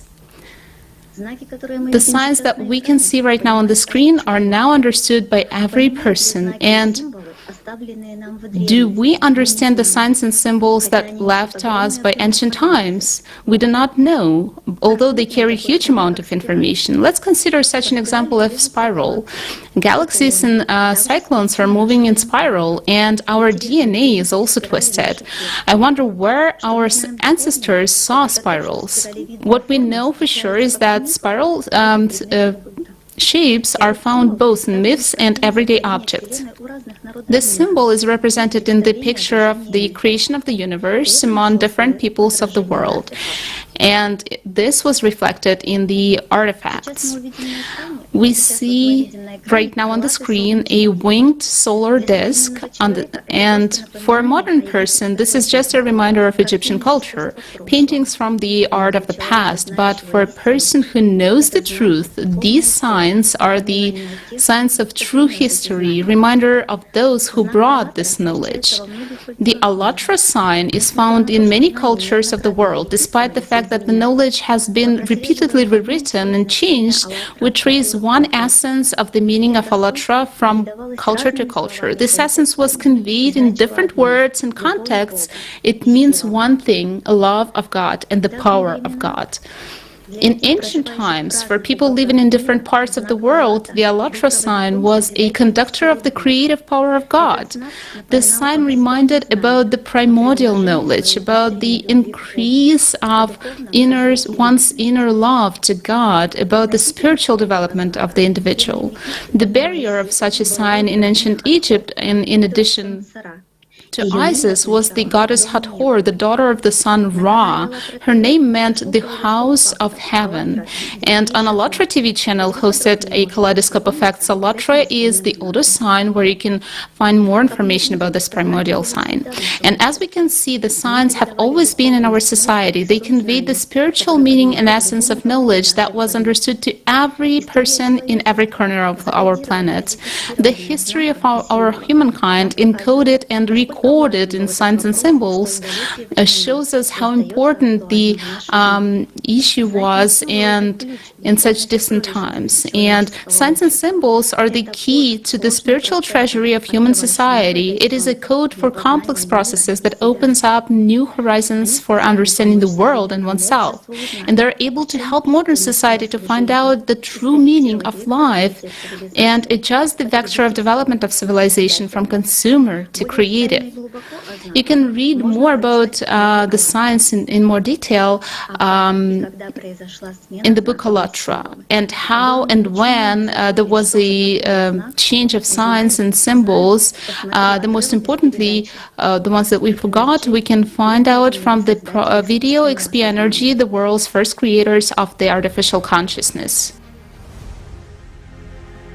Again, we are going back to what is a sign. Since ancient times, a sign, a huge amount of information was compressed to a certain sign, and the sign carried that information. And it was enough for people. Why? People lived by a little different values. That's why we find a lot of signs. In antiquity, we do not find symbols. Later on, the symbols emerged. When did the symbols begin to emerge? When what started to dominate? The consumerist order. The consumerist. And along with the consumerist order development, rather than sign writing, symbolic writing began to be established. Again, why? Because property appeared. Greed appeared. There appeared a need to count something, to negotiate about something or something else. I mean, the wrong values. We lost our core values.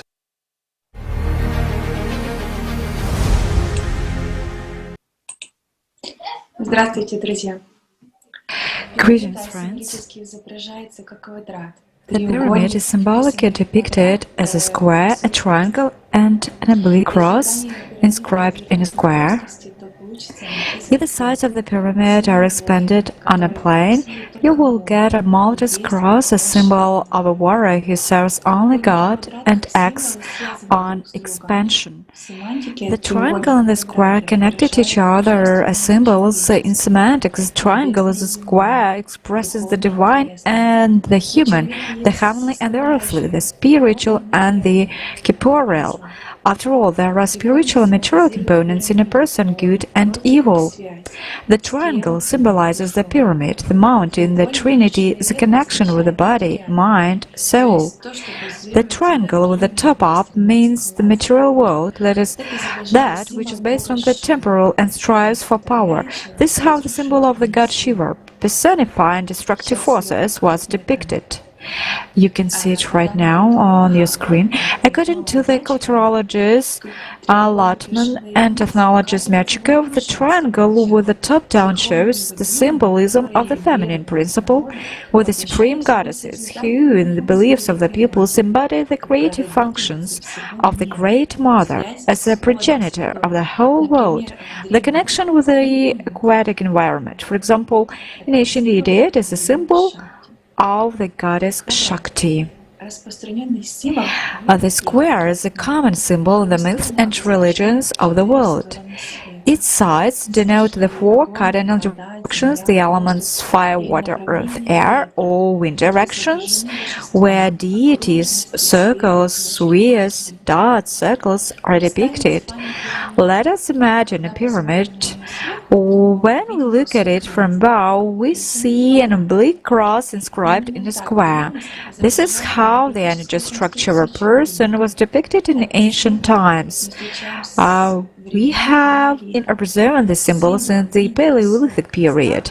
The symbol in the form of an oblique cross indicated knowledge about the energy structure of a person, his essences, the relationship with dimensions. And the square, you can see right now, and the square in symbolism is the conditional base of a pyramidal structure. Ziggurats and pyramids, temples, pagodas, churches, and other sacred buildings were built on a square base. So architects Lichkova and Soverenskaya write, moreover, as a rule, the architecture of the structure itself reflected the knowledge about the transformation of a square into a circle or rhombus, which was a schematic representation of a cube placed on one of its corners. That is, these symbols regarded knowledge about the energy transformation of a person's structure during his spiritual liberation, as defined by archaeologist and cultural critic Maria Gimbutas, during the transition of the spiritual component of a person from the material world to the spiritual world. And the next speaker will tell us about the human energy structure and its components. Please, the floor is yours. Спасибо, Ольга. Итак, друзья, Thank you, Olga. So, friends, we know that a human is not just a three-dimensional being with arms, legs, head, and body. A person has a complex energy structure of a pyramidal shape. Right now on the screen you should be able to see it. In previous Kaleidoscopes of Facts, we have repeatedly talked about the human energy structure, and we detailedly analyzed it, and you could find out about it in the Kaleidoscope of Facts about Holy Spirit on ALLATRA TV. I will briefly describe the energetical structure of a person. The overall design is designed in such a way that a human soul is protected more by the body. The body is replaceable material shell, temporary and mortal. There is interaction between the energy and physical parts of the human structure, the processes of energy and information exchange. In the picture, we see projections of the four sides of the pyramid, the entities, so the right, left, back, and front. But in everyday life, he doesn't notice how any of the entities are activated. However, he feels the result of such activation. For example, a feeling of fear, frustration, longing, etc., negative emotions are a consequence of the activation of right entity. The left essence manifests itself by the emergence of a person's pride, selfishness, temptation, various desires. Emotions associated with the past, including memories, are caused by the back essence. And finally, the work of the front essence will be accompanied by a manifestation of a sense of comfort, strength, and joy. So the described essences are associated with the animal component of a person, which throughout the life manifest their dominant function, but only a person can learn how to control them. Certain spiritual practices help a person to manage these essences, and one of them is called chetverik. This practice helps a person to track the action of essences in the form of emotional states that have arisen and to prevent their negative impact, and not to waste the attention and kind of like forwarded to the spiritual development. Another practice that also helped a person to free himself from the influence of the animal nature and establish a connection with his soul was called the pyramid. Thanks to the pyramid meditation, a person could feel his energy structure again connected with the four essences, but most importantly, feel his soul, which is enclosed in the middle of the energy structure and is located approximately on the level of solar plexus. With the help of this meditation, a person realizes in practice that the soul is the main, most important part of his entire structure. And thanks to the experience of this practice, a person establishes a strong and deeply sensual connection with the soul, avoiding provocations from the animal nature. In summing up, I will note that the sacred essence of these meditations is able to take control of your selfish animal nature, exercise the control of thoughts, emotions, desires, and finally, eventually achieve the true goal of life, to become a spiritually free being. More information about the described practices you can find in the book ALLATRA. And next, I would like to briefly refer to the fragment from the book of written by Anastasia Novych, ALLATRA. Even in the architecture of the same Christian church, the basic knowledge is recorded. So the quadric four-petal structure with a center, a cylindrical central room, a pyramidal architecture of the entire building. The latter can also be crowned with a pyramidal spire or domes in the form of an onion with pointed end. And these are basically the essences: the center soul, personal space, a pyramidal structure, architectural symbols of the transformation of a square into a circle or octagon. It's also worth noting that thanks to certain spiritual practice, Sa Ba Shu, as the ancient Egyptians called it, people also achieved a special state of higher enlightenment, and a huge role was played by pyramidal structures as one of the conditions when performing this practice in achieving the state of enlightenment. And it also has been said that it indicates that the pyramids themselves was used like a tool to work on oneself and help to overcome the animal nature. And today, any person using the described spiritual practices is able to achieve the highest enlightenment. And based on the above, it follows that the knowledge about the true essence and meaning of human life, of this Earth, was been known to humankind since ancient times. And what's more important is that existing pyramids were built all over the world for a reason. After all, more than one scientist has given versions that there is a missing link in the pyramid that activates the work of the pyramid. What is this link? What is the true purpose of the pyramids? We will tell you a little bit later, so please stay with us.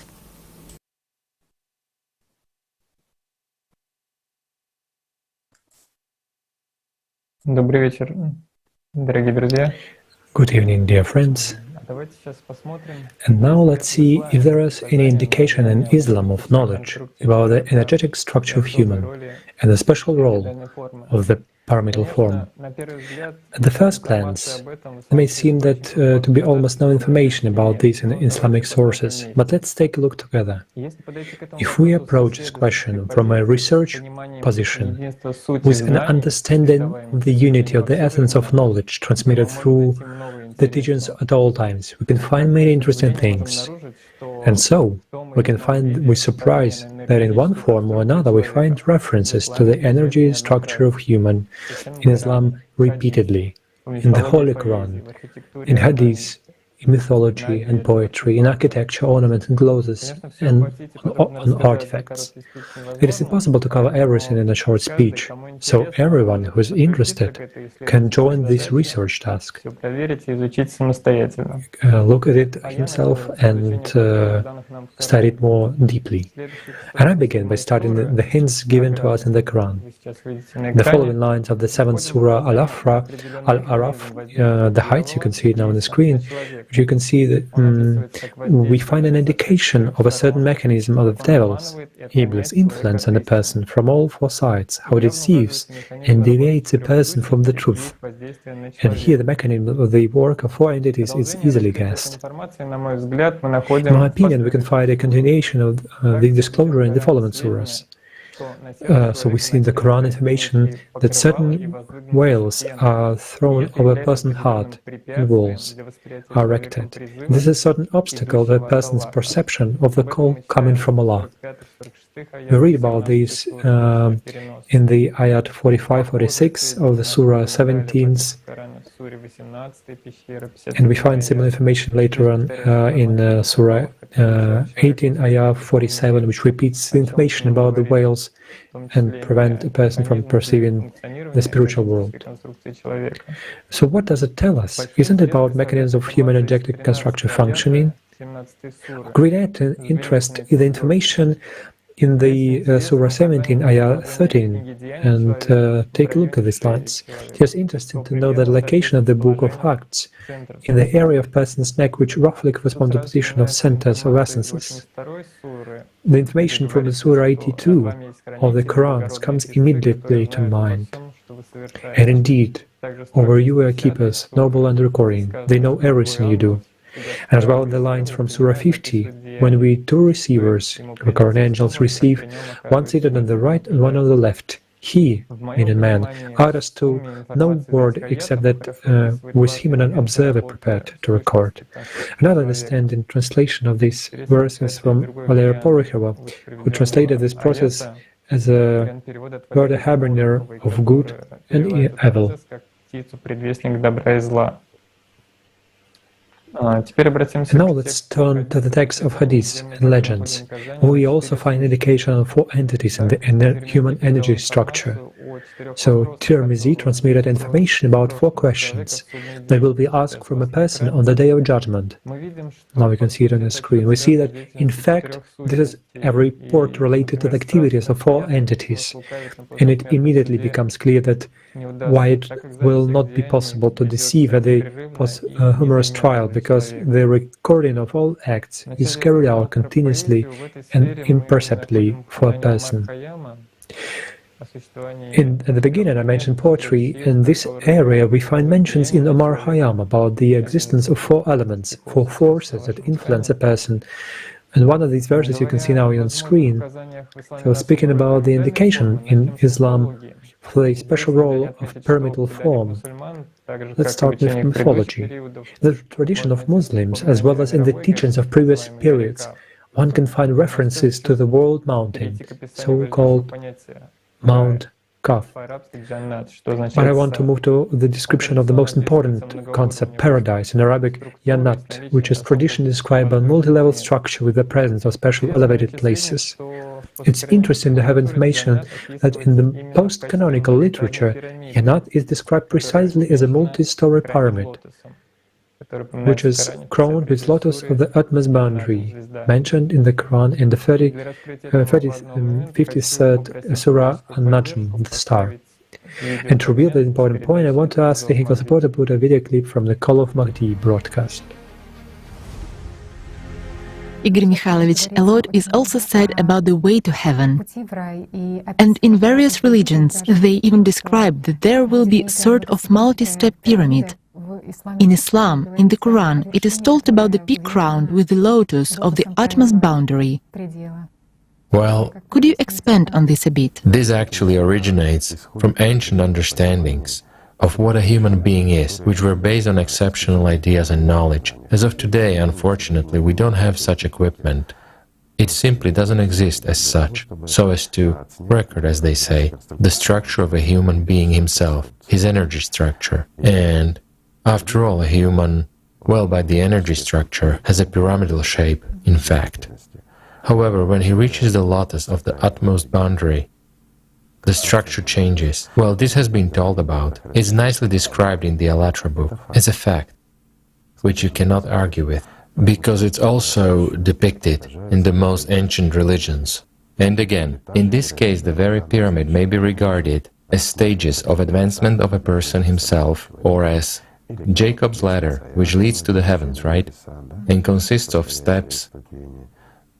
These may also be regarded as a personality which is evolving and striving for God while ascending, so to say, from one dimension to another. And when it reaches the 7th dimension, it's exactly when it reaches the lotus of the utmost boundary. What does it mean, the lotus of the utmost boundary? It's a very old meditation technique, which, well, it is called in different ways.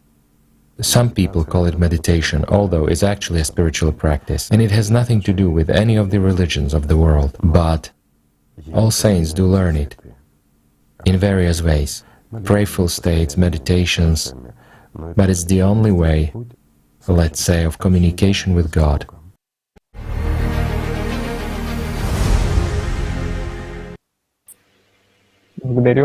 Thank you so much.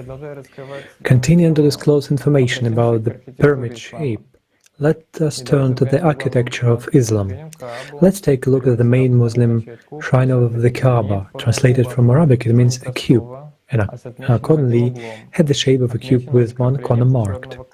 It's marked by an interspread black stone, which according to legend was brought to us from paradise, whereas we see a clear symbolic indication of the mechanism of transformation of human energy structure from a pyramid into a cube placed on one of its corners and transformation of a person into a spiritual being.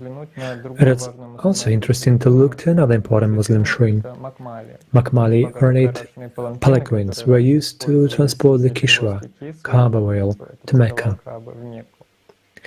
In fact, we see a pyramidal shape with a dome separated at the top and 4 small domes at the corners. In my point of view, it's very precise description of the human energy structure. And now let's turn to the architecture of mosques.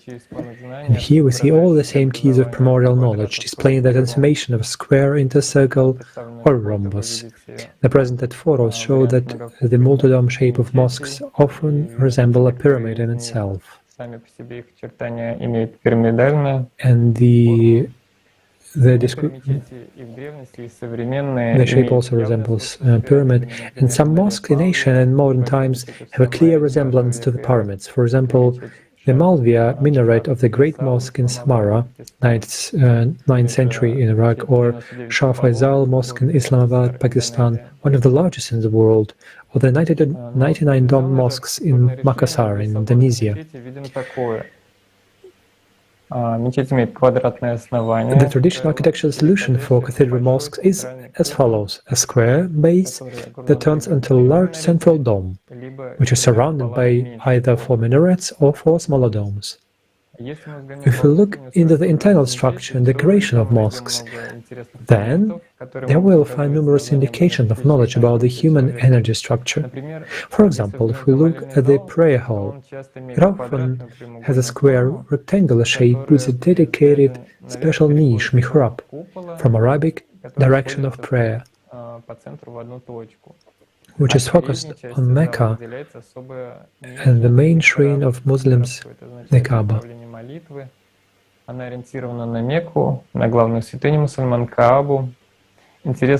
It's interesting that the mihrab is usually richly decorated, and the upper wall is often decorated in the form of a shell, the symbol of storing a spiritual pearl in a person, his soul. All the worshippers in the hall are guided by the direction of the mihrab. An outline of the mihrab is often repeated on prayer mats, which a Muslim touches with his forehead during a prostration. All this points to the symbolic role of mihrab as an anterior entity.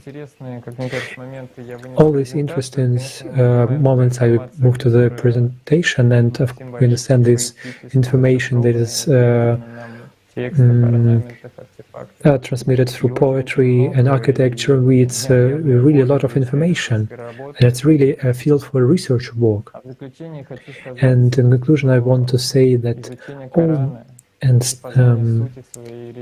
understanding and studying the Quran and studying the essence of your religion is very interesting and very inspiring project, and thanks to the primordial knowledge that Imam Mahdi brought to this world, it has become possible to understand these understandings that brought us to Prophet ﷺ, peace be upon him, and people of knowledge of past centuries. It's immeasurable joy for this event and great latitude of Allah. It's great news for living Muslims. Thanks, and pass the word to the next speaker. Здравствуйте, дорогие друзья! Православные духовные традиции храм называют домом Бога. Hello, dear friends. In Orthodox spiritual tradition, the temple is called as the house of God. A properly built temple became a place of connection of a human spirit with the spirit of God. Temples, as well as other sacred buildings, include signs and geometric structures. For example, the Temple of Honor of the miraculous image of the Savior of Kazan. The shape of the temple that you see is a well-known 4-sided pyramid, which is oriented strictly to the cardinal point. points. This configuration indicates the so-called principle of the cross, which was widespread everywhere in all religions and architectural traditions of the world. Also, a building that is similar in design and structure to the temple of the miraculous image of the Savior in Kazan is the St. Nicholas Church in Sevastopol, as you can see right now. Church of the Transfiguration of the Lord, Transfiguration of the Church on the island of Kiji, Ust Medveditsky Despaso-Preobrazhensky convent in the city of Serafimovich, Volgograd region. Another striking monument of church architecture with the pyramid as the main architectural form is the bell tower of the Church of the Holy Life-Giving Trinity in St. Petersburg. Yes, right now you can see it on the screen. The bell tower is, the pyramid-shaped bell tower is the unique structure of its kind. The pyramid in the zone of its activity affects the structure of space and brings it closer to the state of harmony.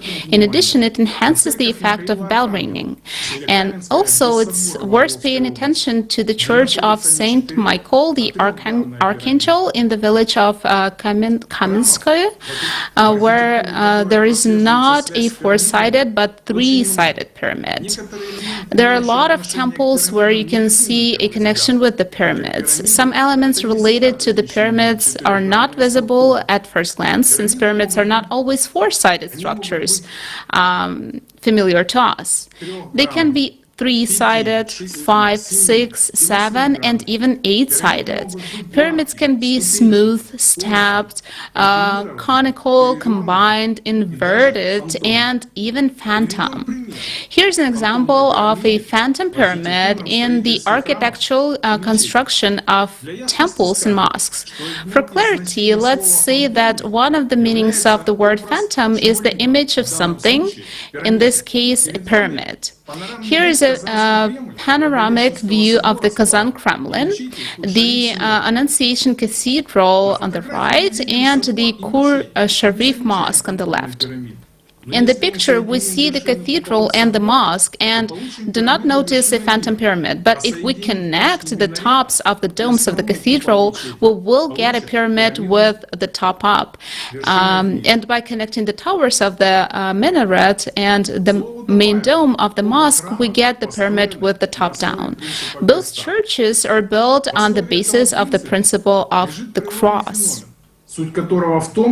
This principle is based on a natural phenomenon, the essence of which is that if you put a temple or pyramid on a foundation in the form of a cross or organize the architectural structure of a temple in the form of a cross, then a zone of compaction of the energy flow will necessarily appear in the center of the cruciform foundation or temple. In other words, the energy point will appear a center in which the energy flow is concentrated. Dear friends, let's watch together a video of the so-called Chladni figures, which shows the manifestation of this phenomenon well on the example of acoustic vibrations of different frequencies, where the sacred geometry is manifested under the influence of sound.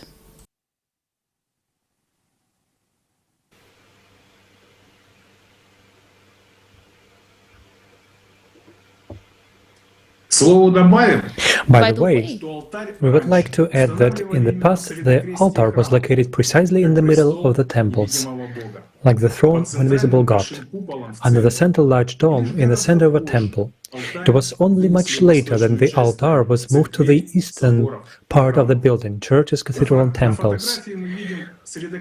On the temple we see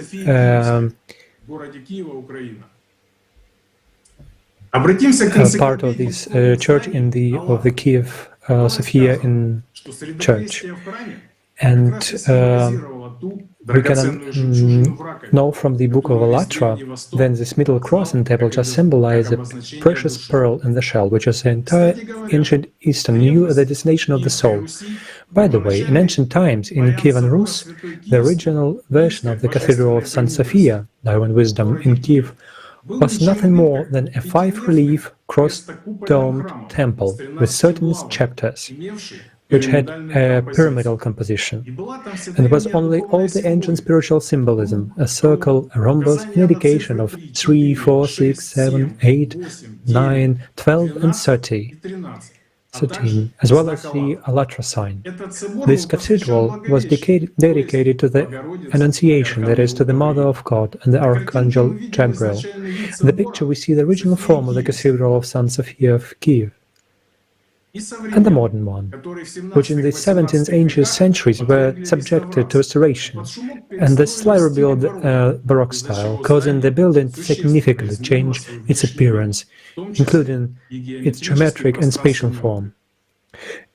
If we look at the temples, and we see it very clearly on the picture, if we look more precisely, more closely to the pictures, we will inevitably come to a conclusion that the pyramids played and still play a crucial role in the architecture of temple buildings, not only of Christian but also of other religions in the world. Thank you, dear friends.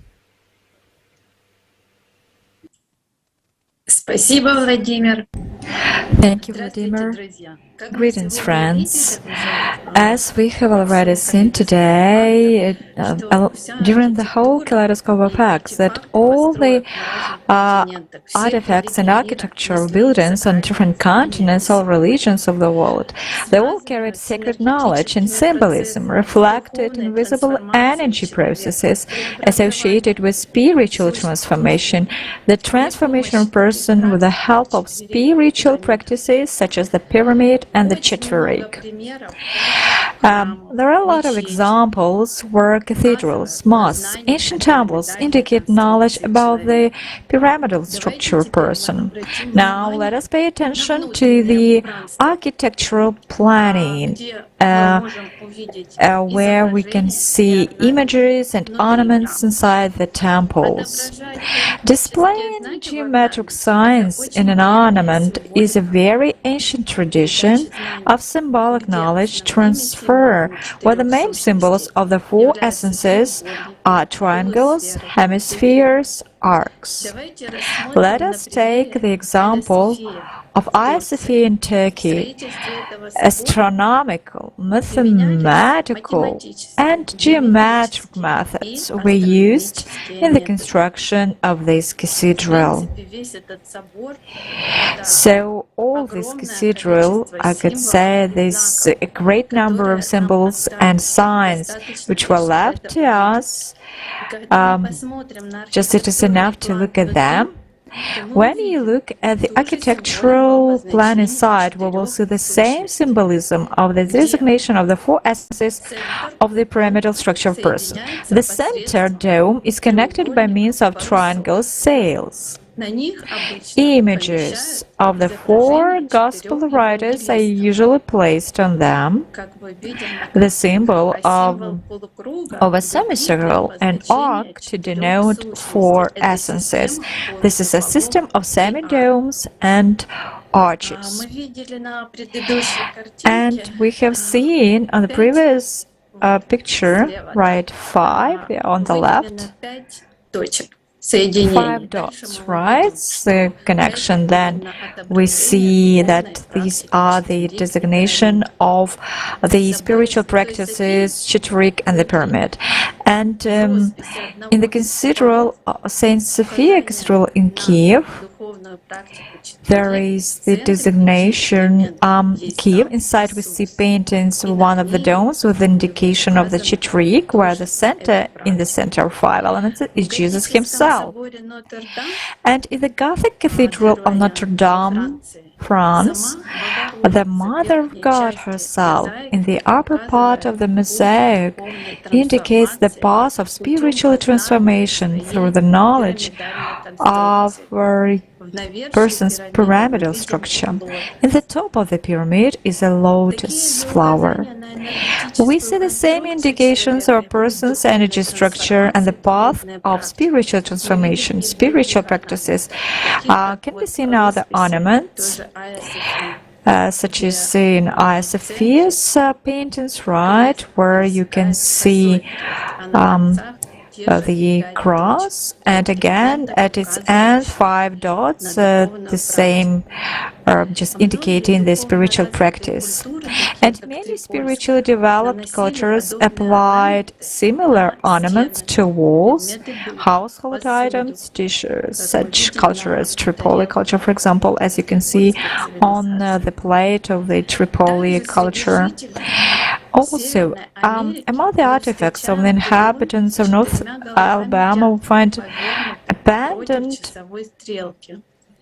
with a 4 woodpecker heads and counterclockwise a square motif with the 4 slices and a cross inside a ray circle. Then next, the unique ensemble of mosaics of the first half of the 11th century has been preserved in the Kiev St. Sophia Cathedral.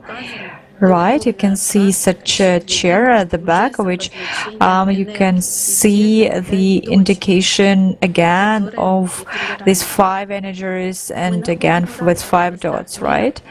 And we find in different places of the world a floor mosaic of a symbolic image of the spiritual practice of the Chitterik, where the directions of movement of the energies of each side are indicated, as you can see on the floor of the gate church of the Annunciation of the Golden Gate in Kiev. And similar images can be found in Turkey, in Saint Nicholas Church, and in Italy, the same 5 dots, as you can see, with indication of energy movement. And also you can see in Jerusalem, in this famous Kubat al-Sakra Mosque of the 7th century, the floor mosaic of the caves, right, which was found under carpets. And also you can see the same Church of the Holy Apostles of Seleucus and Athens, the same 5 elements, just indicating 5 energy movements. Thus, people around the world, being at great distances from each other, had knowledge about the human energy structure and the spiritual practices, such as the pyramid and the Chitterik. And having experience in these spiritual practices, people tried to explain the spiritual essence of these practices for future generations using different symbols. So, while improving, a person began to feel his structure, feel the activity of one of these essences in the form of search of emotions, and a person learned to control his emotions in such a way. Today, we have a unique opportunity to use this knowledge again, to learn this knowledge, and set out in the book of ALLATRA for our own spiritual improvement. Thank you, dear viewers, and now giving the floor back to Vladimir, next speaker.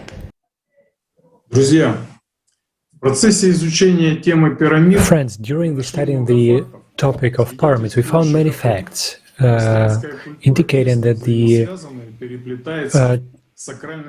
Christian culture is very related to the pyramidal structures. We have also talked about the spiritual practices, Chitterik and pyramid, and we know that the All Saints have this knowledge. And this, on the pages of Patrick, we found this knowledge. My brother said to me that I don't see any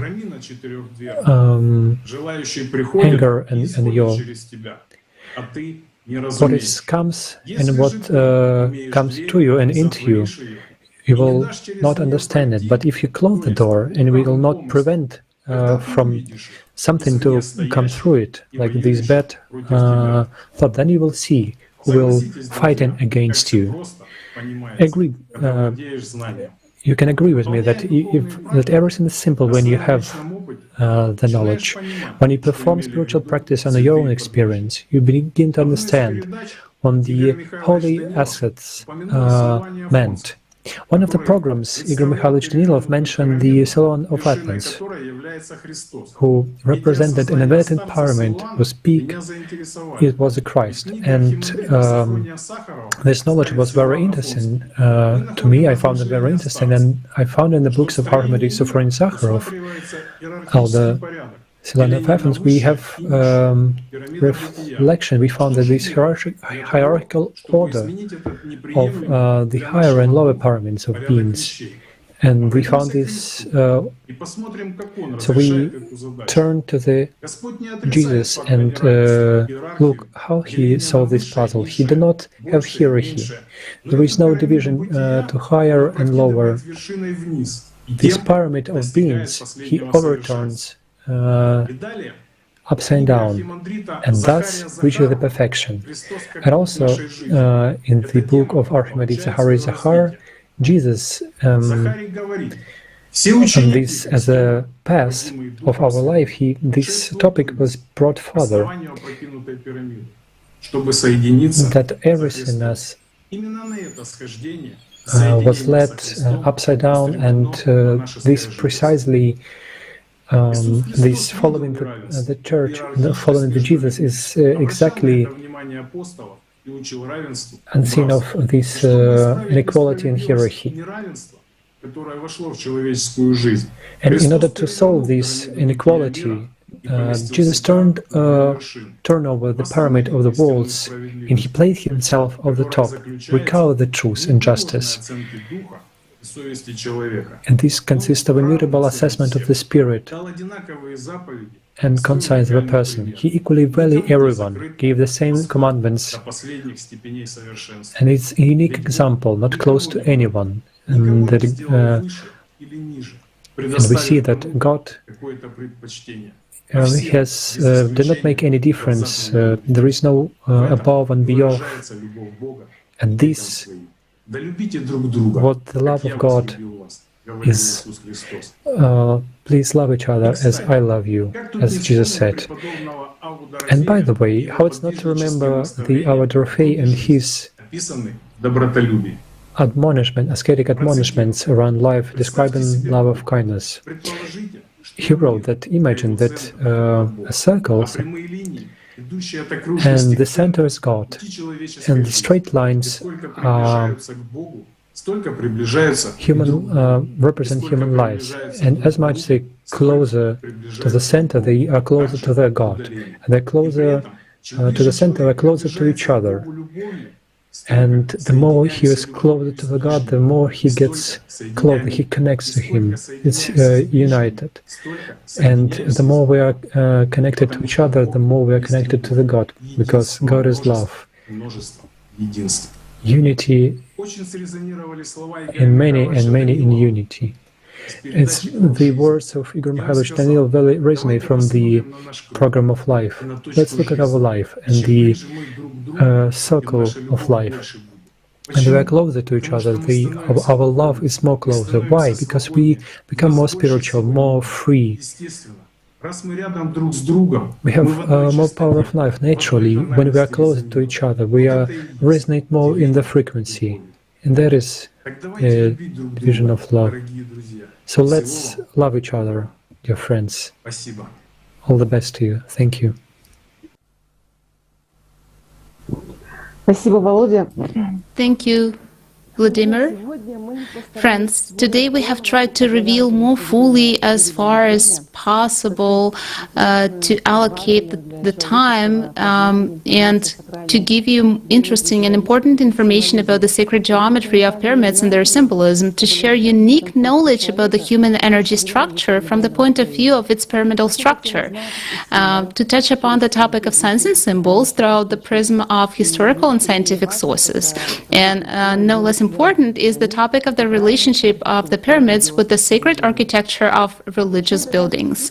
Why, for our speakers, it was so important to convey all this knowledge? In order to remember and realize that sacred knowledge has existed for as long as humanity has existed. Signs and symbols have always been a paramount importance in people's lives, and their meaning and sense practically determined the way of life of people. We, the participants of the Kaleidoscope of Facts, have told only a small part of the vast body of information that any person can find. After all, for those who do search for the information, simple geometric shapes reveal their secret content. Study of principles of the universe, and for the person believing, display of divinity in all its beauty and of geometrical forms, whether it can leave someone indifferent. What is known about pyramids today will not shed light on the truth about them into full way to the skeptical person. But for the societies, it is important to set its purpose for creation and civilization breakthrough in the development of humankind. We want to remind that this scientific research project, Kaleidoscope of Facts, that we have today is already 1 year old, and the purpose of the project was exactly to, the desire of participants of ALLATRA International Public Movement to open the truth and reveal the facts based on the books of Anastasia Novych and broadcasts and videos with participation of Igor Mikhailovich Danilov. Therefore, we continue to tell the truth so that our society could move towards the better life for us and our children. Thank you so much for your attention, and I give the floor to next speaker, Vita. The floor is yours. Dear friends, our next topic is the pyramids in the creative society and what role they play in the synchronization of humanity. But before we give the floor to our next speakers, we would like to present you a trailer for the next episode of Kaleidoscope of Facts, which will take place on September 13th, 2021, which is called The Advertising Influence and the Power of Attention. Everything you think or do requires your attention. Your attention is a treasure. Ever wondered why? Billions are invested to catch your attention.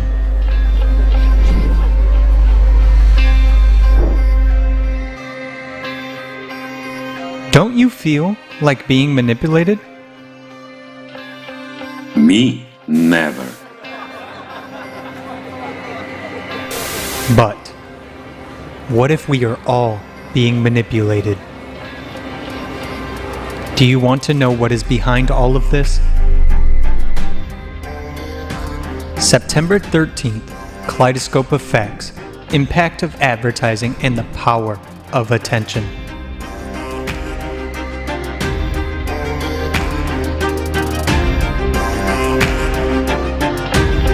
Initiated by participants from Great Britain, Slovenia, and Croatia.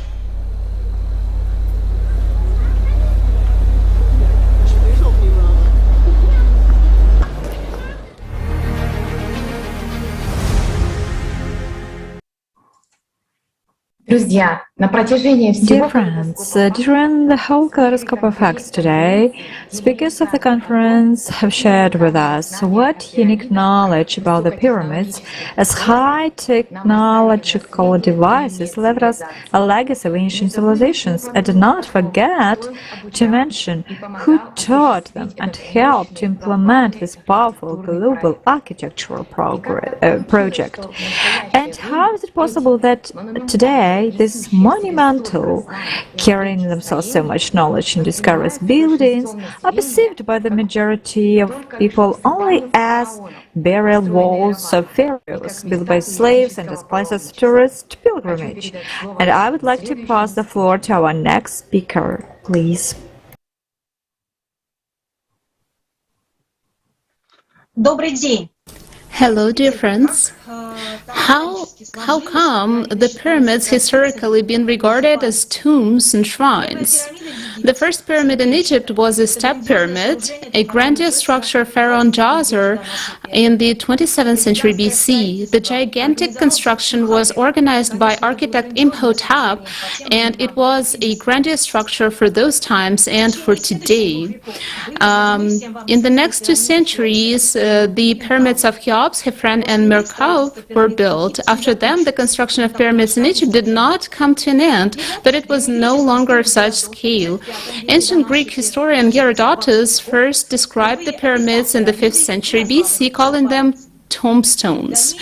The further ancient Greek and ancient Roman historians have picked up words of Herodotus and have expressed opinion that pyramids are monuments of arrogance and haughtiness of the Egyptian pharaohs who wanted to immortalize themselves, to glorify the name, and to hide in bowels of pyramids.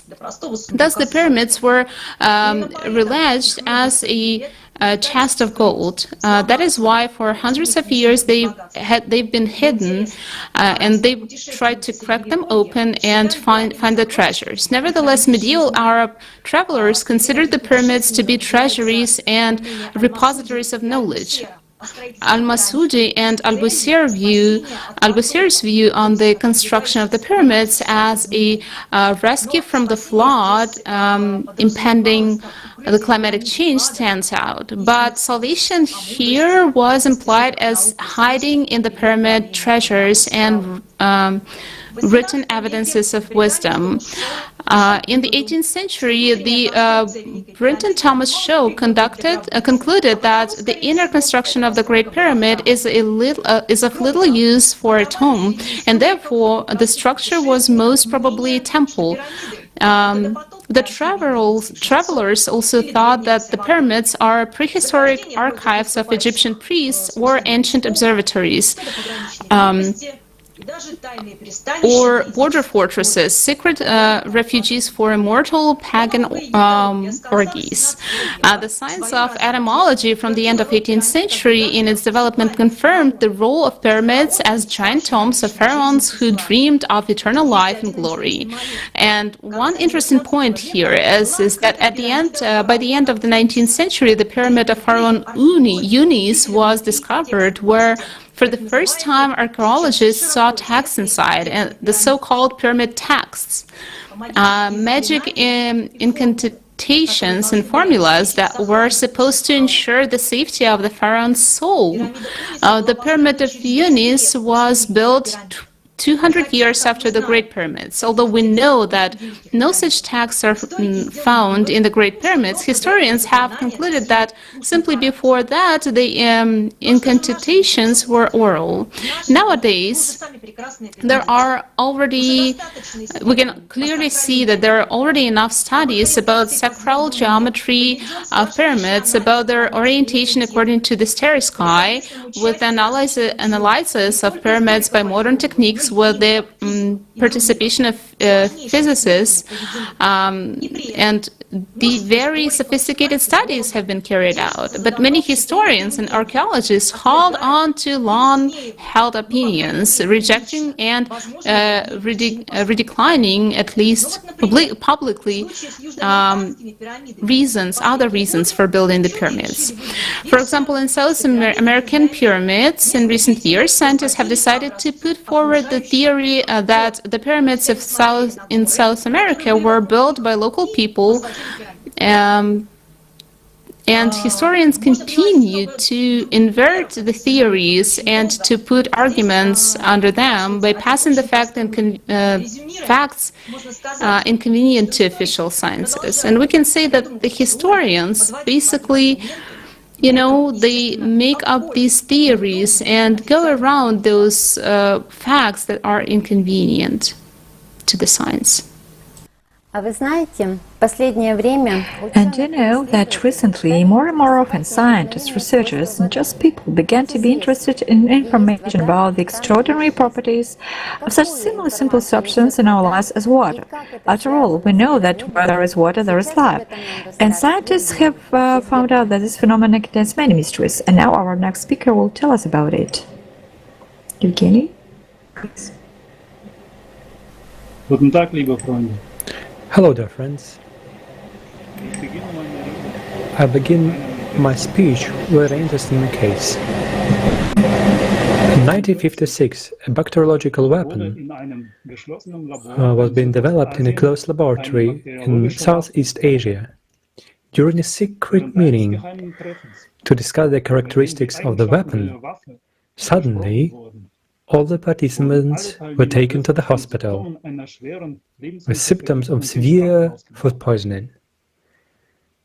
The investigation immediately came to a standstill, as the scientists drank nothing but the water in the decanters of the table on the tables.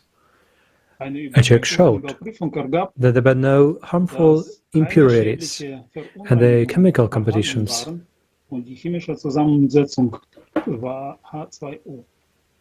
It was only water, H2O. The poisoning was caused by pure water. 20 years later, a fantastic hypothesis was put forward. Water has a memory. Water is the most important substances for all living things on Earth. It has unusual physical and chemical properties. For example, all substances shrink when cooled, but water expands when cooled below 0 degrees Celsius. But the most interesting thing that experiments around the world have shown is that water has a memory. Water captures and remembers everything in its environment.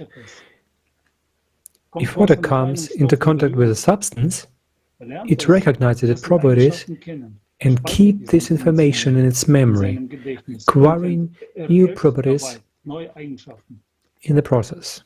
At the same time, its chemical composition remains unchanged. The structure of water is how its molecules are organized. Under a microscope, you can see how molecules come together. These groups are called clusters. Scientists believe that clusters are memory cells in which water records everything it sees, hears, and feels. With the help of modern equipment, it was possible to record that each memory cell of water contains 440,000 information fields, each responsible for its own type of interaction with the environment.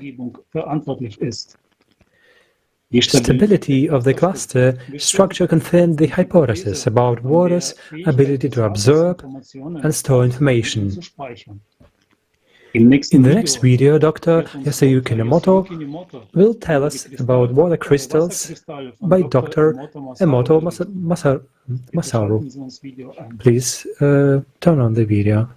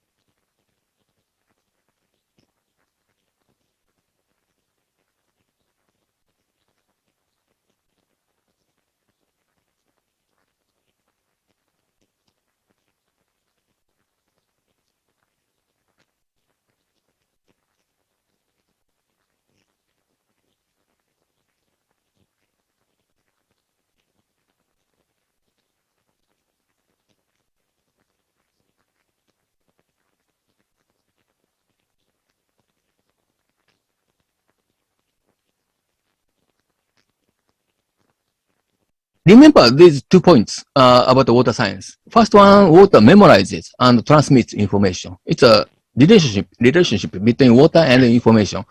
Water memory, or memory of water, okay? The second one, water stores and converts energy. This is based on the force festival water research by Dr. Gerard Pollack. So water information and water energy, they are connected. I believe the climate change, the climate is basically depends on water. Even the earthquakes, I believe that the water in the rock or in the, formation under the ground is playing a role, I believe. But anyway, I believe the climate changes is just reflecting the collective consciousness of humanity. So in this sense, everybody has the same, same significance, same importance for the humanity. Each person. Even you are on the lying on the bed, or if you don't, you cannot do any action at all. You are emitting vibration. You are emitting information like that, and you are affecting all the world. So if you have a life, you are changing the world. You have a potential to change the world.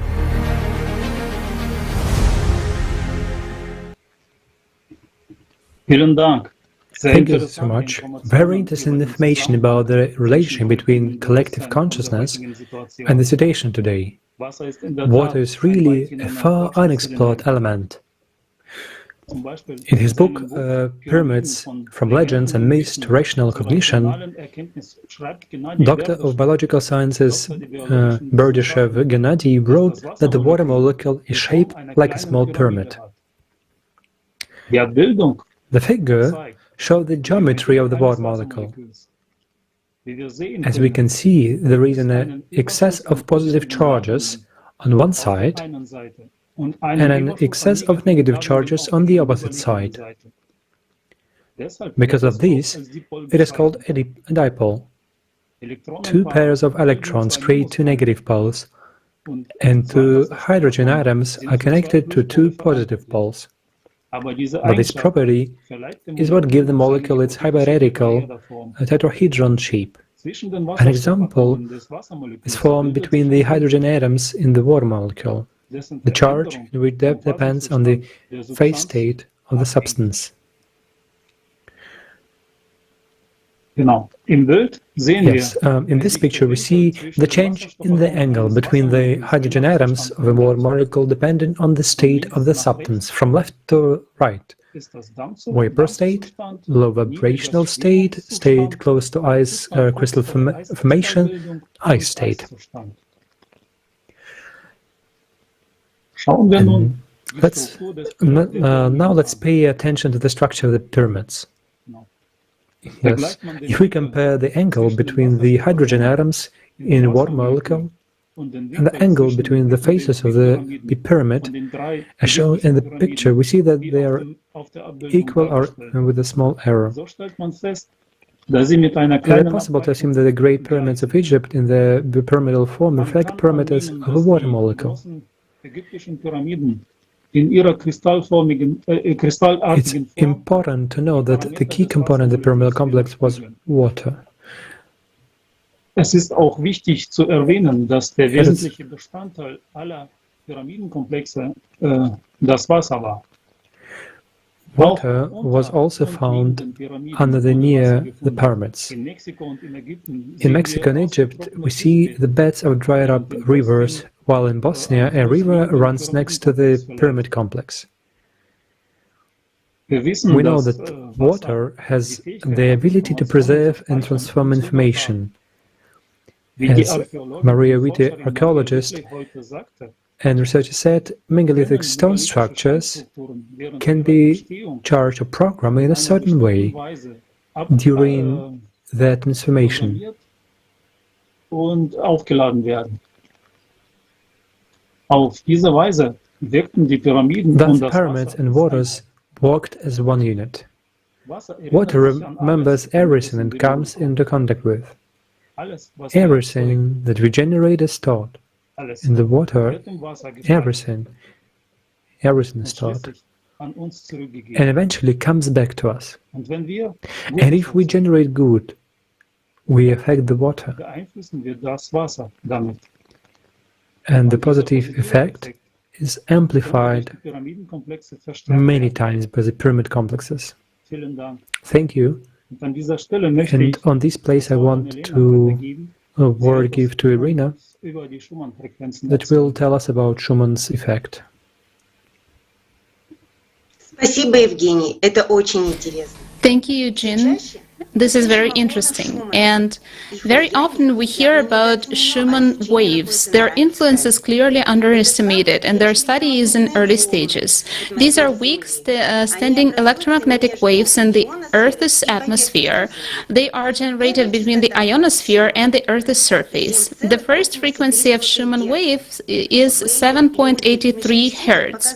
Weber, Ludwig, and Michel Sfeer have shown that in the absence of Schumann waves, the human cardiac rhythm is disturbed. In their experiments, in an isolated room, the cardiac rhythm changed imperceptibly from 24 hours to 36 and 48. Other planets with atmospheres will have their own Schumann resonance frequencies, depending on the parameters of these planets. These have been attempted on Venus, Mars, and Titan. It is possible that Schumann waves are used to tune humans to the planets. These waves are weak, and that is why they are perceived by the living cell. The stronger wave, there is a protective reaction in the cell. A study of brain activity from zooplankton to humans has shown that everyone reacts exactly to them. Colin Price from Israel has conducted a number of experiments confirming a positive effect of magnetic fields at Schumann frequencies on living organisms, including regeneration of functions. The human body is made up of 3 acoustic zones: the dome of the skull, the thorax chamber, and the abdominal cavity. The skull is essentially a spherical concave antenna with the epiphysis in focus. The skull receives Schumann waves and directs them to the epiphysis. The brain system are powered by weak currents of calcium ions. Calcium ions absorb Schumann waves. This charges the interaction between cells. A corresponding signal is sent to the endocrine system, charging the level of melatonin, which affects all systems in the body. Let's look at the brain sand, which has a crystalline structure. Perhaps it plays an important role in the perception and transmission of signals. It is in the epiphysis that most of it's formed. There is a theory about the formation of microstructures by sand grains. Under influence of waves, the brain grains are displaced and regrouped, and this leads to release of stored hormones by epiphysis. Brain waves are generated by the person. Alpha brain waves corresponding to the meditative state coincide with the first Schumann frequency.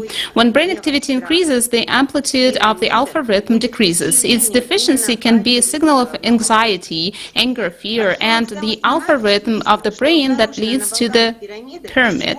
Archaeologist Sam Osmanagic has discovered that pyramid discovered in the Balkans still emits a powerful flow of energy today. 2 types of electromagnetic radiation were captured, one of which has frequency of 7.83 Hz.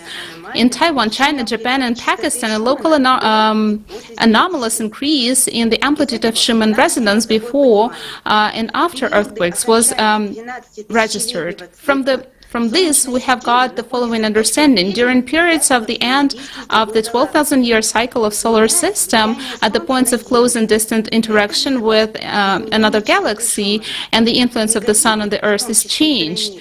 This causes a change in the Schumann frequency. Megaliths, including pyramids, have the Schumann frequency as their operating frequency. The operator is a spiritually advanced person, activates the pyramid, and thus the planet gets its basic Schumann frequency back.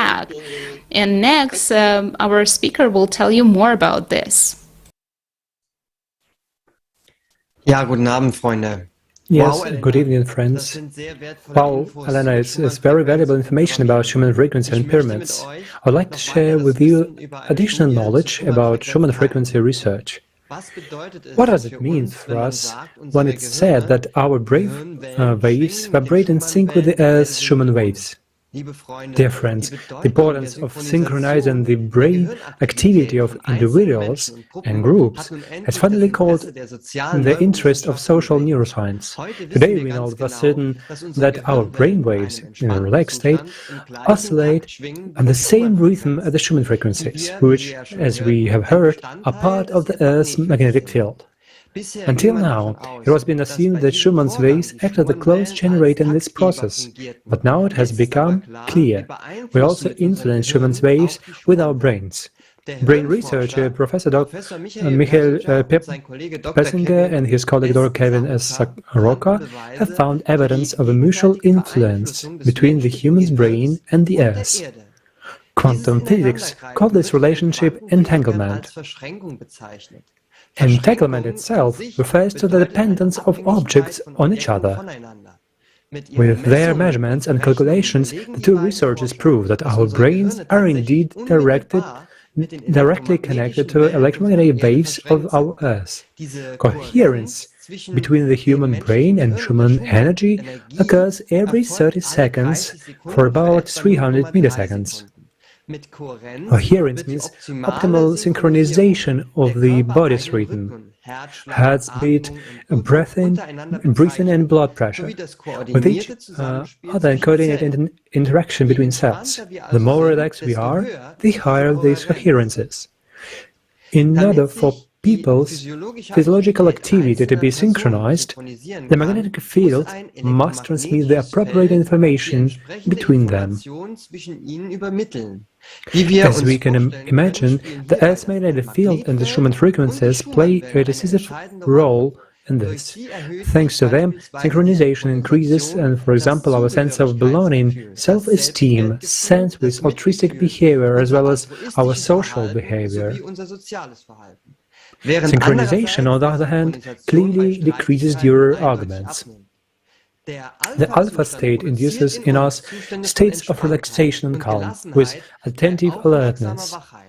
In this state, ego consciousness recedes. In this respect, we can say that full resonance with our Earth can only happen through a state without ego. The graph clearly shows that the electromagnetic fields of man are identical to the electromagnetic fields of the Earth. Dear friends, together with the results of the second ongoing study conducted by the HeartMath Institute, Public Creek, California, USA, a truly sensational opportunity is before us. If we put the results together when they were published, it turns out that we charge the Earth field, Schumann resonant frequencies with our thoughts, intentions, desires and feelings. In fact, the group synchronization has been shown to improve conformity, that is, over-synchronization with the attitudes and behaviors of others, significantly increase cooperation and trust, and strengthen the social bonds of group members. This means that the more people resonate positively with each other, the healthier they are, all of these associated with them become. The same applies to people all over the planet, to the planet as a whole. Now let's watch an excerpt from the program together, Klima, Future Now, with Igor Mikhailovich Danilov, what the pyramids are for. I thank you.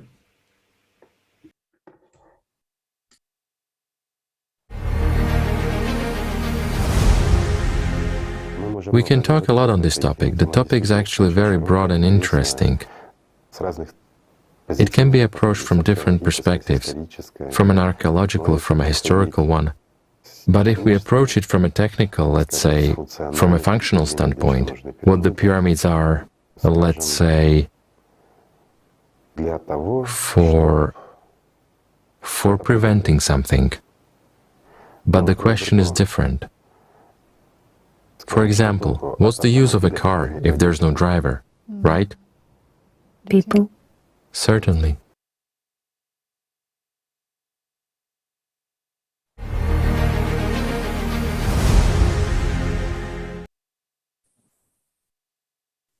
Здравствуйте, дорогие друзья. Hello, dear friends.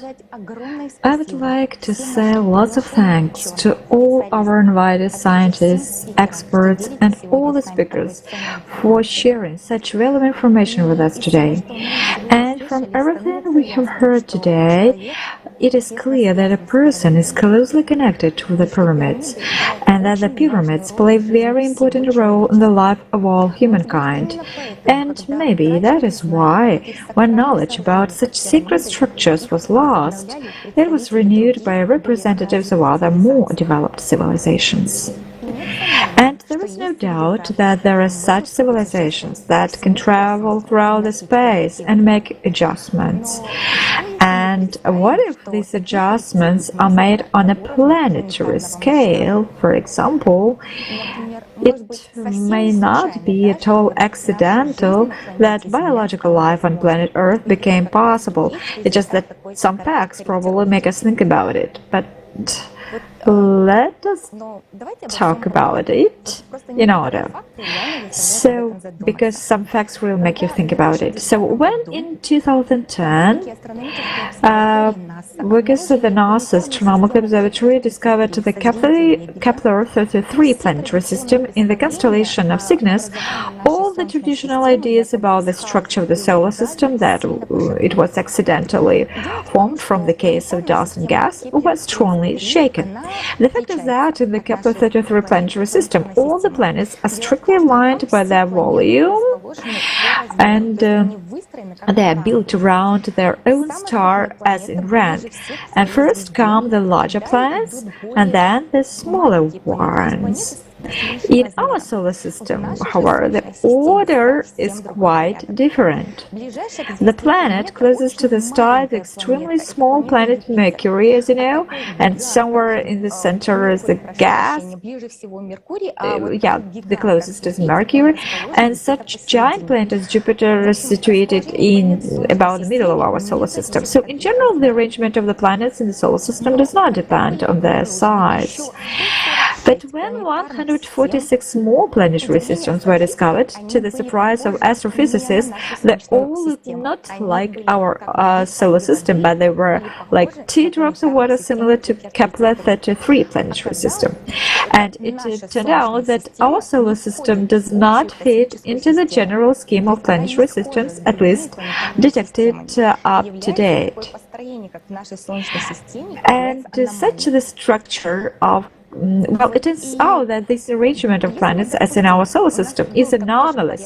And if we had the same world order as in the region of all other stars, Earth would be somewhere in the vicinity of present-day Saturn. And there is actually a hellish cold, so to say, and no conditions for biological life.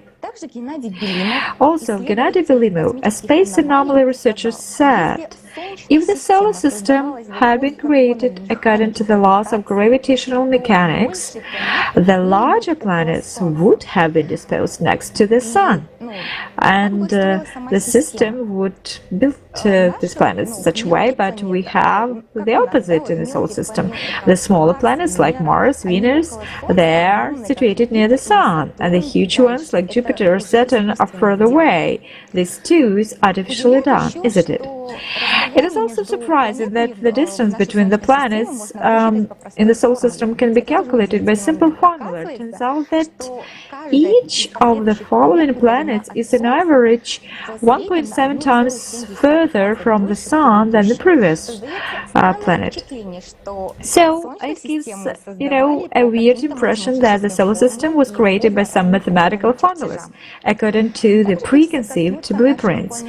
And our giant planets, Jupiter, Saturn, Uranus, and Neptune, are so well located that their powerful gravitational fields are just in the path of most major comets and protect our planet from the constant bombardment. So, if it were not for these planets, for these giant planets, life on Earth would be actually impossible, bombarded by comets. So, and there is a question, so what is the likelihood that such kind of defense is just a factor of coincidence? Well, also Saturn with its satellites is of interest. The thing is that Saturn and its satellites are a mini version of our solar system, because each large satellite of Saturn has its own planet of the solar system. So there is a feeling that, well, firstly, kind of they tried out the version on a smaller model and then implemented the whole project. Also, our Earth's only satellite, the Moon, raises many questions. It differs significantly from the satellites of other planets in the solar system. So first of all, the Moon's actual rotation. The vast majority of satellites are very small compared to the parent planet, and the Moon, on the other hand, is only 3.7 times smaller than the Earth in diameter. And the laws of mechanics, ruling the interaction between the Earth and the Moon, are so fine-tuned that even though the Moon rotates around its axis, it always faces the Earth with the same side. That is, the rotation of the Moon around the Earth and around its own axis is synchronized. Is it possible that this level of synchronization was formed as a result of natural processes? So who could have put the Moon in such an orbit with optimal altitude and exact course and speed? And no meteorite, even one that left a crater over 100 kilometers, has not made the Moon move, didn't change its current position or rotation speed. So, what fixes the Moon so rigidly? So data said that diameter,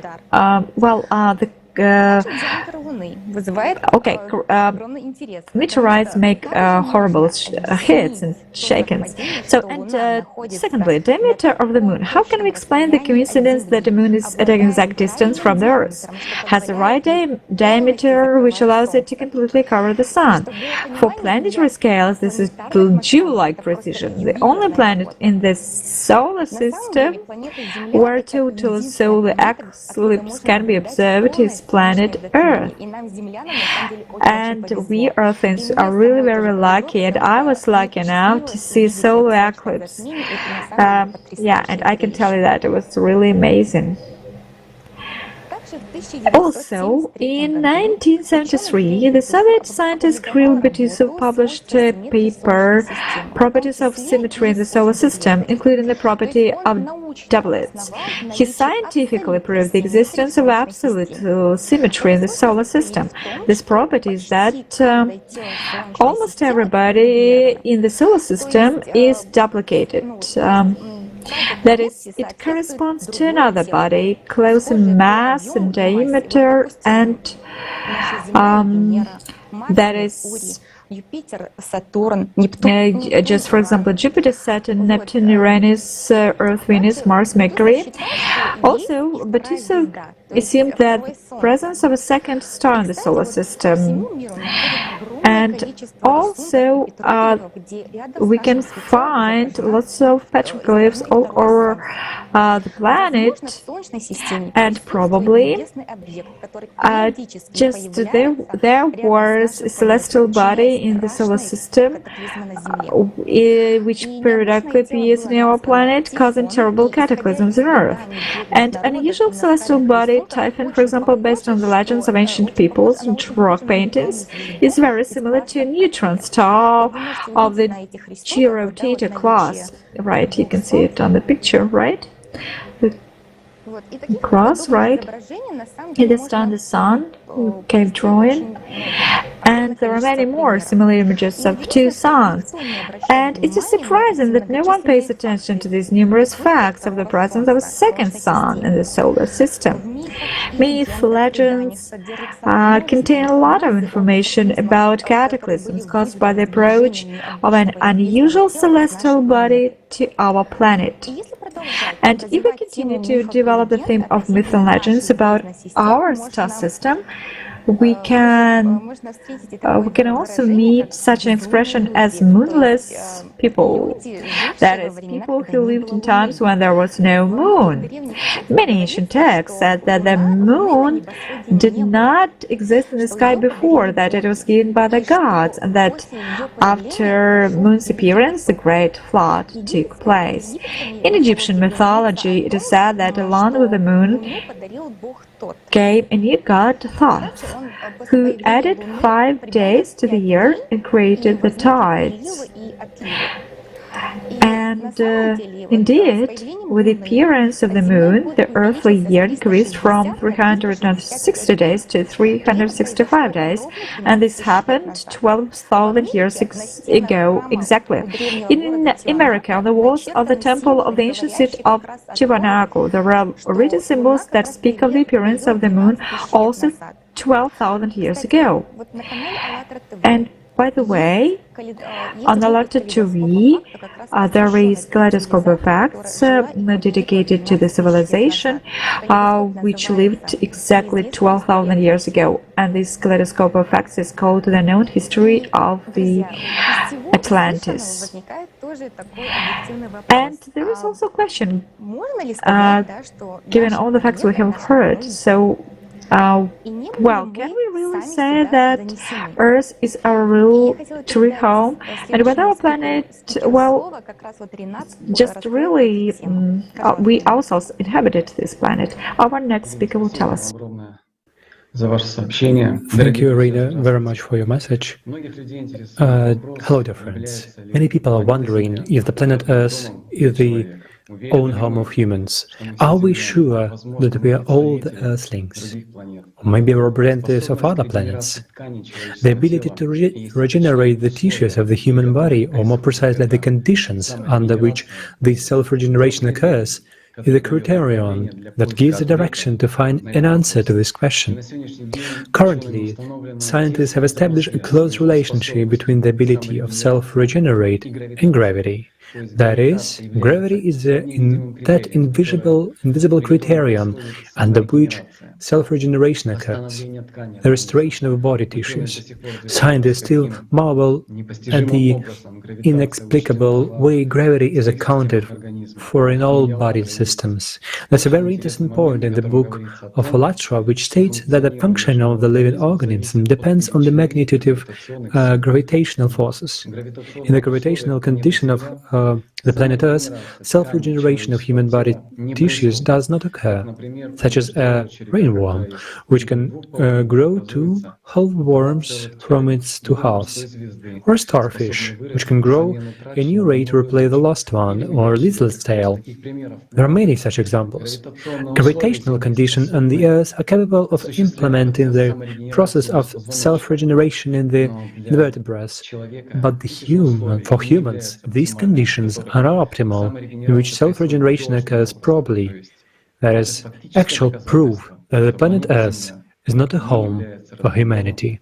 The Soviet scientist experimentalist Lev Davidovich Gryozner writes, "Every tissue of the organism, without exception, has the ability to reparative regeneration in varying form. And if one considers the process in its not-so-far advanced stages, complete reparative regeneration is possible under optimized conditions at a certain level for each tissue." The knowledge contained in the book ALLATRA gives us clue to the answer to this question: what kinds of conditions? Is that the optimization of gravitational conditions that leads to regeneration of human body tissues? Igor Mikhailovich Danilov, as a doctor, the author of the method of the vertebral revitology, in his work Osteochondrosis for the Professional Patient, writes, "Theoretical calculations have shown that for independent recovery, active reparative response, for degenerating intervertebral disc, it is necessary to reduce, ideally by 37%, the constant load from this disc for a long time, while maintaining the optimal conditions. For example, of the same osmosis. From this fragment we can conclude that one of the ways to start the process of self-regeneration of a damaged intervertebral disc is to reduce the gravitational force by 37%. But if we constantly live in such gravitational conditions, the process of regeneration of organs and systems of the human body would be absolutely natural. One who created the human body has thought everything out in detail, and taking into account the gravitational conditions played a crucial role in this task. But why isn't our body adapted to Earth's gravity? Perhaps it was created for other conditions, say, another planet. There is also interesting information confirming the hypothesis of extraterrestrial descent of man, saying that the biological rhythm of the human body corresponds to 25 hours. There are 24 hours in a day on the planet Earth, and we daily lack 1 hour, perhaps 30 minutes for sleep and 30 minutes for wake up for optimal functioning of our bodies. Perhaps one of such planets where the value of gravitational field is 37%, less than on the Earth, was the extinct fifth planet of the solar system, Phaeton, whose orbit was once between the orbits of Mars and Jupiter. It had human-like life, and now there is an asteroid belt in that place. And now let's watch a video with Jana about people who are remained after the death, like planets like Phaeton and Mars.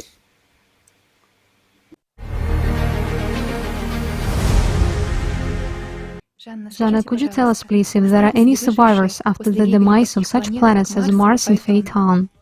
Well, and who are you then?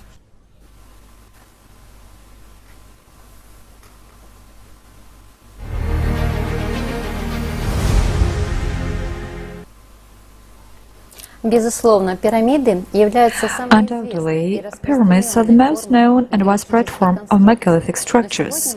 But today, we would like to share one more information with you about such structures, which were, well, are little known even to scientists. And these are the so-called coffins. The structure can only be seen from a bird's eye view, but these structures are found all over the world. And Raz is a scientist from Armenia. He gave an interview for ALLATRA TV and shared his unique knowledge of the coffins, or the so-called keyholes.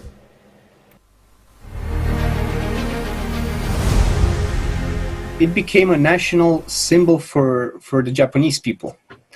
So they were really proud of this keyhole symbol. They basically have kofuns. So kofun literally means tumulus. It's like a burial mound.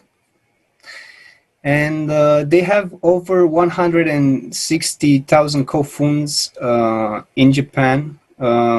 Some of them bear like common geometrical shapes, like triangles or circles, but most of them, and the most important of them, look just like a keyhole symbol or a wedge and dome.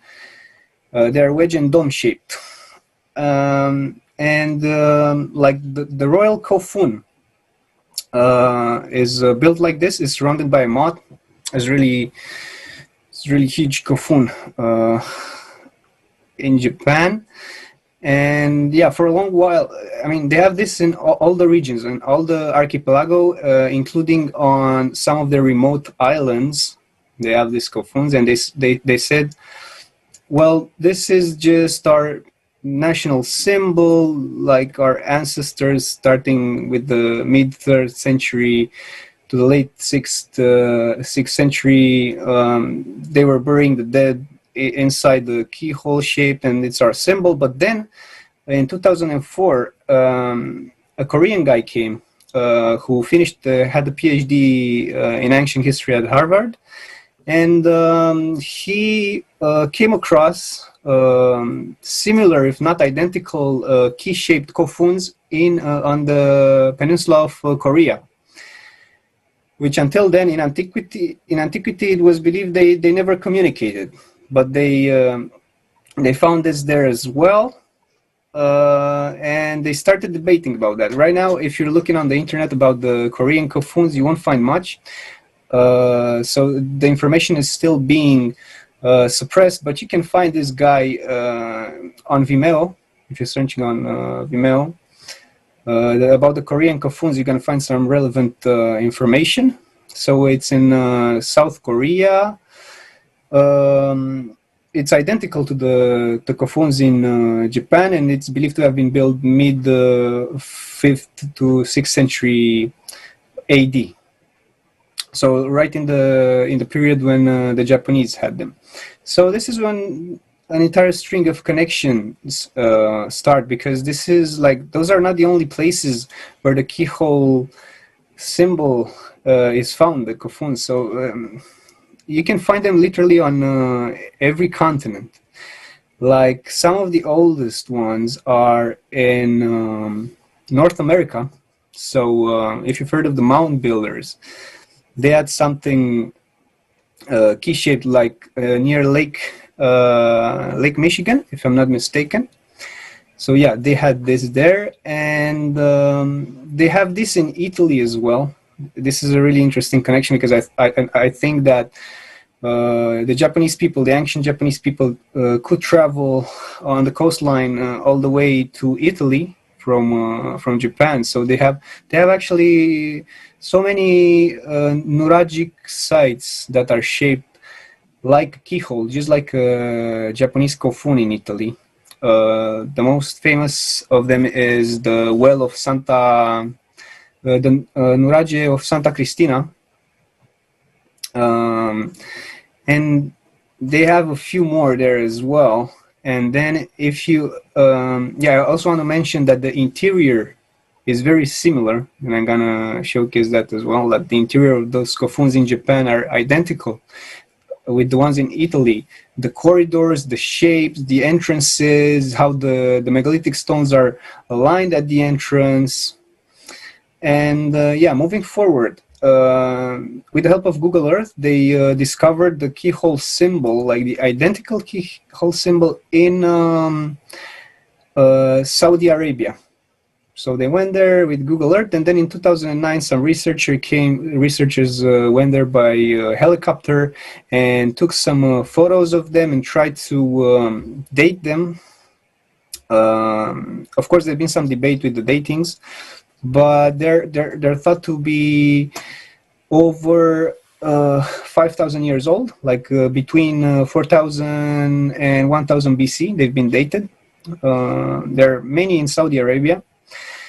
It's very interesting to note that this can also be related to the other formations that are also found in Jordan and in Saudi Arabia, called the kites. If you've seen the kites, or the bullseyes, there's an entire debate on this as well, but pretty much they've been used, I think, from what I've researched, they've been used by nomadic people of the area for gathering herds of antelopes, for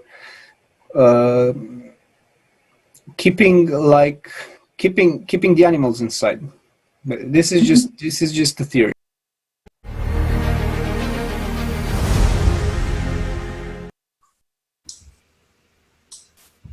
Hello dear friends, and in reality it's very interesting video and very interesting fact.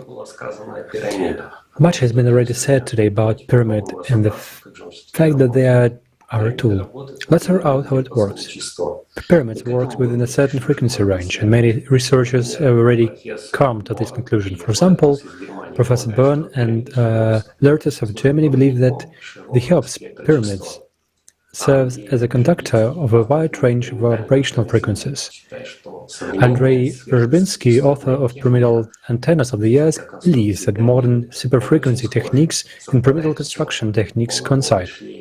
Waveguides, loops, details down to the minute at the same time. What does this mean? The matter is that wires are not used for high-frequency signals, because they are transparent for higher frequencies, and waveguides are used to keep a signal inside somehow. Passing a high-frequency signal through a waveguide is different from passing it through a wire. At high frequency, geometric sizes of waveguides are more important. It seems to me that author wants to tell us about it. That is why I'm saying about this. Those who built the pyramids had the same knowledge of signal propagation as modern scientists. Second moment that I would like to let light about, that which the position of pyramids in space. Well-known Russian ufologist A.V. Peterhov put forward the following version. All surviving pyramids should be considered as remnants of a global planetary system which served not for separate rulers, but for all ancient mankind, for protection from cataclysms. At the same time, they, because of the peculiarities of their shape, so far unappreciated by us, could control the release of energy accumulated at the joints of lithospheric plates, thereby preventing catastrophic earthquakes or volcanic eruptions. This version was tested by superimposed maps of the pyramids and the lithospheric plate boundaries. It has appeared that the majority of pyramids, if possibly, are erected near joints of lithospheric plates and the basic geological breaks. And it's very interesting. If we compare the previous West facts, the pyramids working in a very narrow range of frequencies make a complex. And interesting that the distance between them does not matter. Being tuned to one frequency, they sound in unison, and so have a coherent pattern. A huge complex is operating at the same frequency. But the question arises, to what makes them sound? Wind energy, frankly, it's not very similar to the truth. Weather is not always windy, and for complex to work out pyramids should be in one climatic zone, and there are a great number of them. If we approach from the side of physics, it would be more logical to assume that there should be some setting pyramids and others act on transmitters. One of the broadcasts with Igor Mikhailovich Danilov, it was spoken that all pyramids are focused on Kailas, and we could look closer to it. It looks more like a pyramid than like a mountain. For one thing, it stands alone above a flat plateau, and mountains are usually formed by junction of lithospheric plates. Secondly, the slope of Kailas is stepped and layered, which is more characteristic of man-made structure than naturally formed objects. Let's summarize. The vibrations arising inside of Kailas are transferred to other pyramids, which act as repeaters. And further, all this energy through geological faults is directed on a core, and it becomes a participant of a musical ensemble constructed of pyramids. And we see that that puzzle, together if we put it together, but it is not. But it would be desirable to remind that since our scientists began to use waveguides past less than 100 years, and the pyramids are tens or even hundreds of times more. And if even the builders possess knowledge, which we came only to recently, most likely a construction of pyramids could be used knowledge which our science did not reach yet. I'm referring to the Septon field, which is written about in the report about physics of the ALLATRA public movement. The experiments which were carried out on the basis of international public movement ALLATRA have shown that the pyramids are capable to influence a Septon field, which forms a basis of any presently known and still unknown to official science fields and interactions.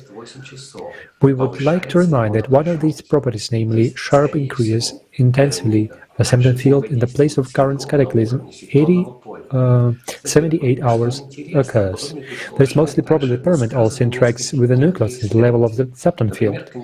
Similar assumptions were also prepared by some researchers. For example, Dmitry Pavlov, the candidate of engineering sciences and the member of Council of Laboratory of Alternative History, believes that pyramids use unknown to physics fields connected with the property of time, which, while are not studied enough.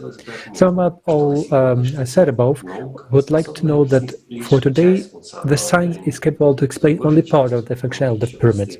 With another part, science still should be understood. And in order to let more light on it, let's watch a video fragment about it with Christopher Dunn.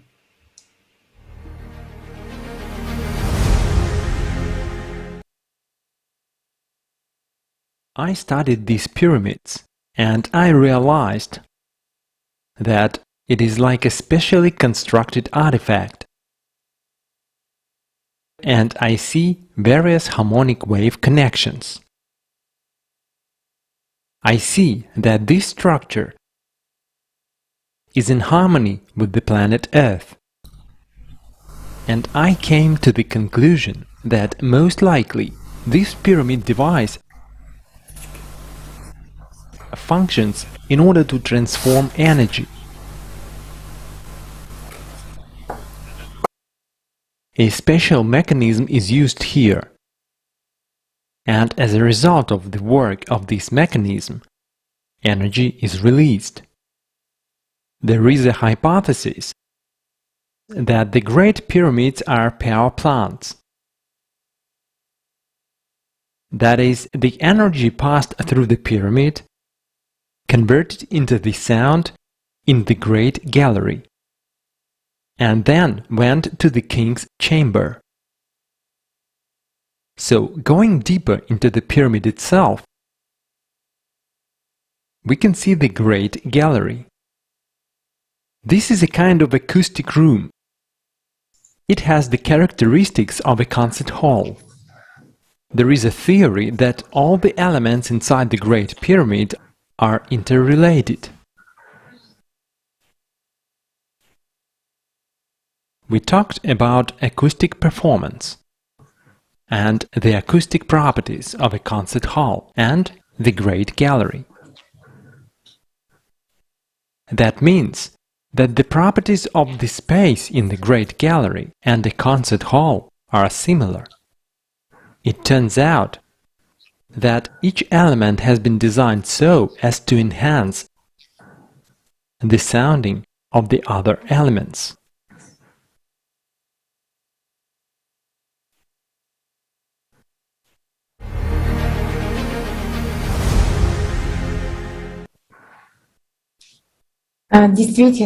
Indeed, really interesting. And if we take into account the changing of the climate, we can suppose that pyramids are the single functional complex to prevent or protect from the approaching climatic catastrophes. About this, our next speaker will tell us a bit more.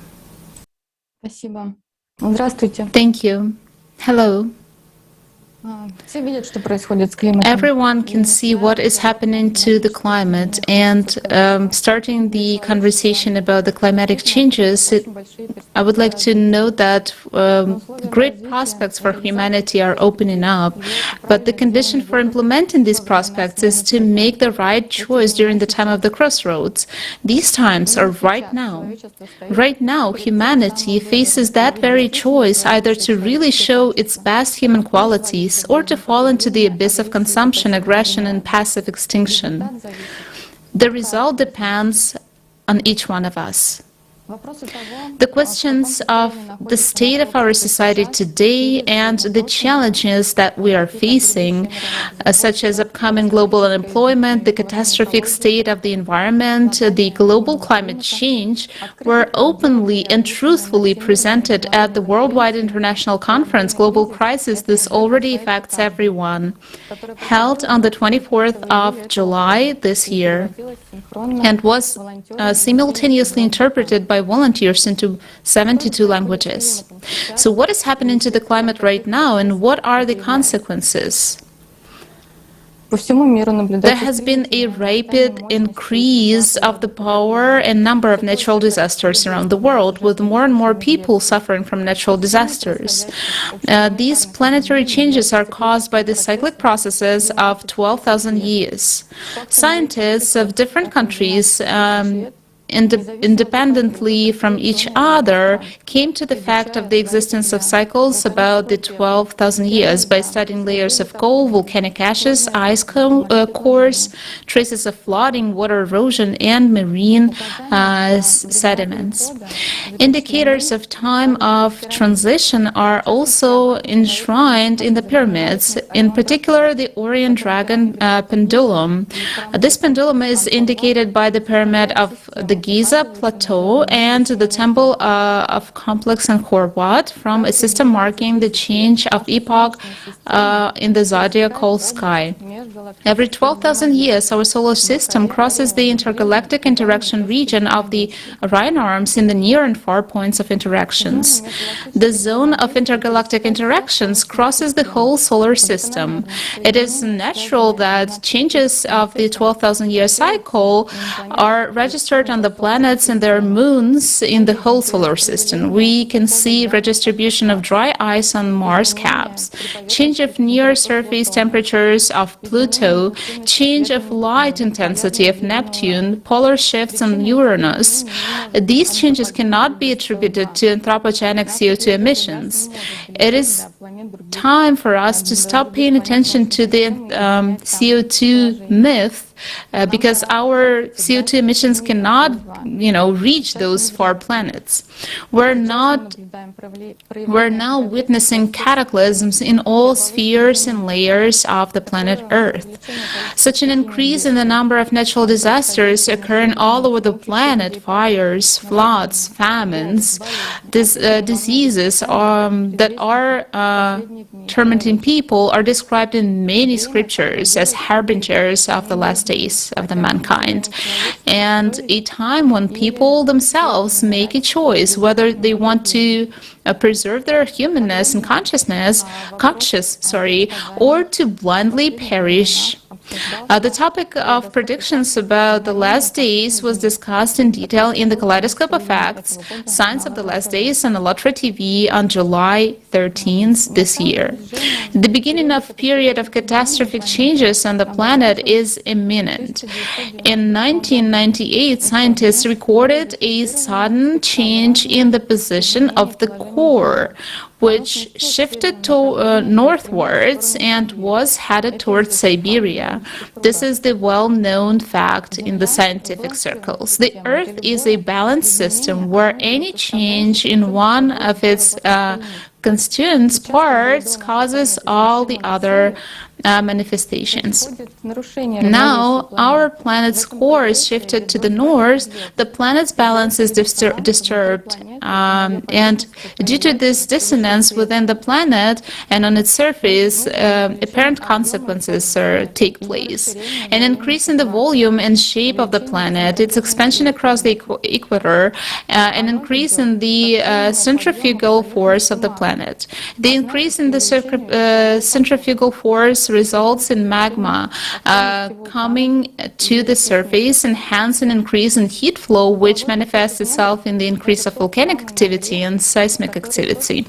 The heat flux from the bowels of the Earth is that very heat which melts the glaciers of Antarctica and Greenland from bottom up, which heats the oceans at its depth, which is stated in more than one scientific paper. The Earth's crust became micro-fractured and visible cracks appeared on its surface, so water began to escape deep into the bowels of the planet. Therefore, rivers and wells around the world are becoming shallow, and whirlpools and sinkholes are forming, while at the same time we are seeing an increased precipitation and flooding. This is due to the active heating and evaporation of the vast reservoirs of water within the crust. This is causing heavy downpours in the atmosphere, abnormal thunderstorms, and overall increase of humidity. As a consequence of the magma coming closer to the Earth's surface, the water concentrated in the lithosphere gets spontaneously evaporated, and then it immediately falls down on the Earth's surface. This is what is called Great Flood.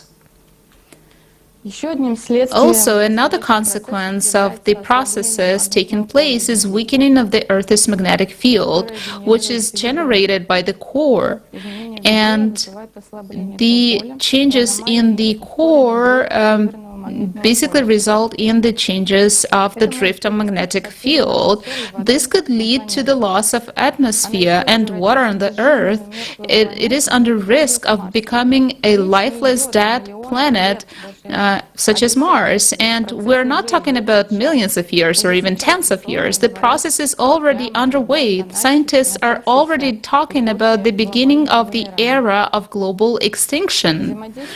The interaction of all spheres of the planet, which used to be attuned, is getting unbalanced.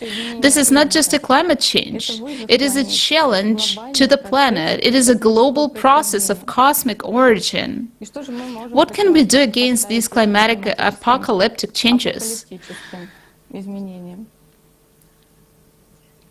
Let's listen to the excerpt of the interview with Oleg Havroshkin, Doctor of Physics and Math, leading researcher of the Institute of Physics of the Earth, academician of the Russian Academy of Natural Sciences. He will talk about physical properties of pyramids, which already now could be used for prediction of such dangerous destructive phenomena as earthquakes.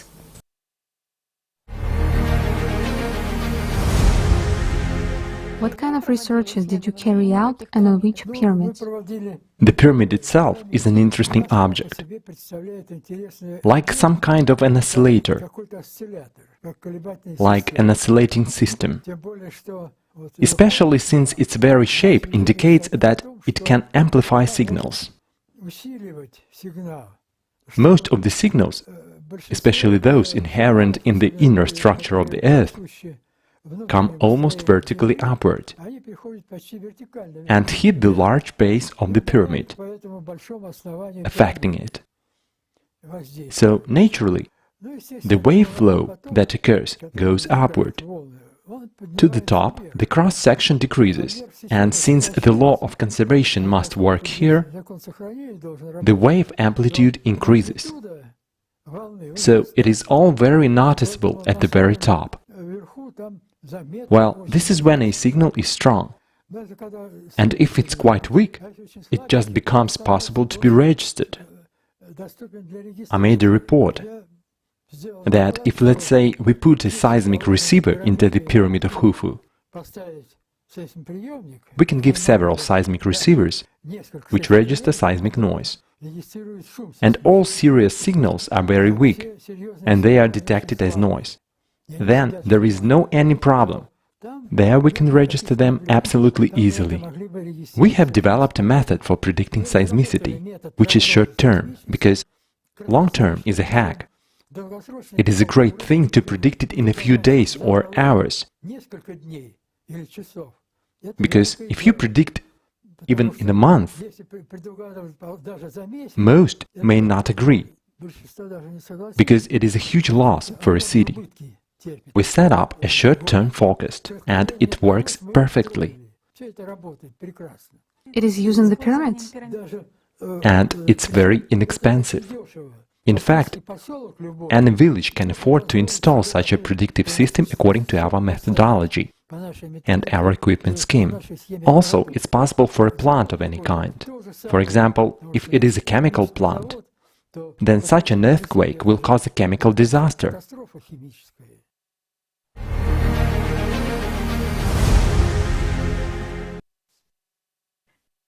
Предложение Олега Борисовича не было реализовано. Oleg Borisovich's proposal has not been implemented, as have not many other scientific discoveries in the field of earthquake prediction.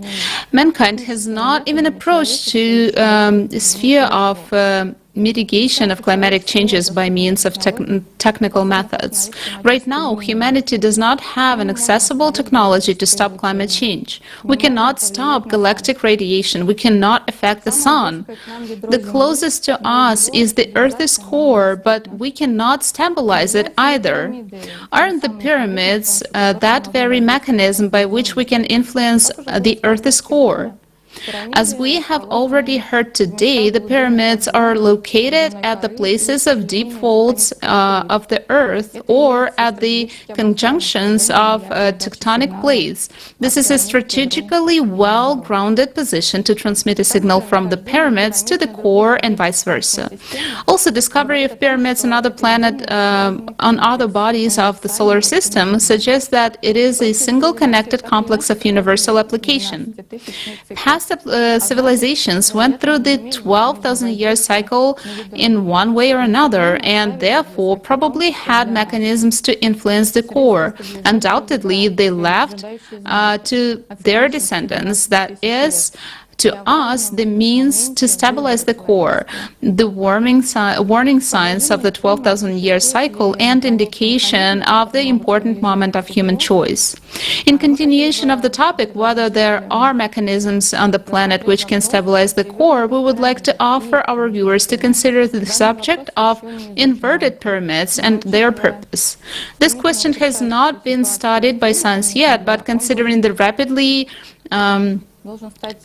changing situation with the climate on Earth, it should, in our opinion, become one of the priorities for modern scientists. And I pass the floor to Stefan. Yes, thank you, Natalia. Indeed, pyramids play an essential role in stabilizing in times of cyclicity. Along with the pyramids, one of the best-known forms found around the world are stone spheres with a perfect spherical shape. They're also called spheruliths. Dr. Semas Monagic points out that these spheres are man-made and come in different sizes and materials. And very often stone spheres are found next to the pyramids.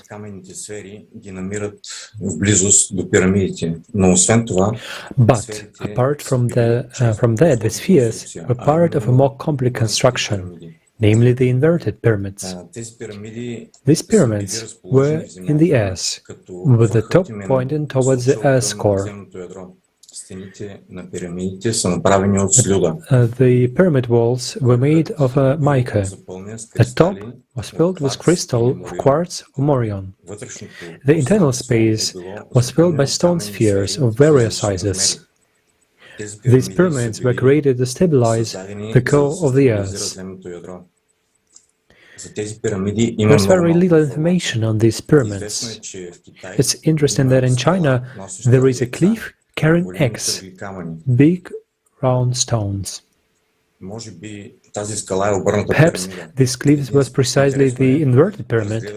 It's interesting to look at the materials of the pyramids in more detail. Their walls are made of mica, which is an insulator by its properties and has a high thermal conductivity. The quartz of Orion crystals on the top of the inverted pyramid may have played an important role in focusing waves. The stone spheres, which made a basis of the pyramid, can be made of different materials, but all of them contain crystals of quartz and accordingly on properties are close to properties of materials of pyramids. It's known that spheres, as well as other megalithic stone structures, possess ability to accumulate and redistribute energy. We also know that in the process of formation, the stones can be charred or programmed in a certain way to store and transmit information.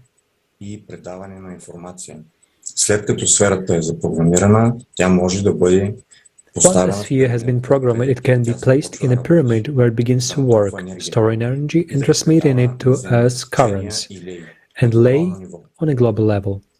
It's also known that several stone blocks, united in a single system, reinforce each other and act as a single structure.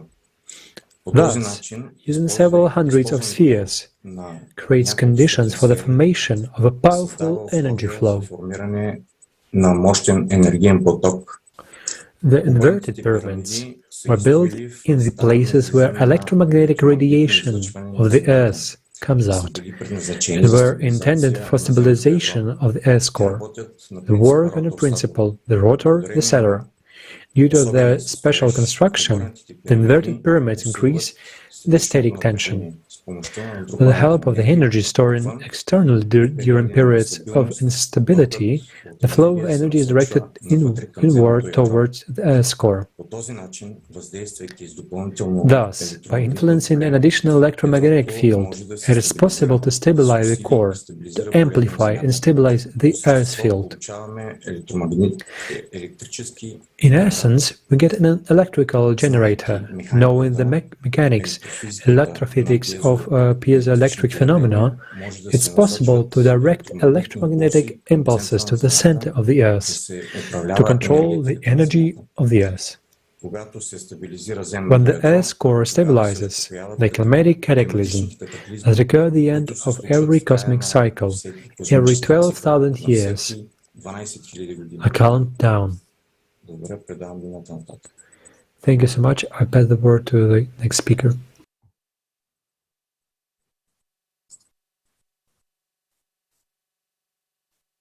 Thank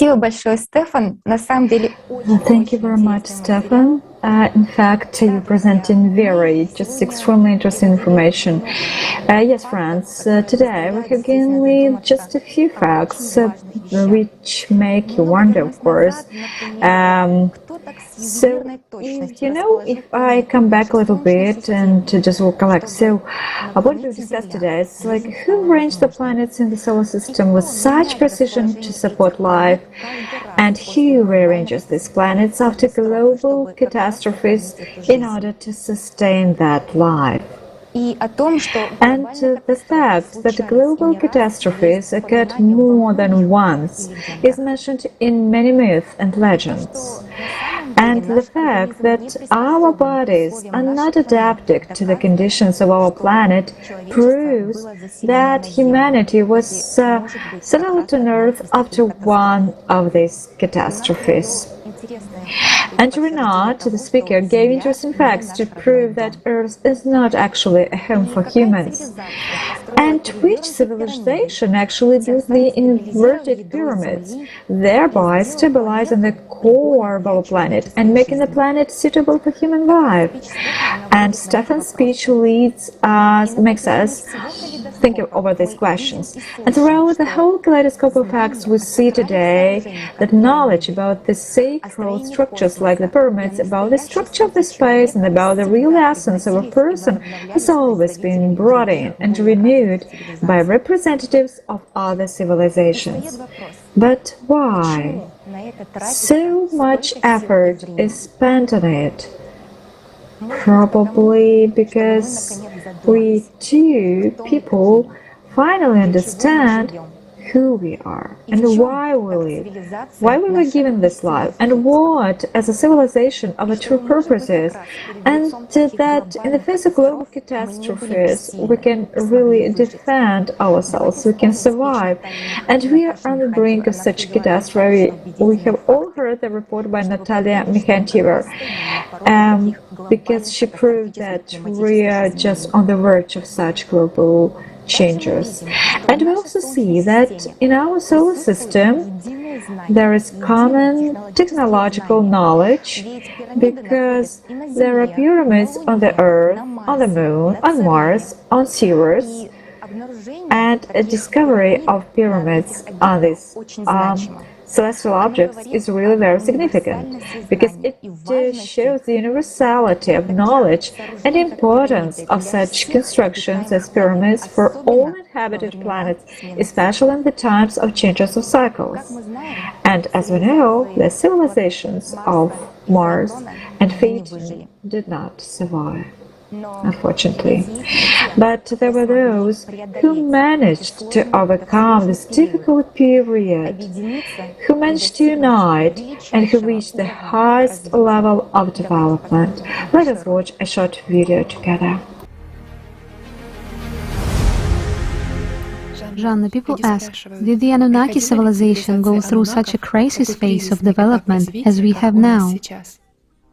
Of course, like all civilizations. But unlike many civilizations that no longer exist, our ancestors were smart enough to make the right choice.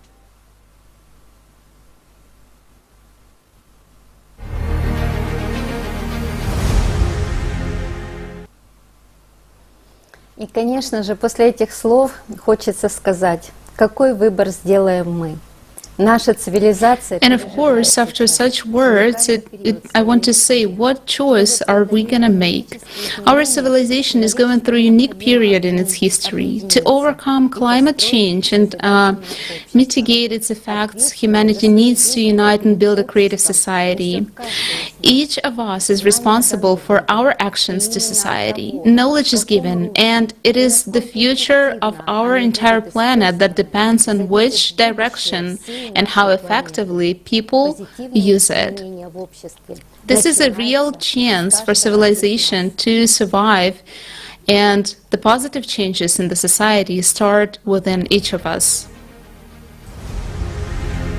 Jana, as of today, cataclysms are on the rise, and people are concerned about the climate. So they ask the question, how do we survive? It's easy. Become humans. The united human civilization. It is enough to just unite and build a creative society. And then, no cataclysms will have power over you.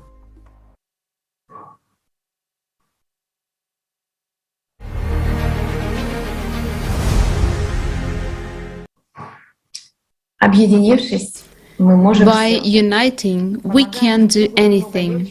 Helping each other is much easier to survive the cataclysms that are swiftly hitting our planet. Our future depends on each one of us. Unity of people is an indestructible fortress that can withstand any blow of the forces of nature. We believe in the concept of critical mass theory, which states that changing the thinking direction of 1 to 5% of the population will result in a trend that will change the mindset of the majority of people. Critical mass theory is a scientific theory. We believe that if we can change the consciousness of a few percent of the population, whether it's 100 or 200 million out of 7 billion people, there will be a big shift in everyone's thinking. We would like to spread this idea to those who support the Fuji Declaration. We are looking forward to collaborating toward a peaceful world. I sincerely wish this conference success. Thank you very much.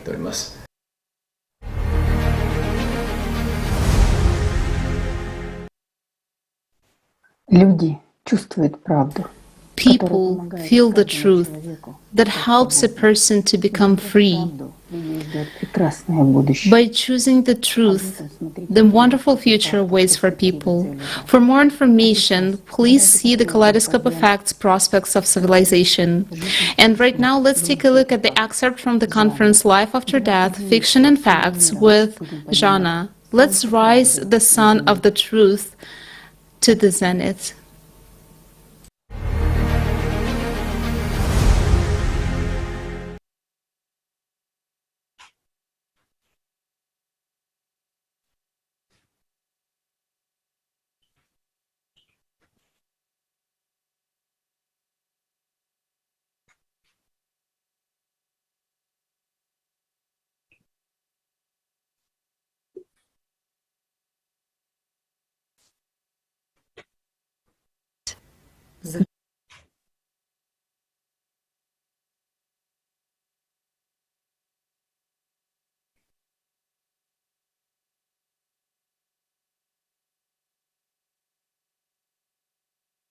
And beautiful future for your civilization has already started, because it was actually you who raised this sun, the sun of the truth.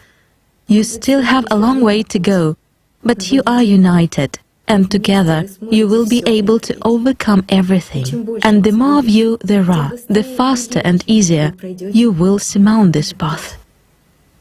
This path is the path of truth, while truth is like the sun. It shines for everyone.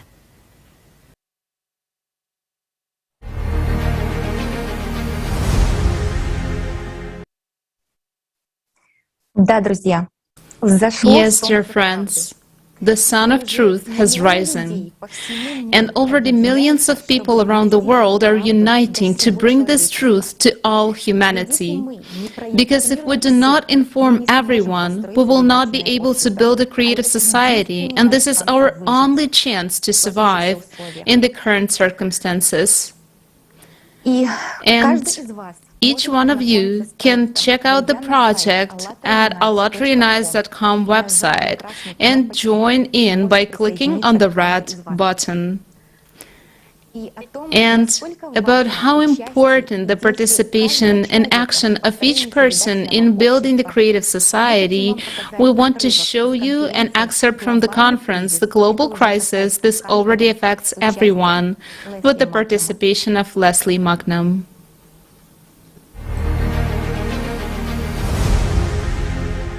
Nature gave birth to 8 billion of us. Despite wars, violence in society, this is precisely the number thanks to which the common human egregore of civilization can make an evolutionary breakthrough and withstand the upcoming global cataclysms. Let's be honest. We do not know nature. We do not know the earth. We do not know outer space. We cannot predict their actions. What will happen tomorrow and where and what kind of cataclysm will occur? Everything that science possesses is guesswork based on hypotheses that collapse like a house of cards when facing reality. After all, if something happens in nature, it has its own underlying causes and consequences. Yet, in the era of global crisis and natural disasters, no one will survive alone. Reasonable people understand that the only way for humanity to survive the hard times without resorting to population cutdown and self-destruction, while preserving and increasing technological and intellectual achievements of civilization, is to build the creative society. Creation of a better future is possible only worldwide, with the participation of the majority of our planet's population in building the creative society. The time of slavery of the consumerist format has come to its end. Now the time for conscious choice of every person is coming. It is the beginning of a new era of our all-human creative interaction.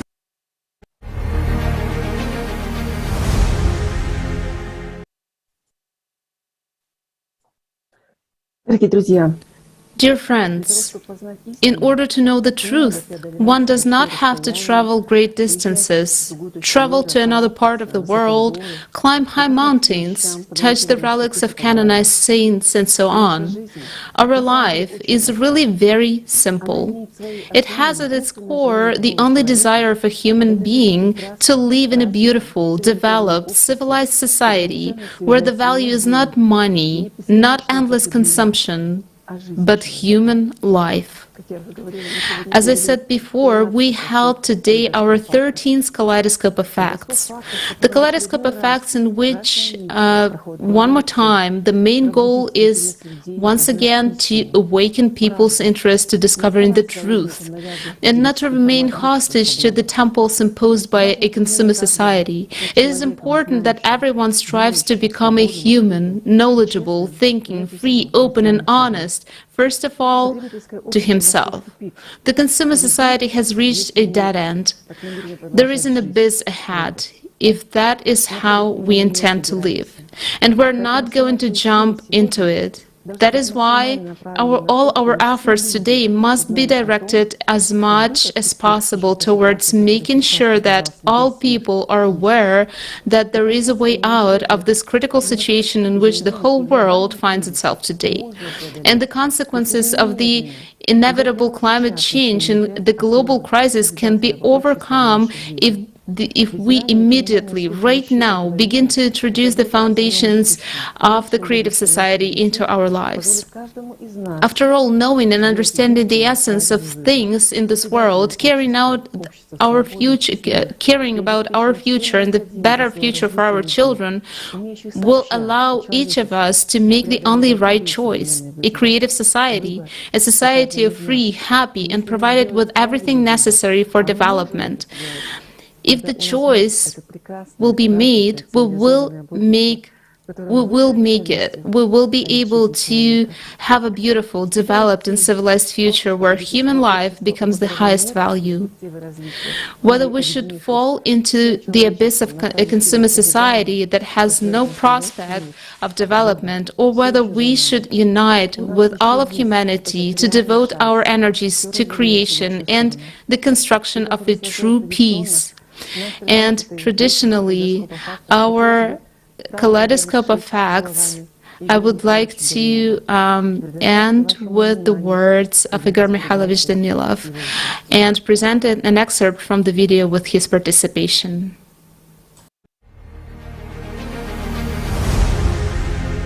Do you know what I would like to say? That in the future, regardless of the course of events, no matter which path we choose, there will be neither poor nor rich among us. All of us will be equal, but in one case, there will be a wonderful world, while in the other case, all of us will be equalized by the fate that we will determine. Exactly we, ourselves, through our indifference and inaction, and all of us will be equal. It's up to us to choose and to decide which path to follow. The choice is up to us, but the choice is up to everyone. If we don't convey this and do not awaken the entire humanity, we will not solve anything. We won't be able to do it on our own. In order for us to be able, let's say, to sail away along our river in our boat from that waterfall, we should all row together. This is important. The time of egocentrism has passed. It's time to unite. It's a wonderful time. It's time for everyone to mature and treat one's life responsibly.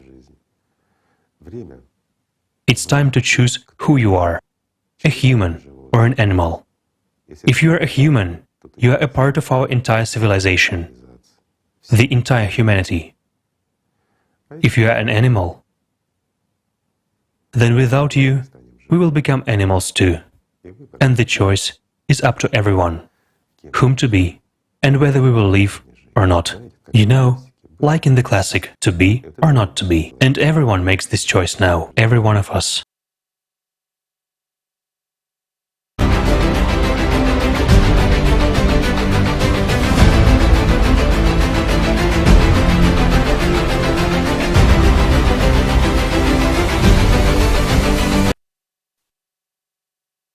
Ура! Тема.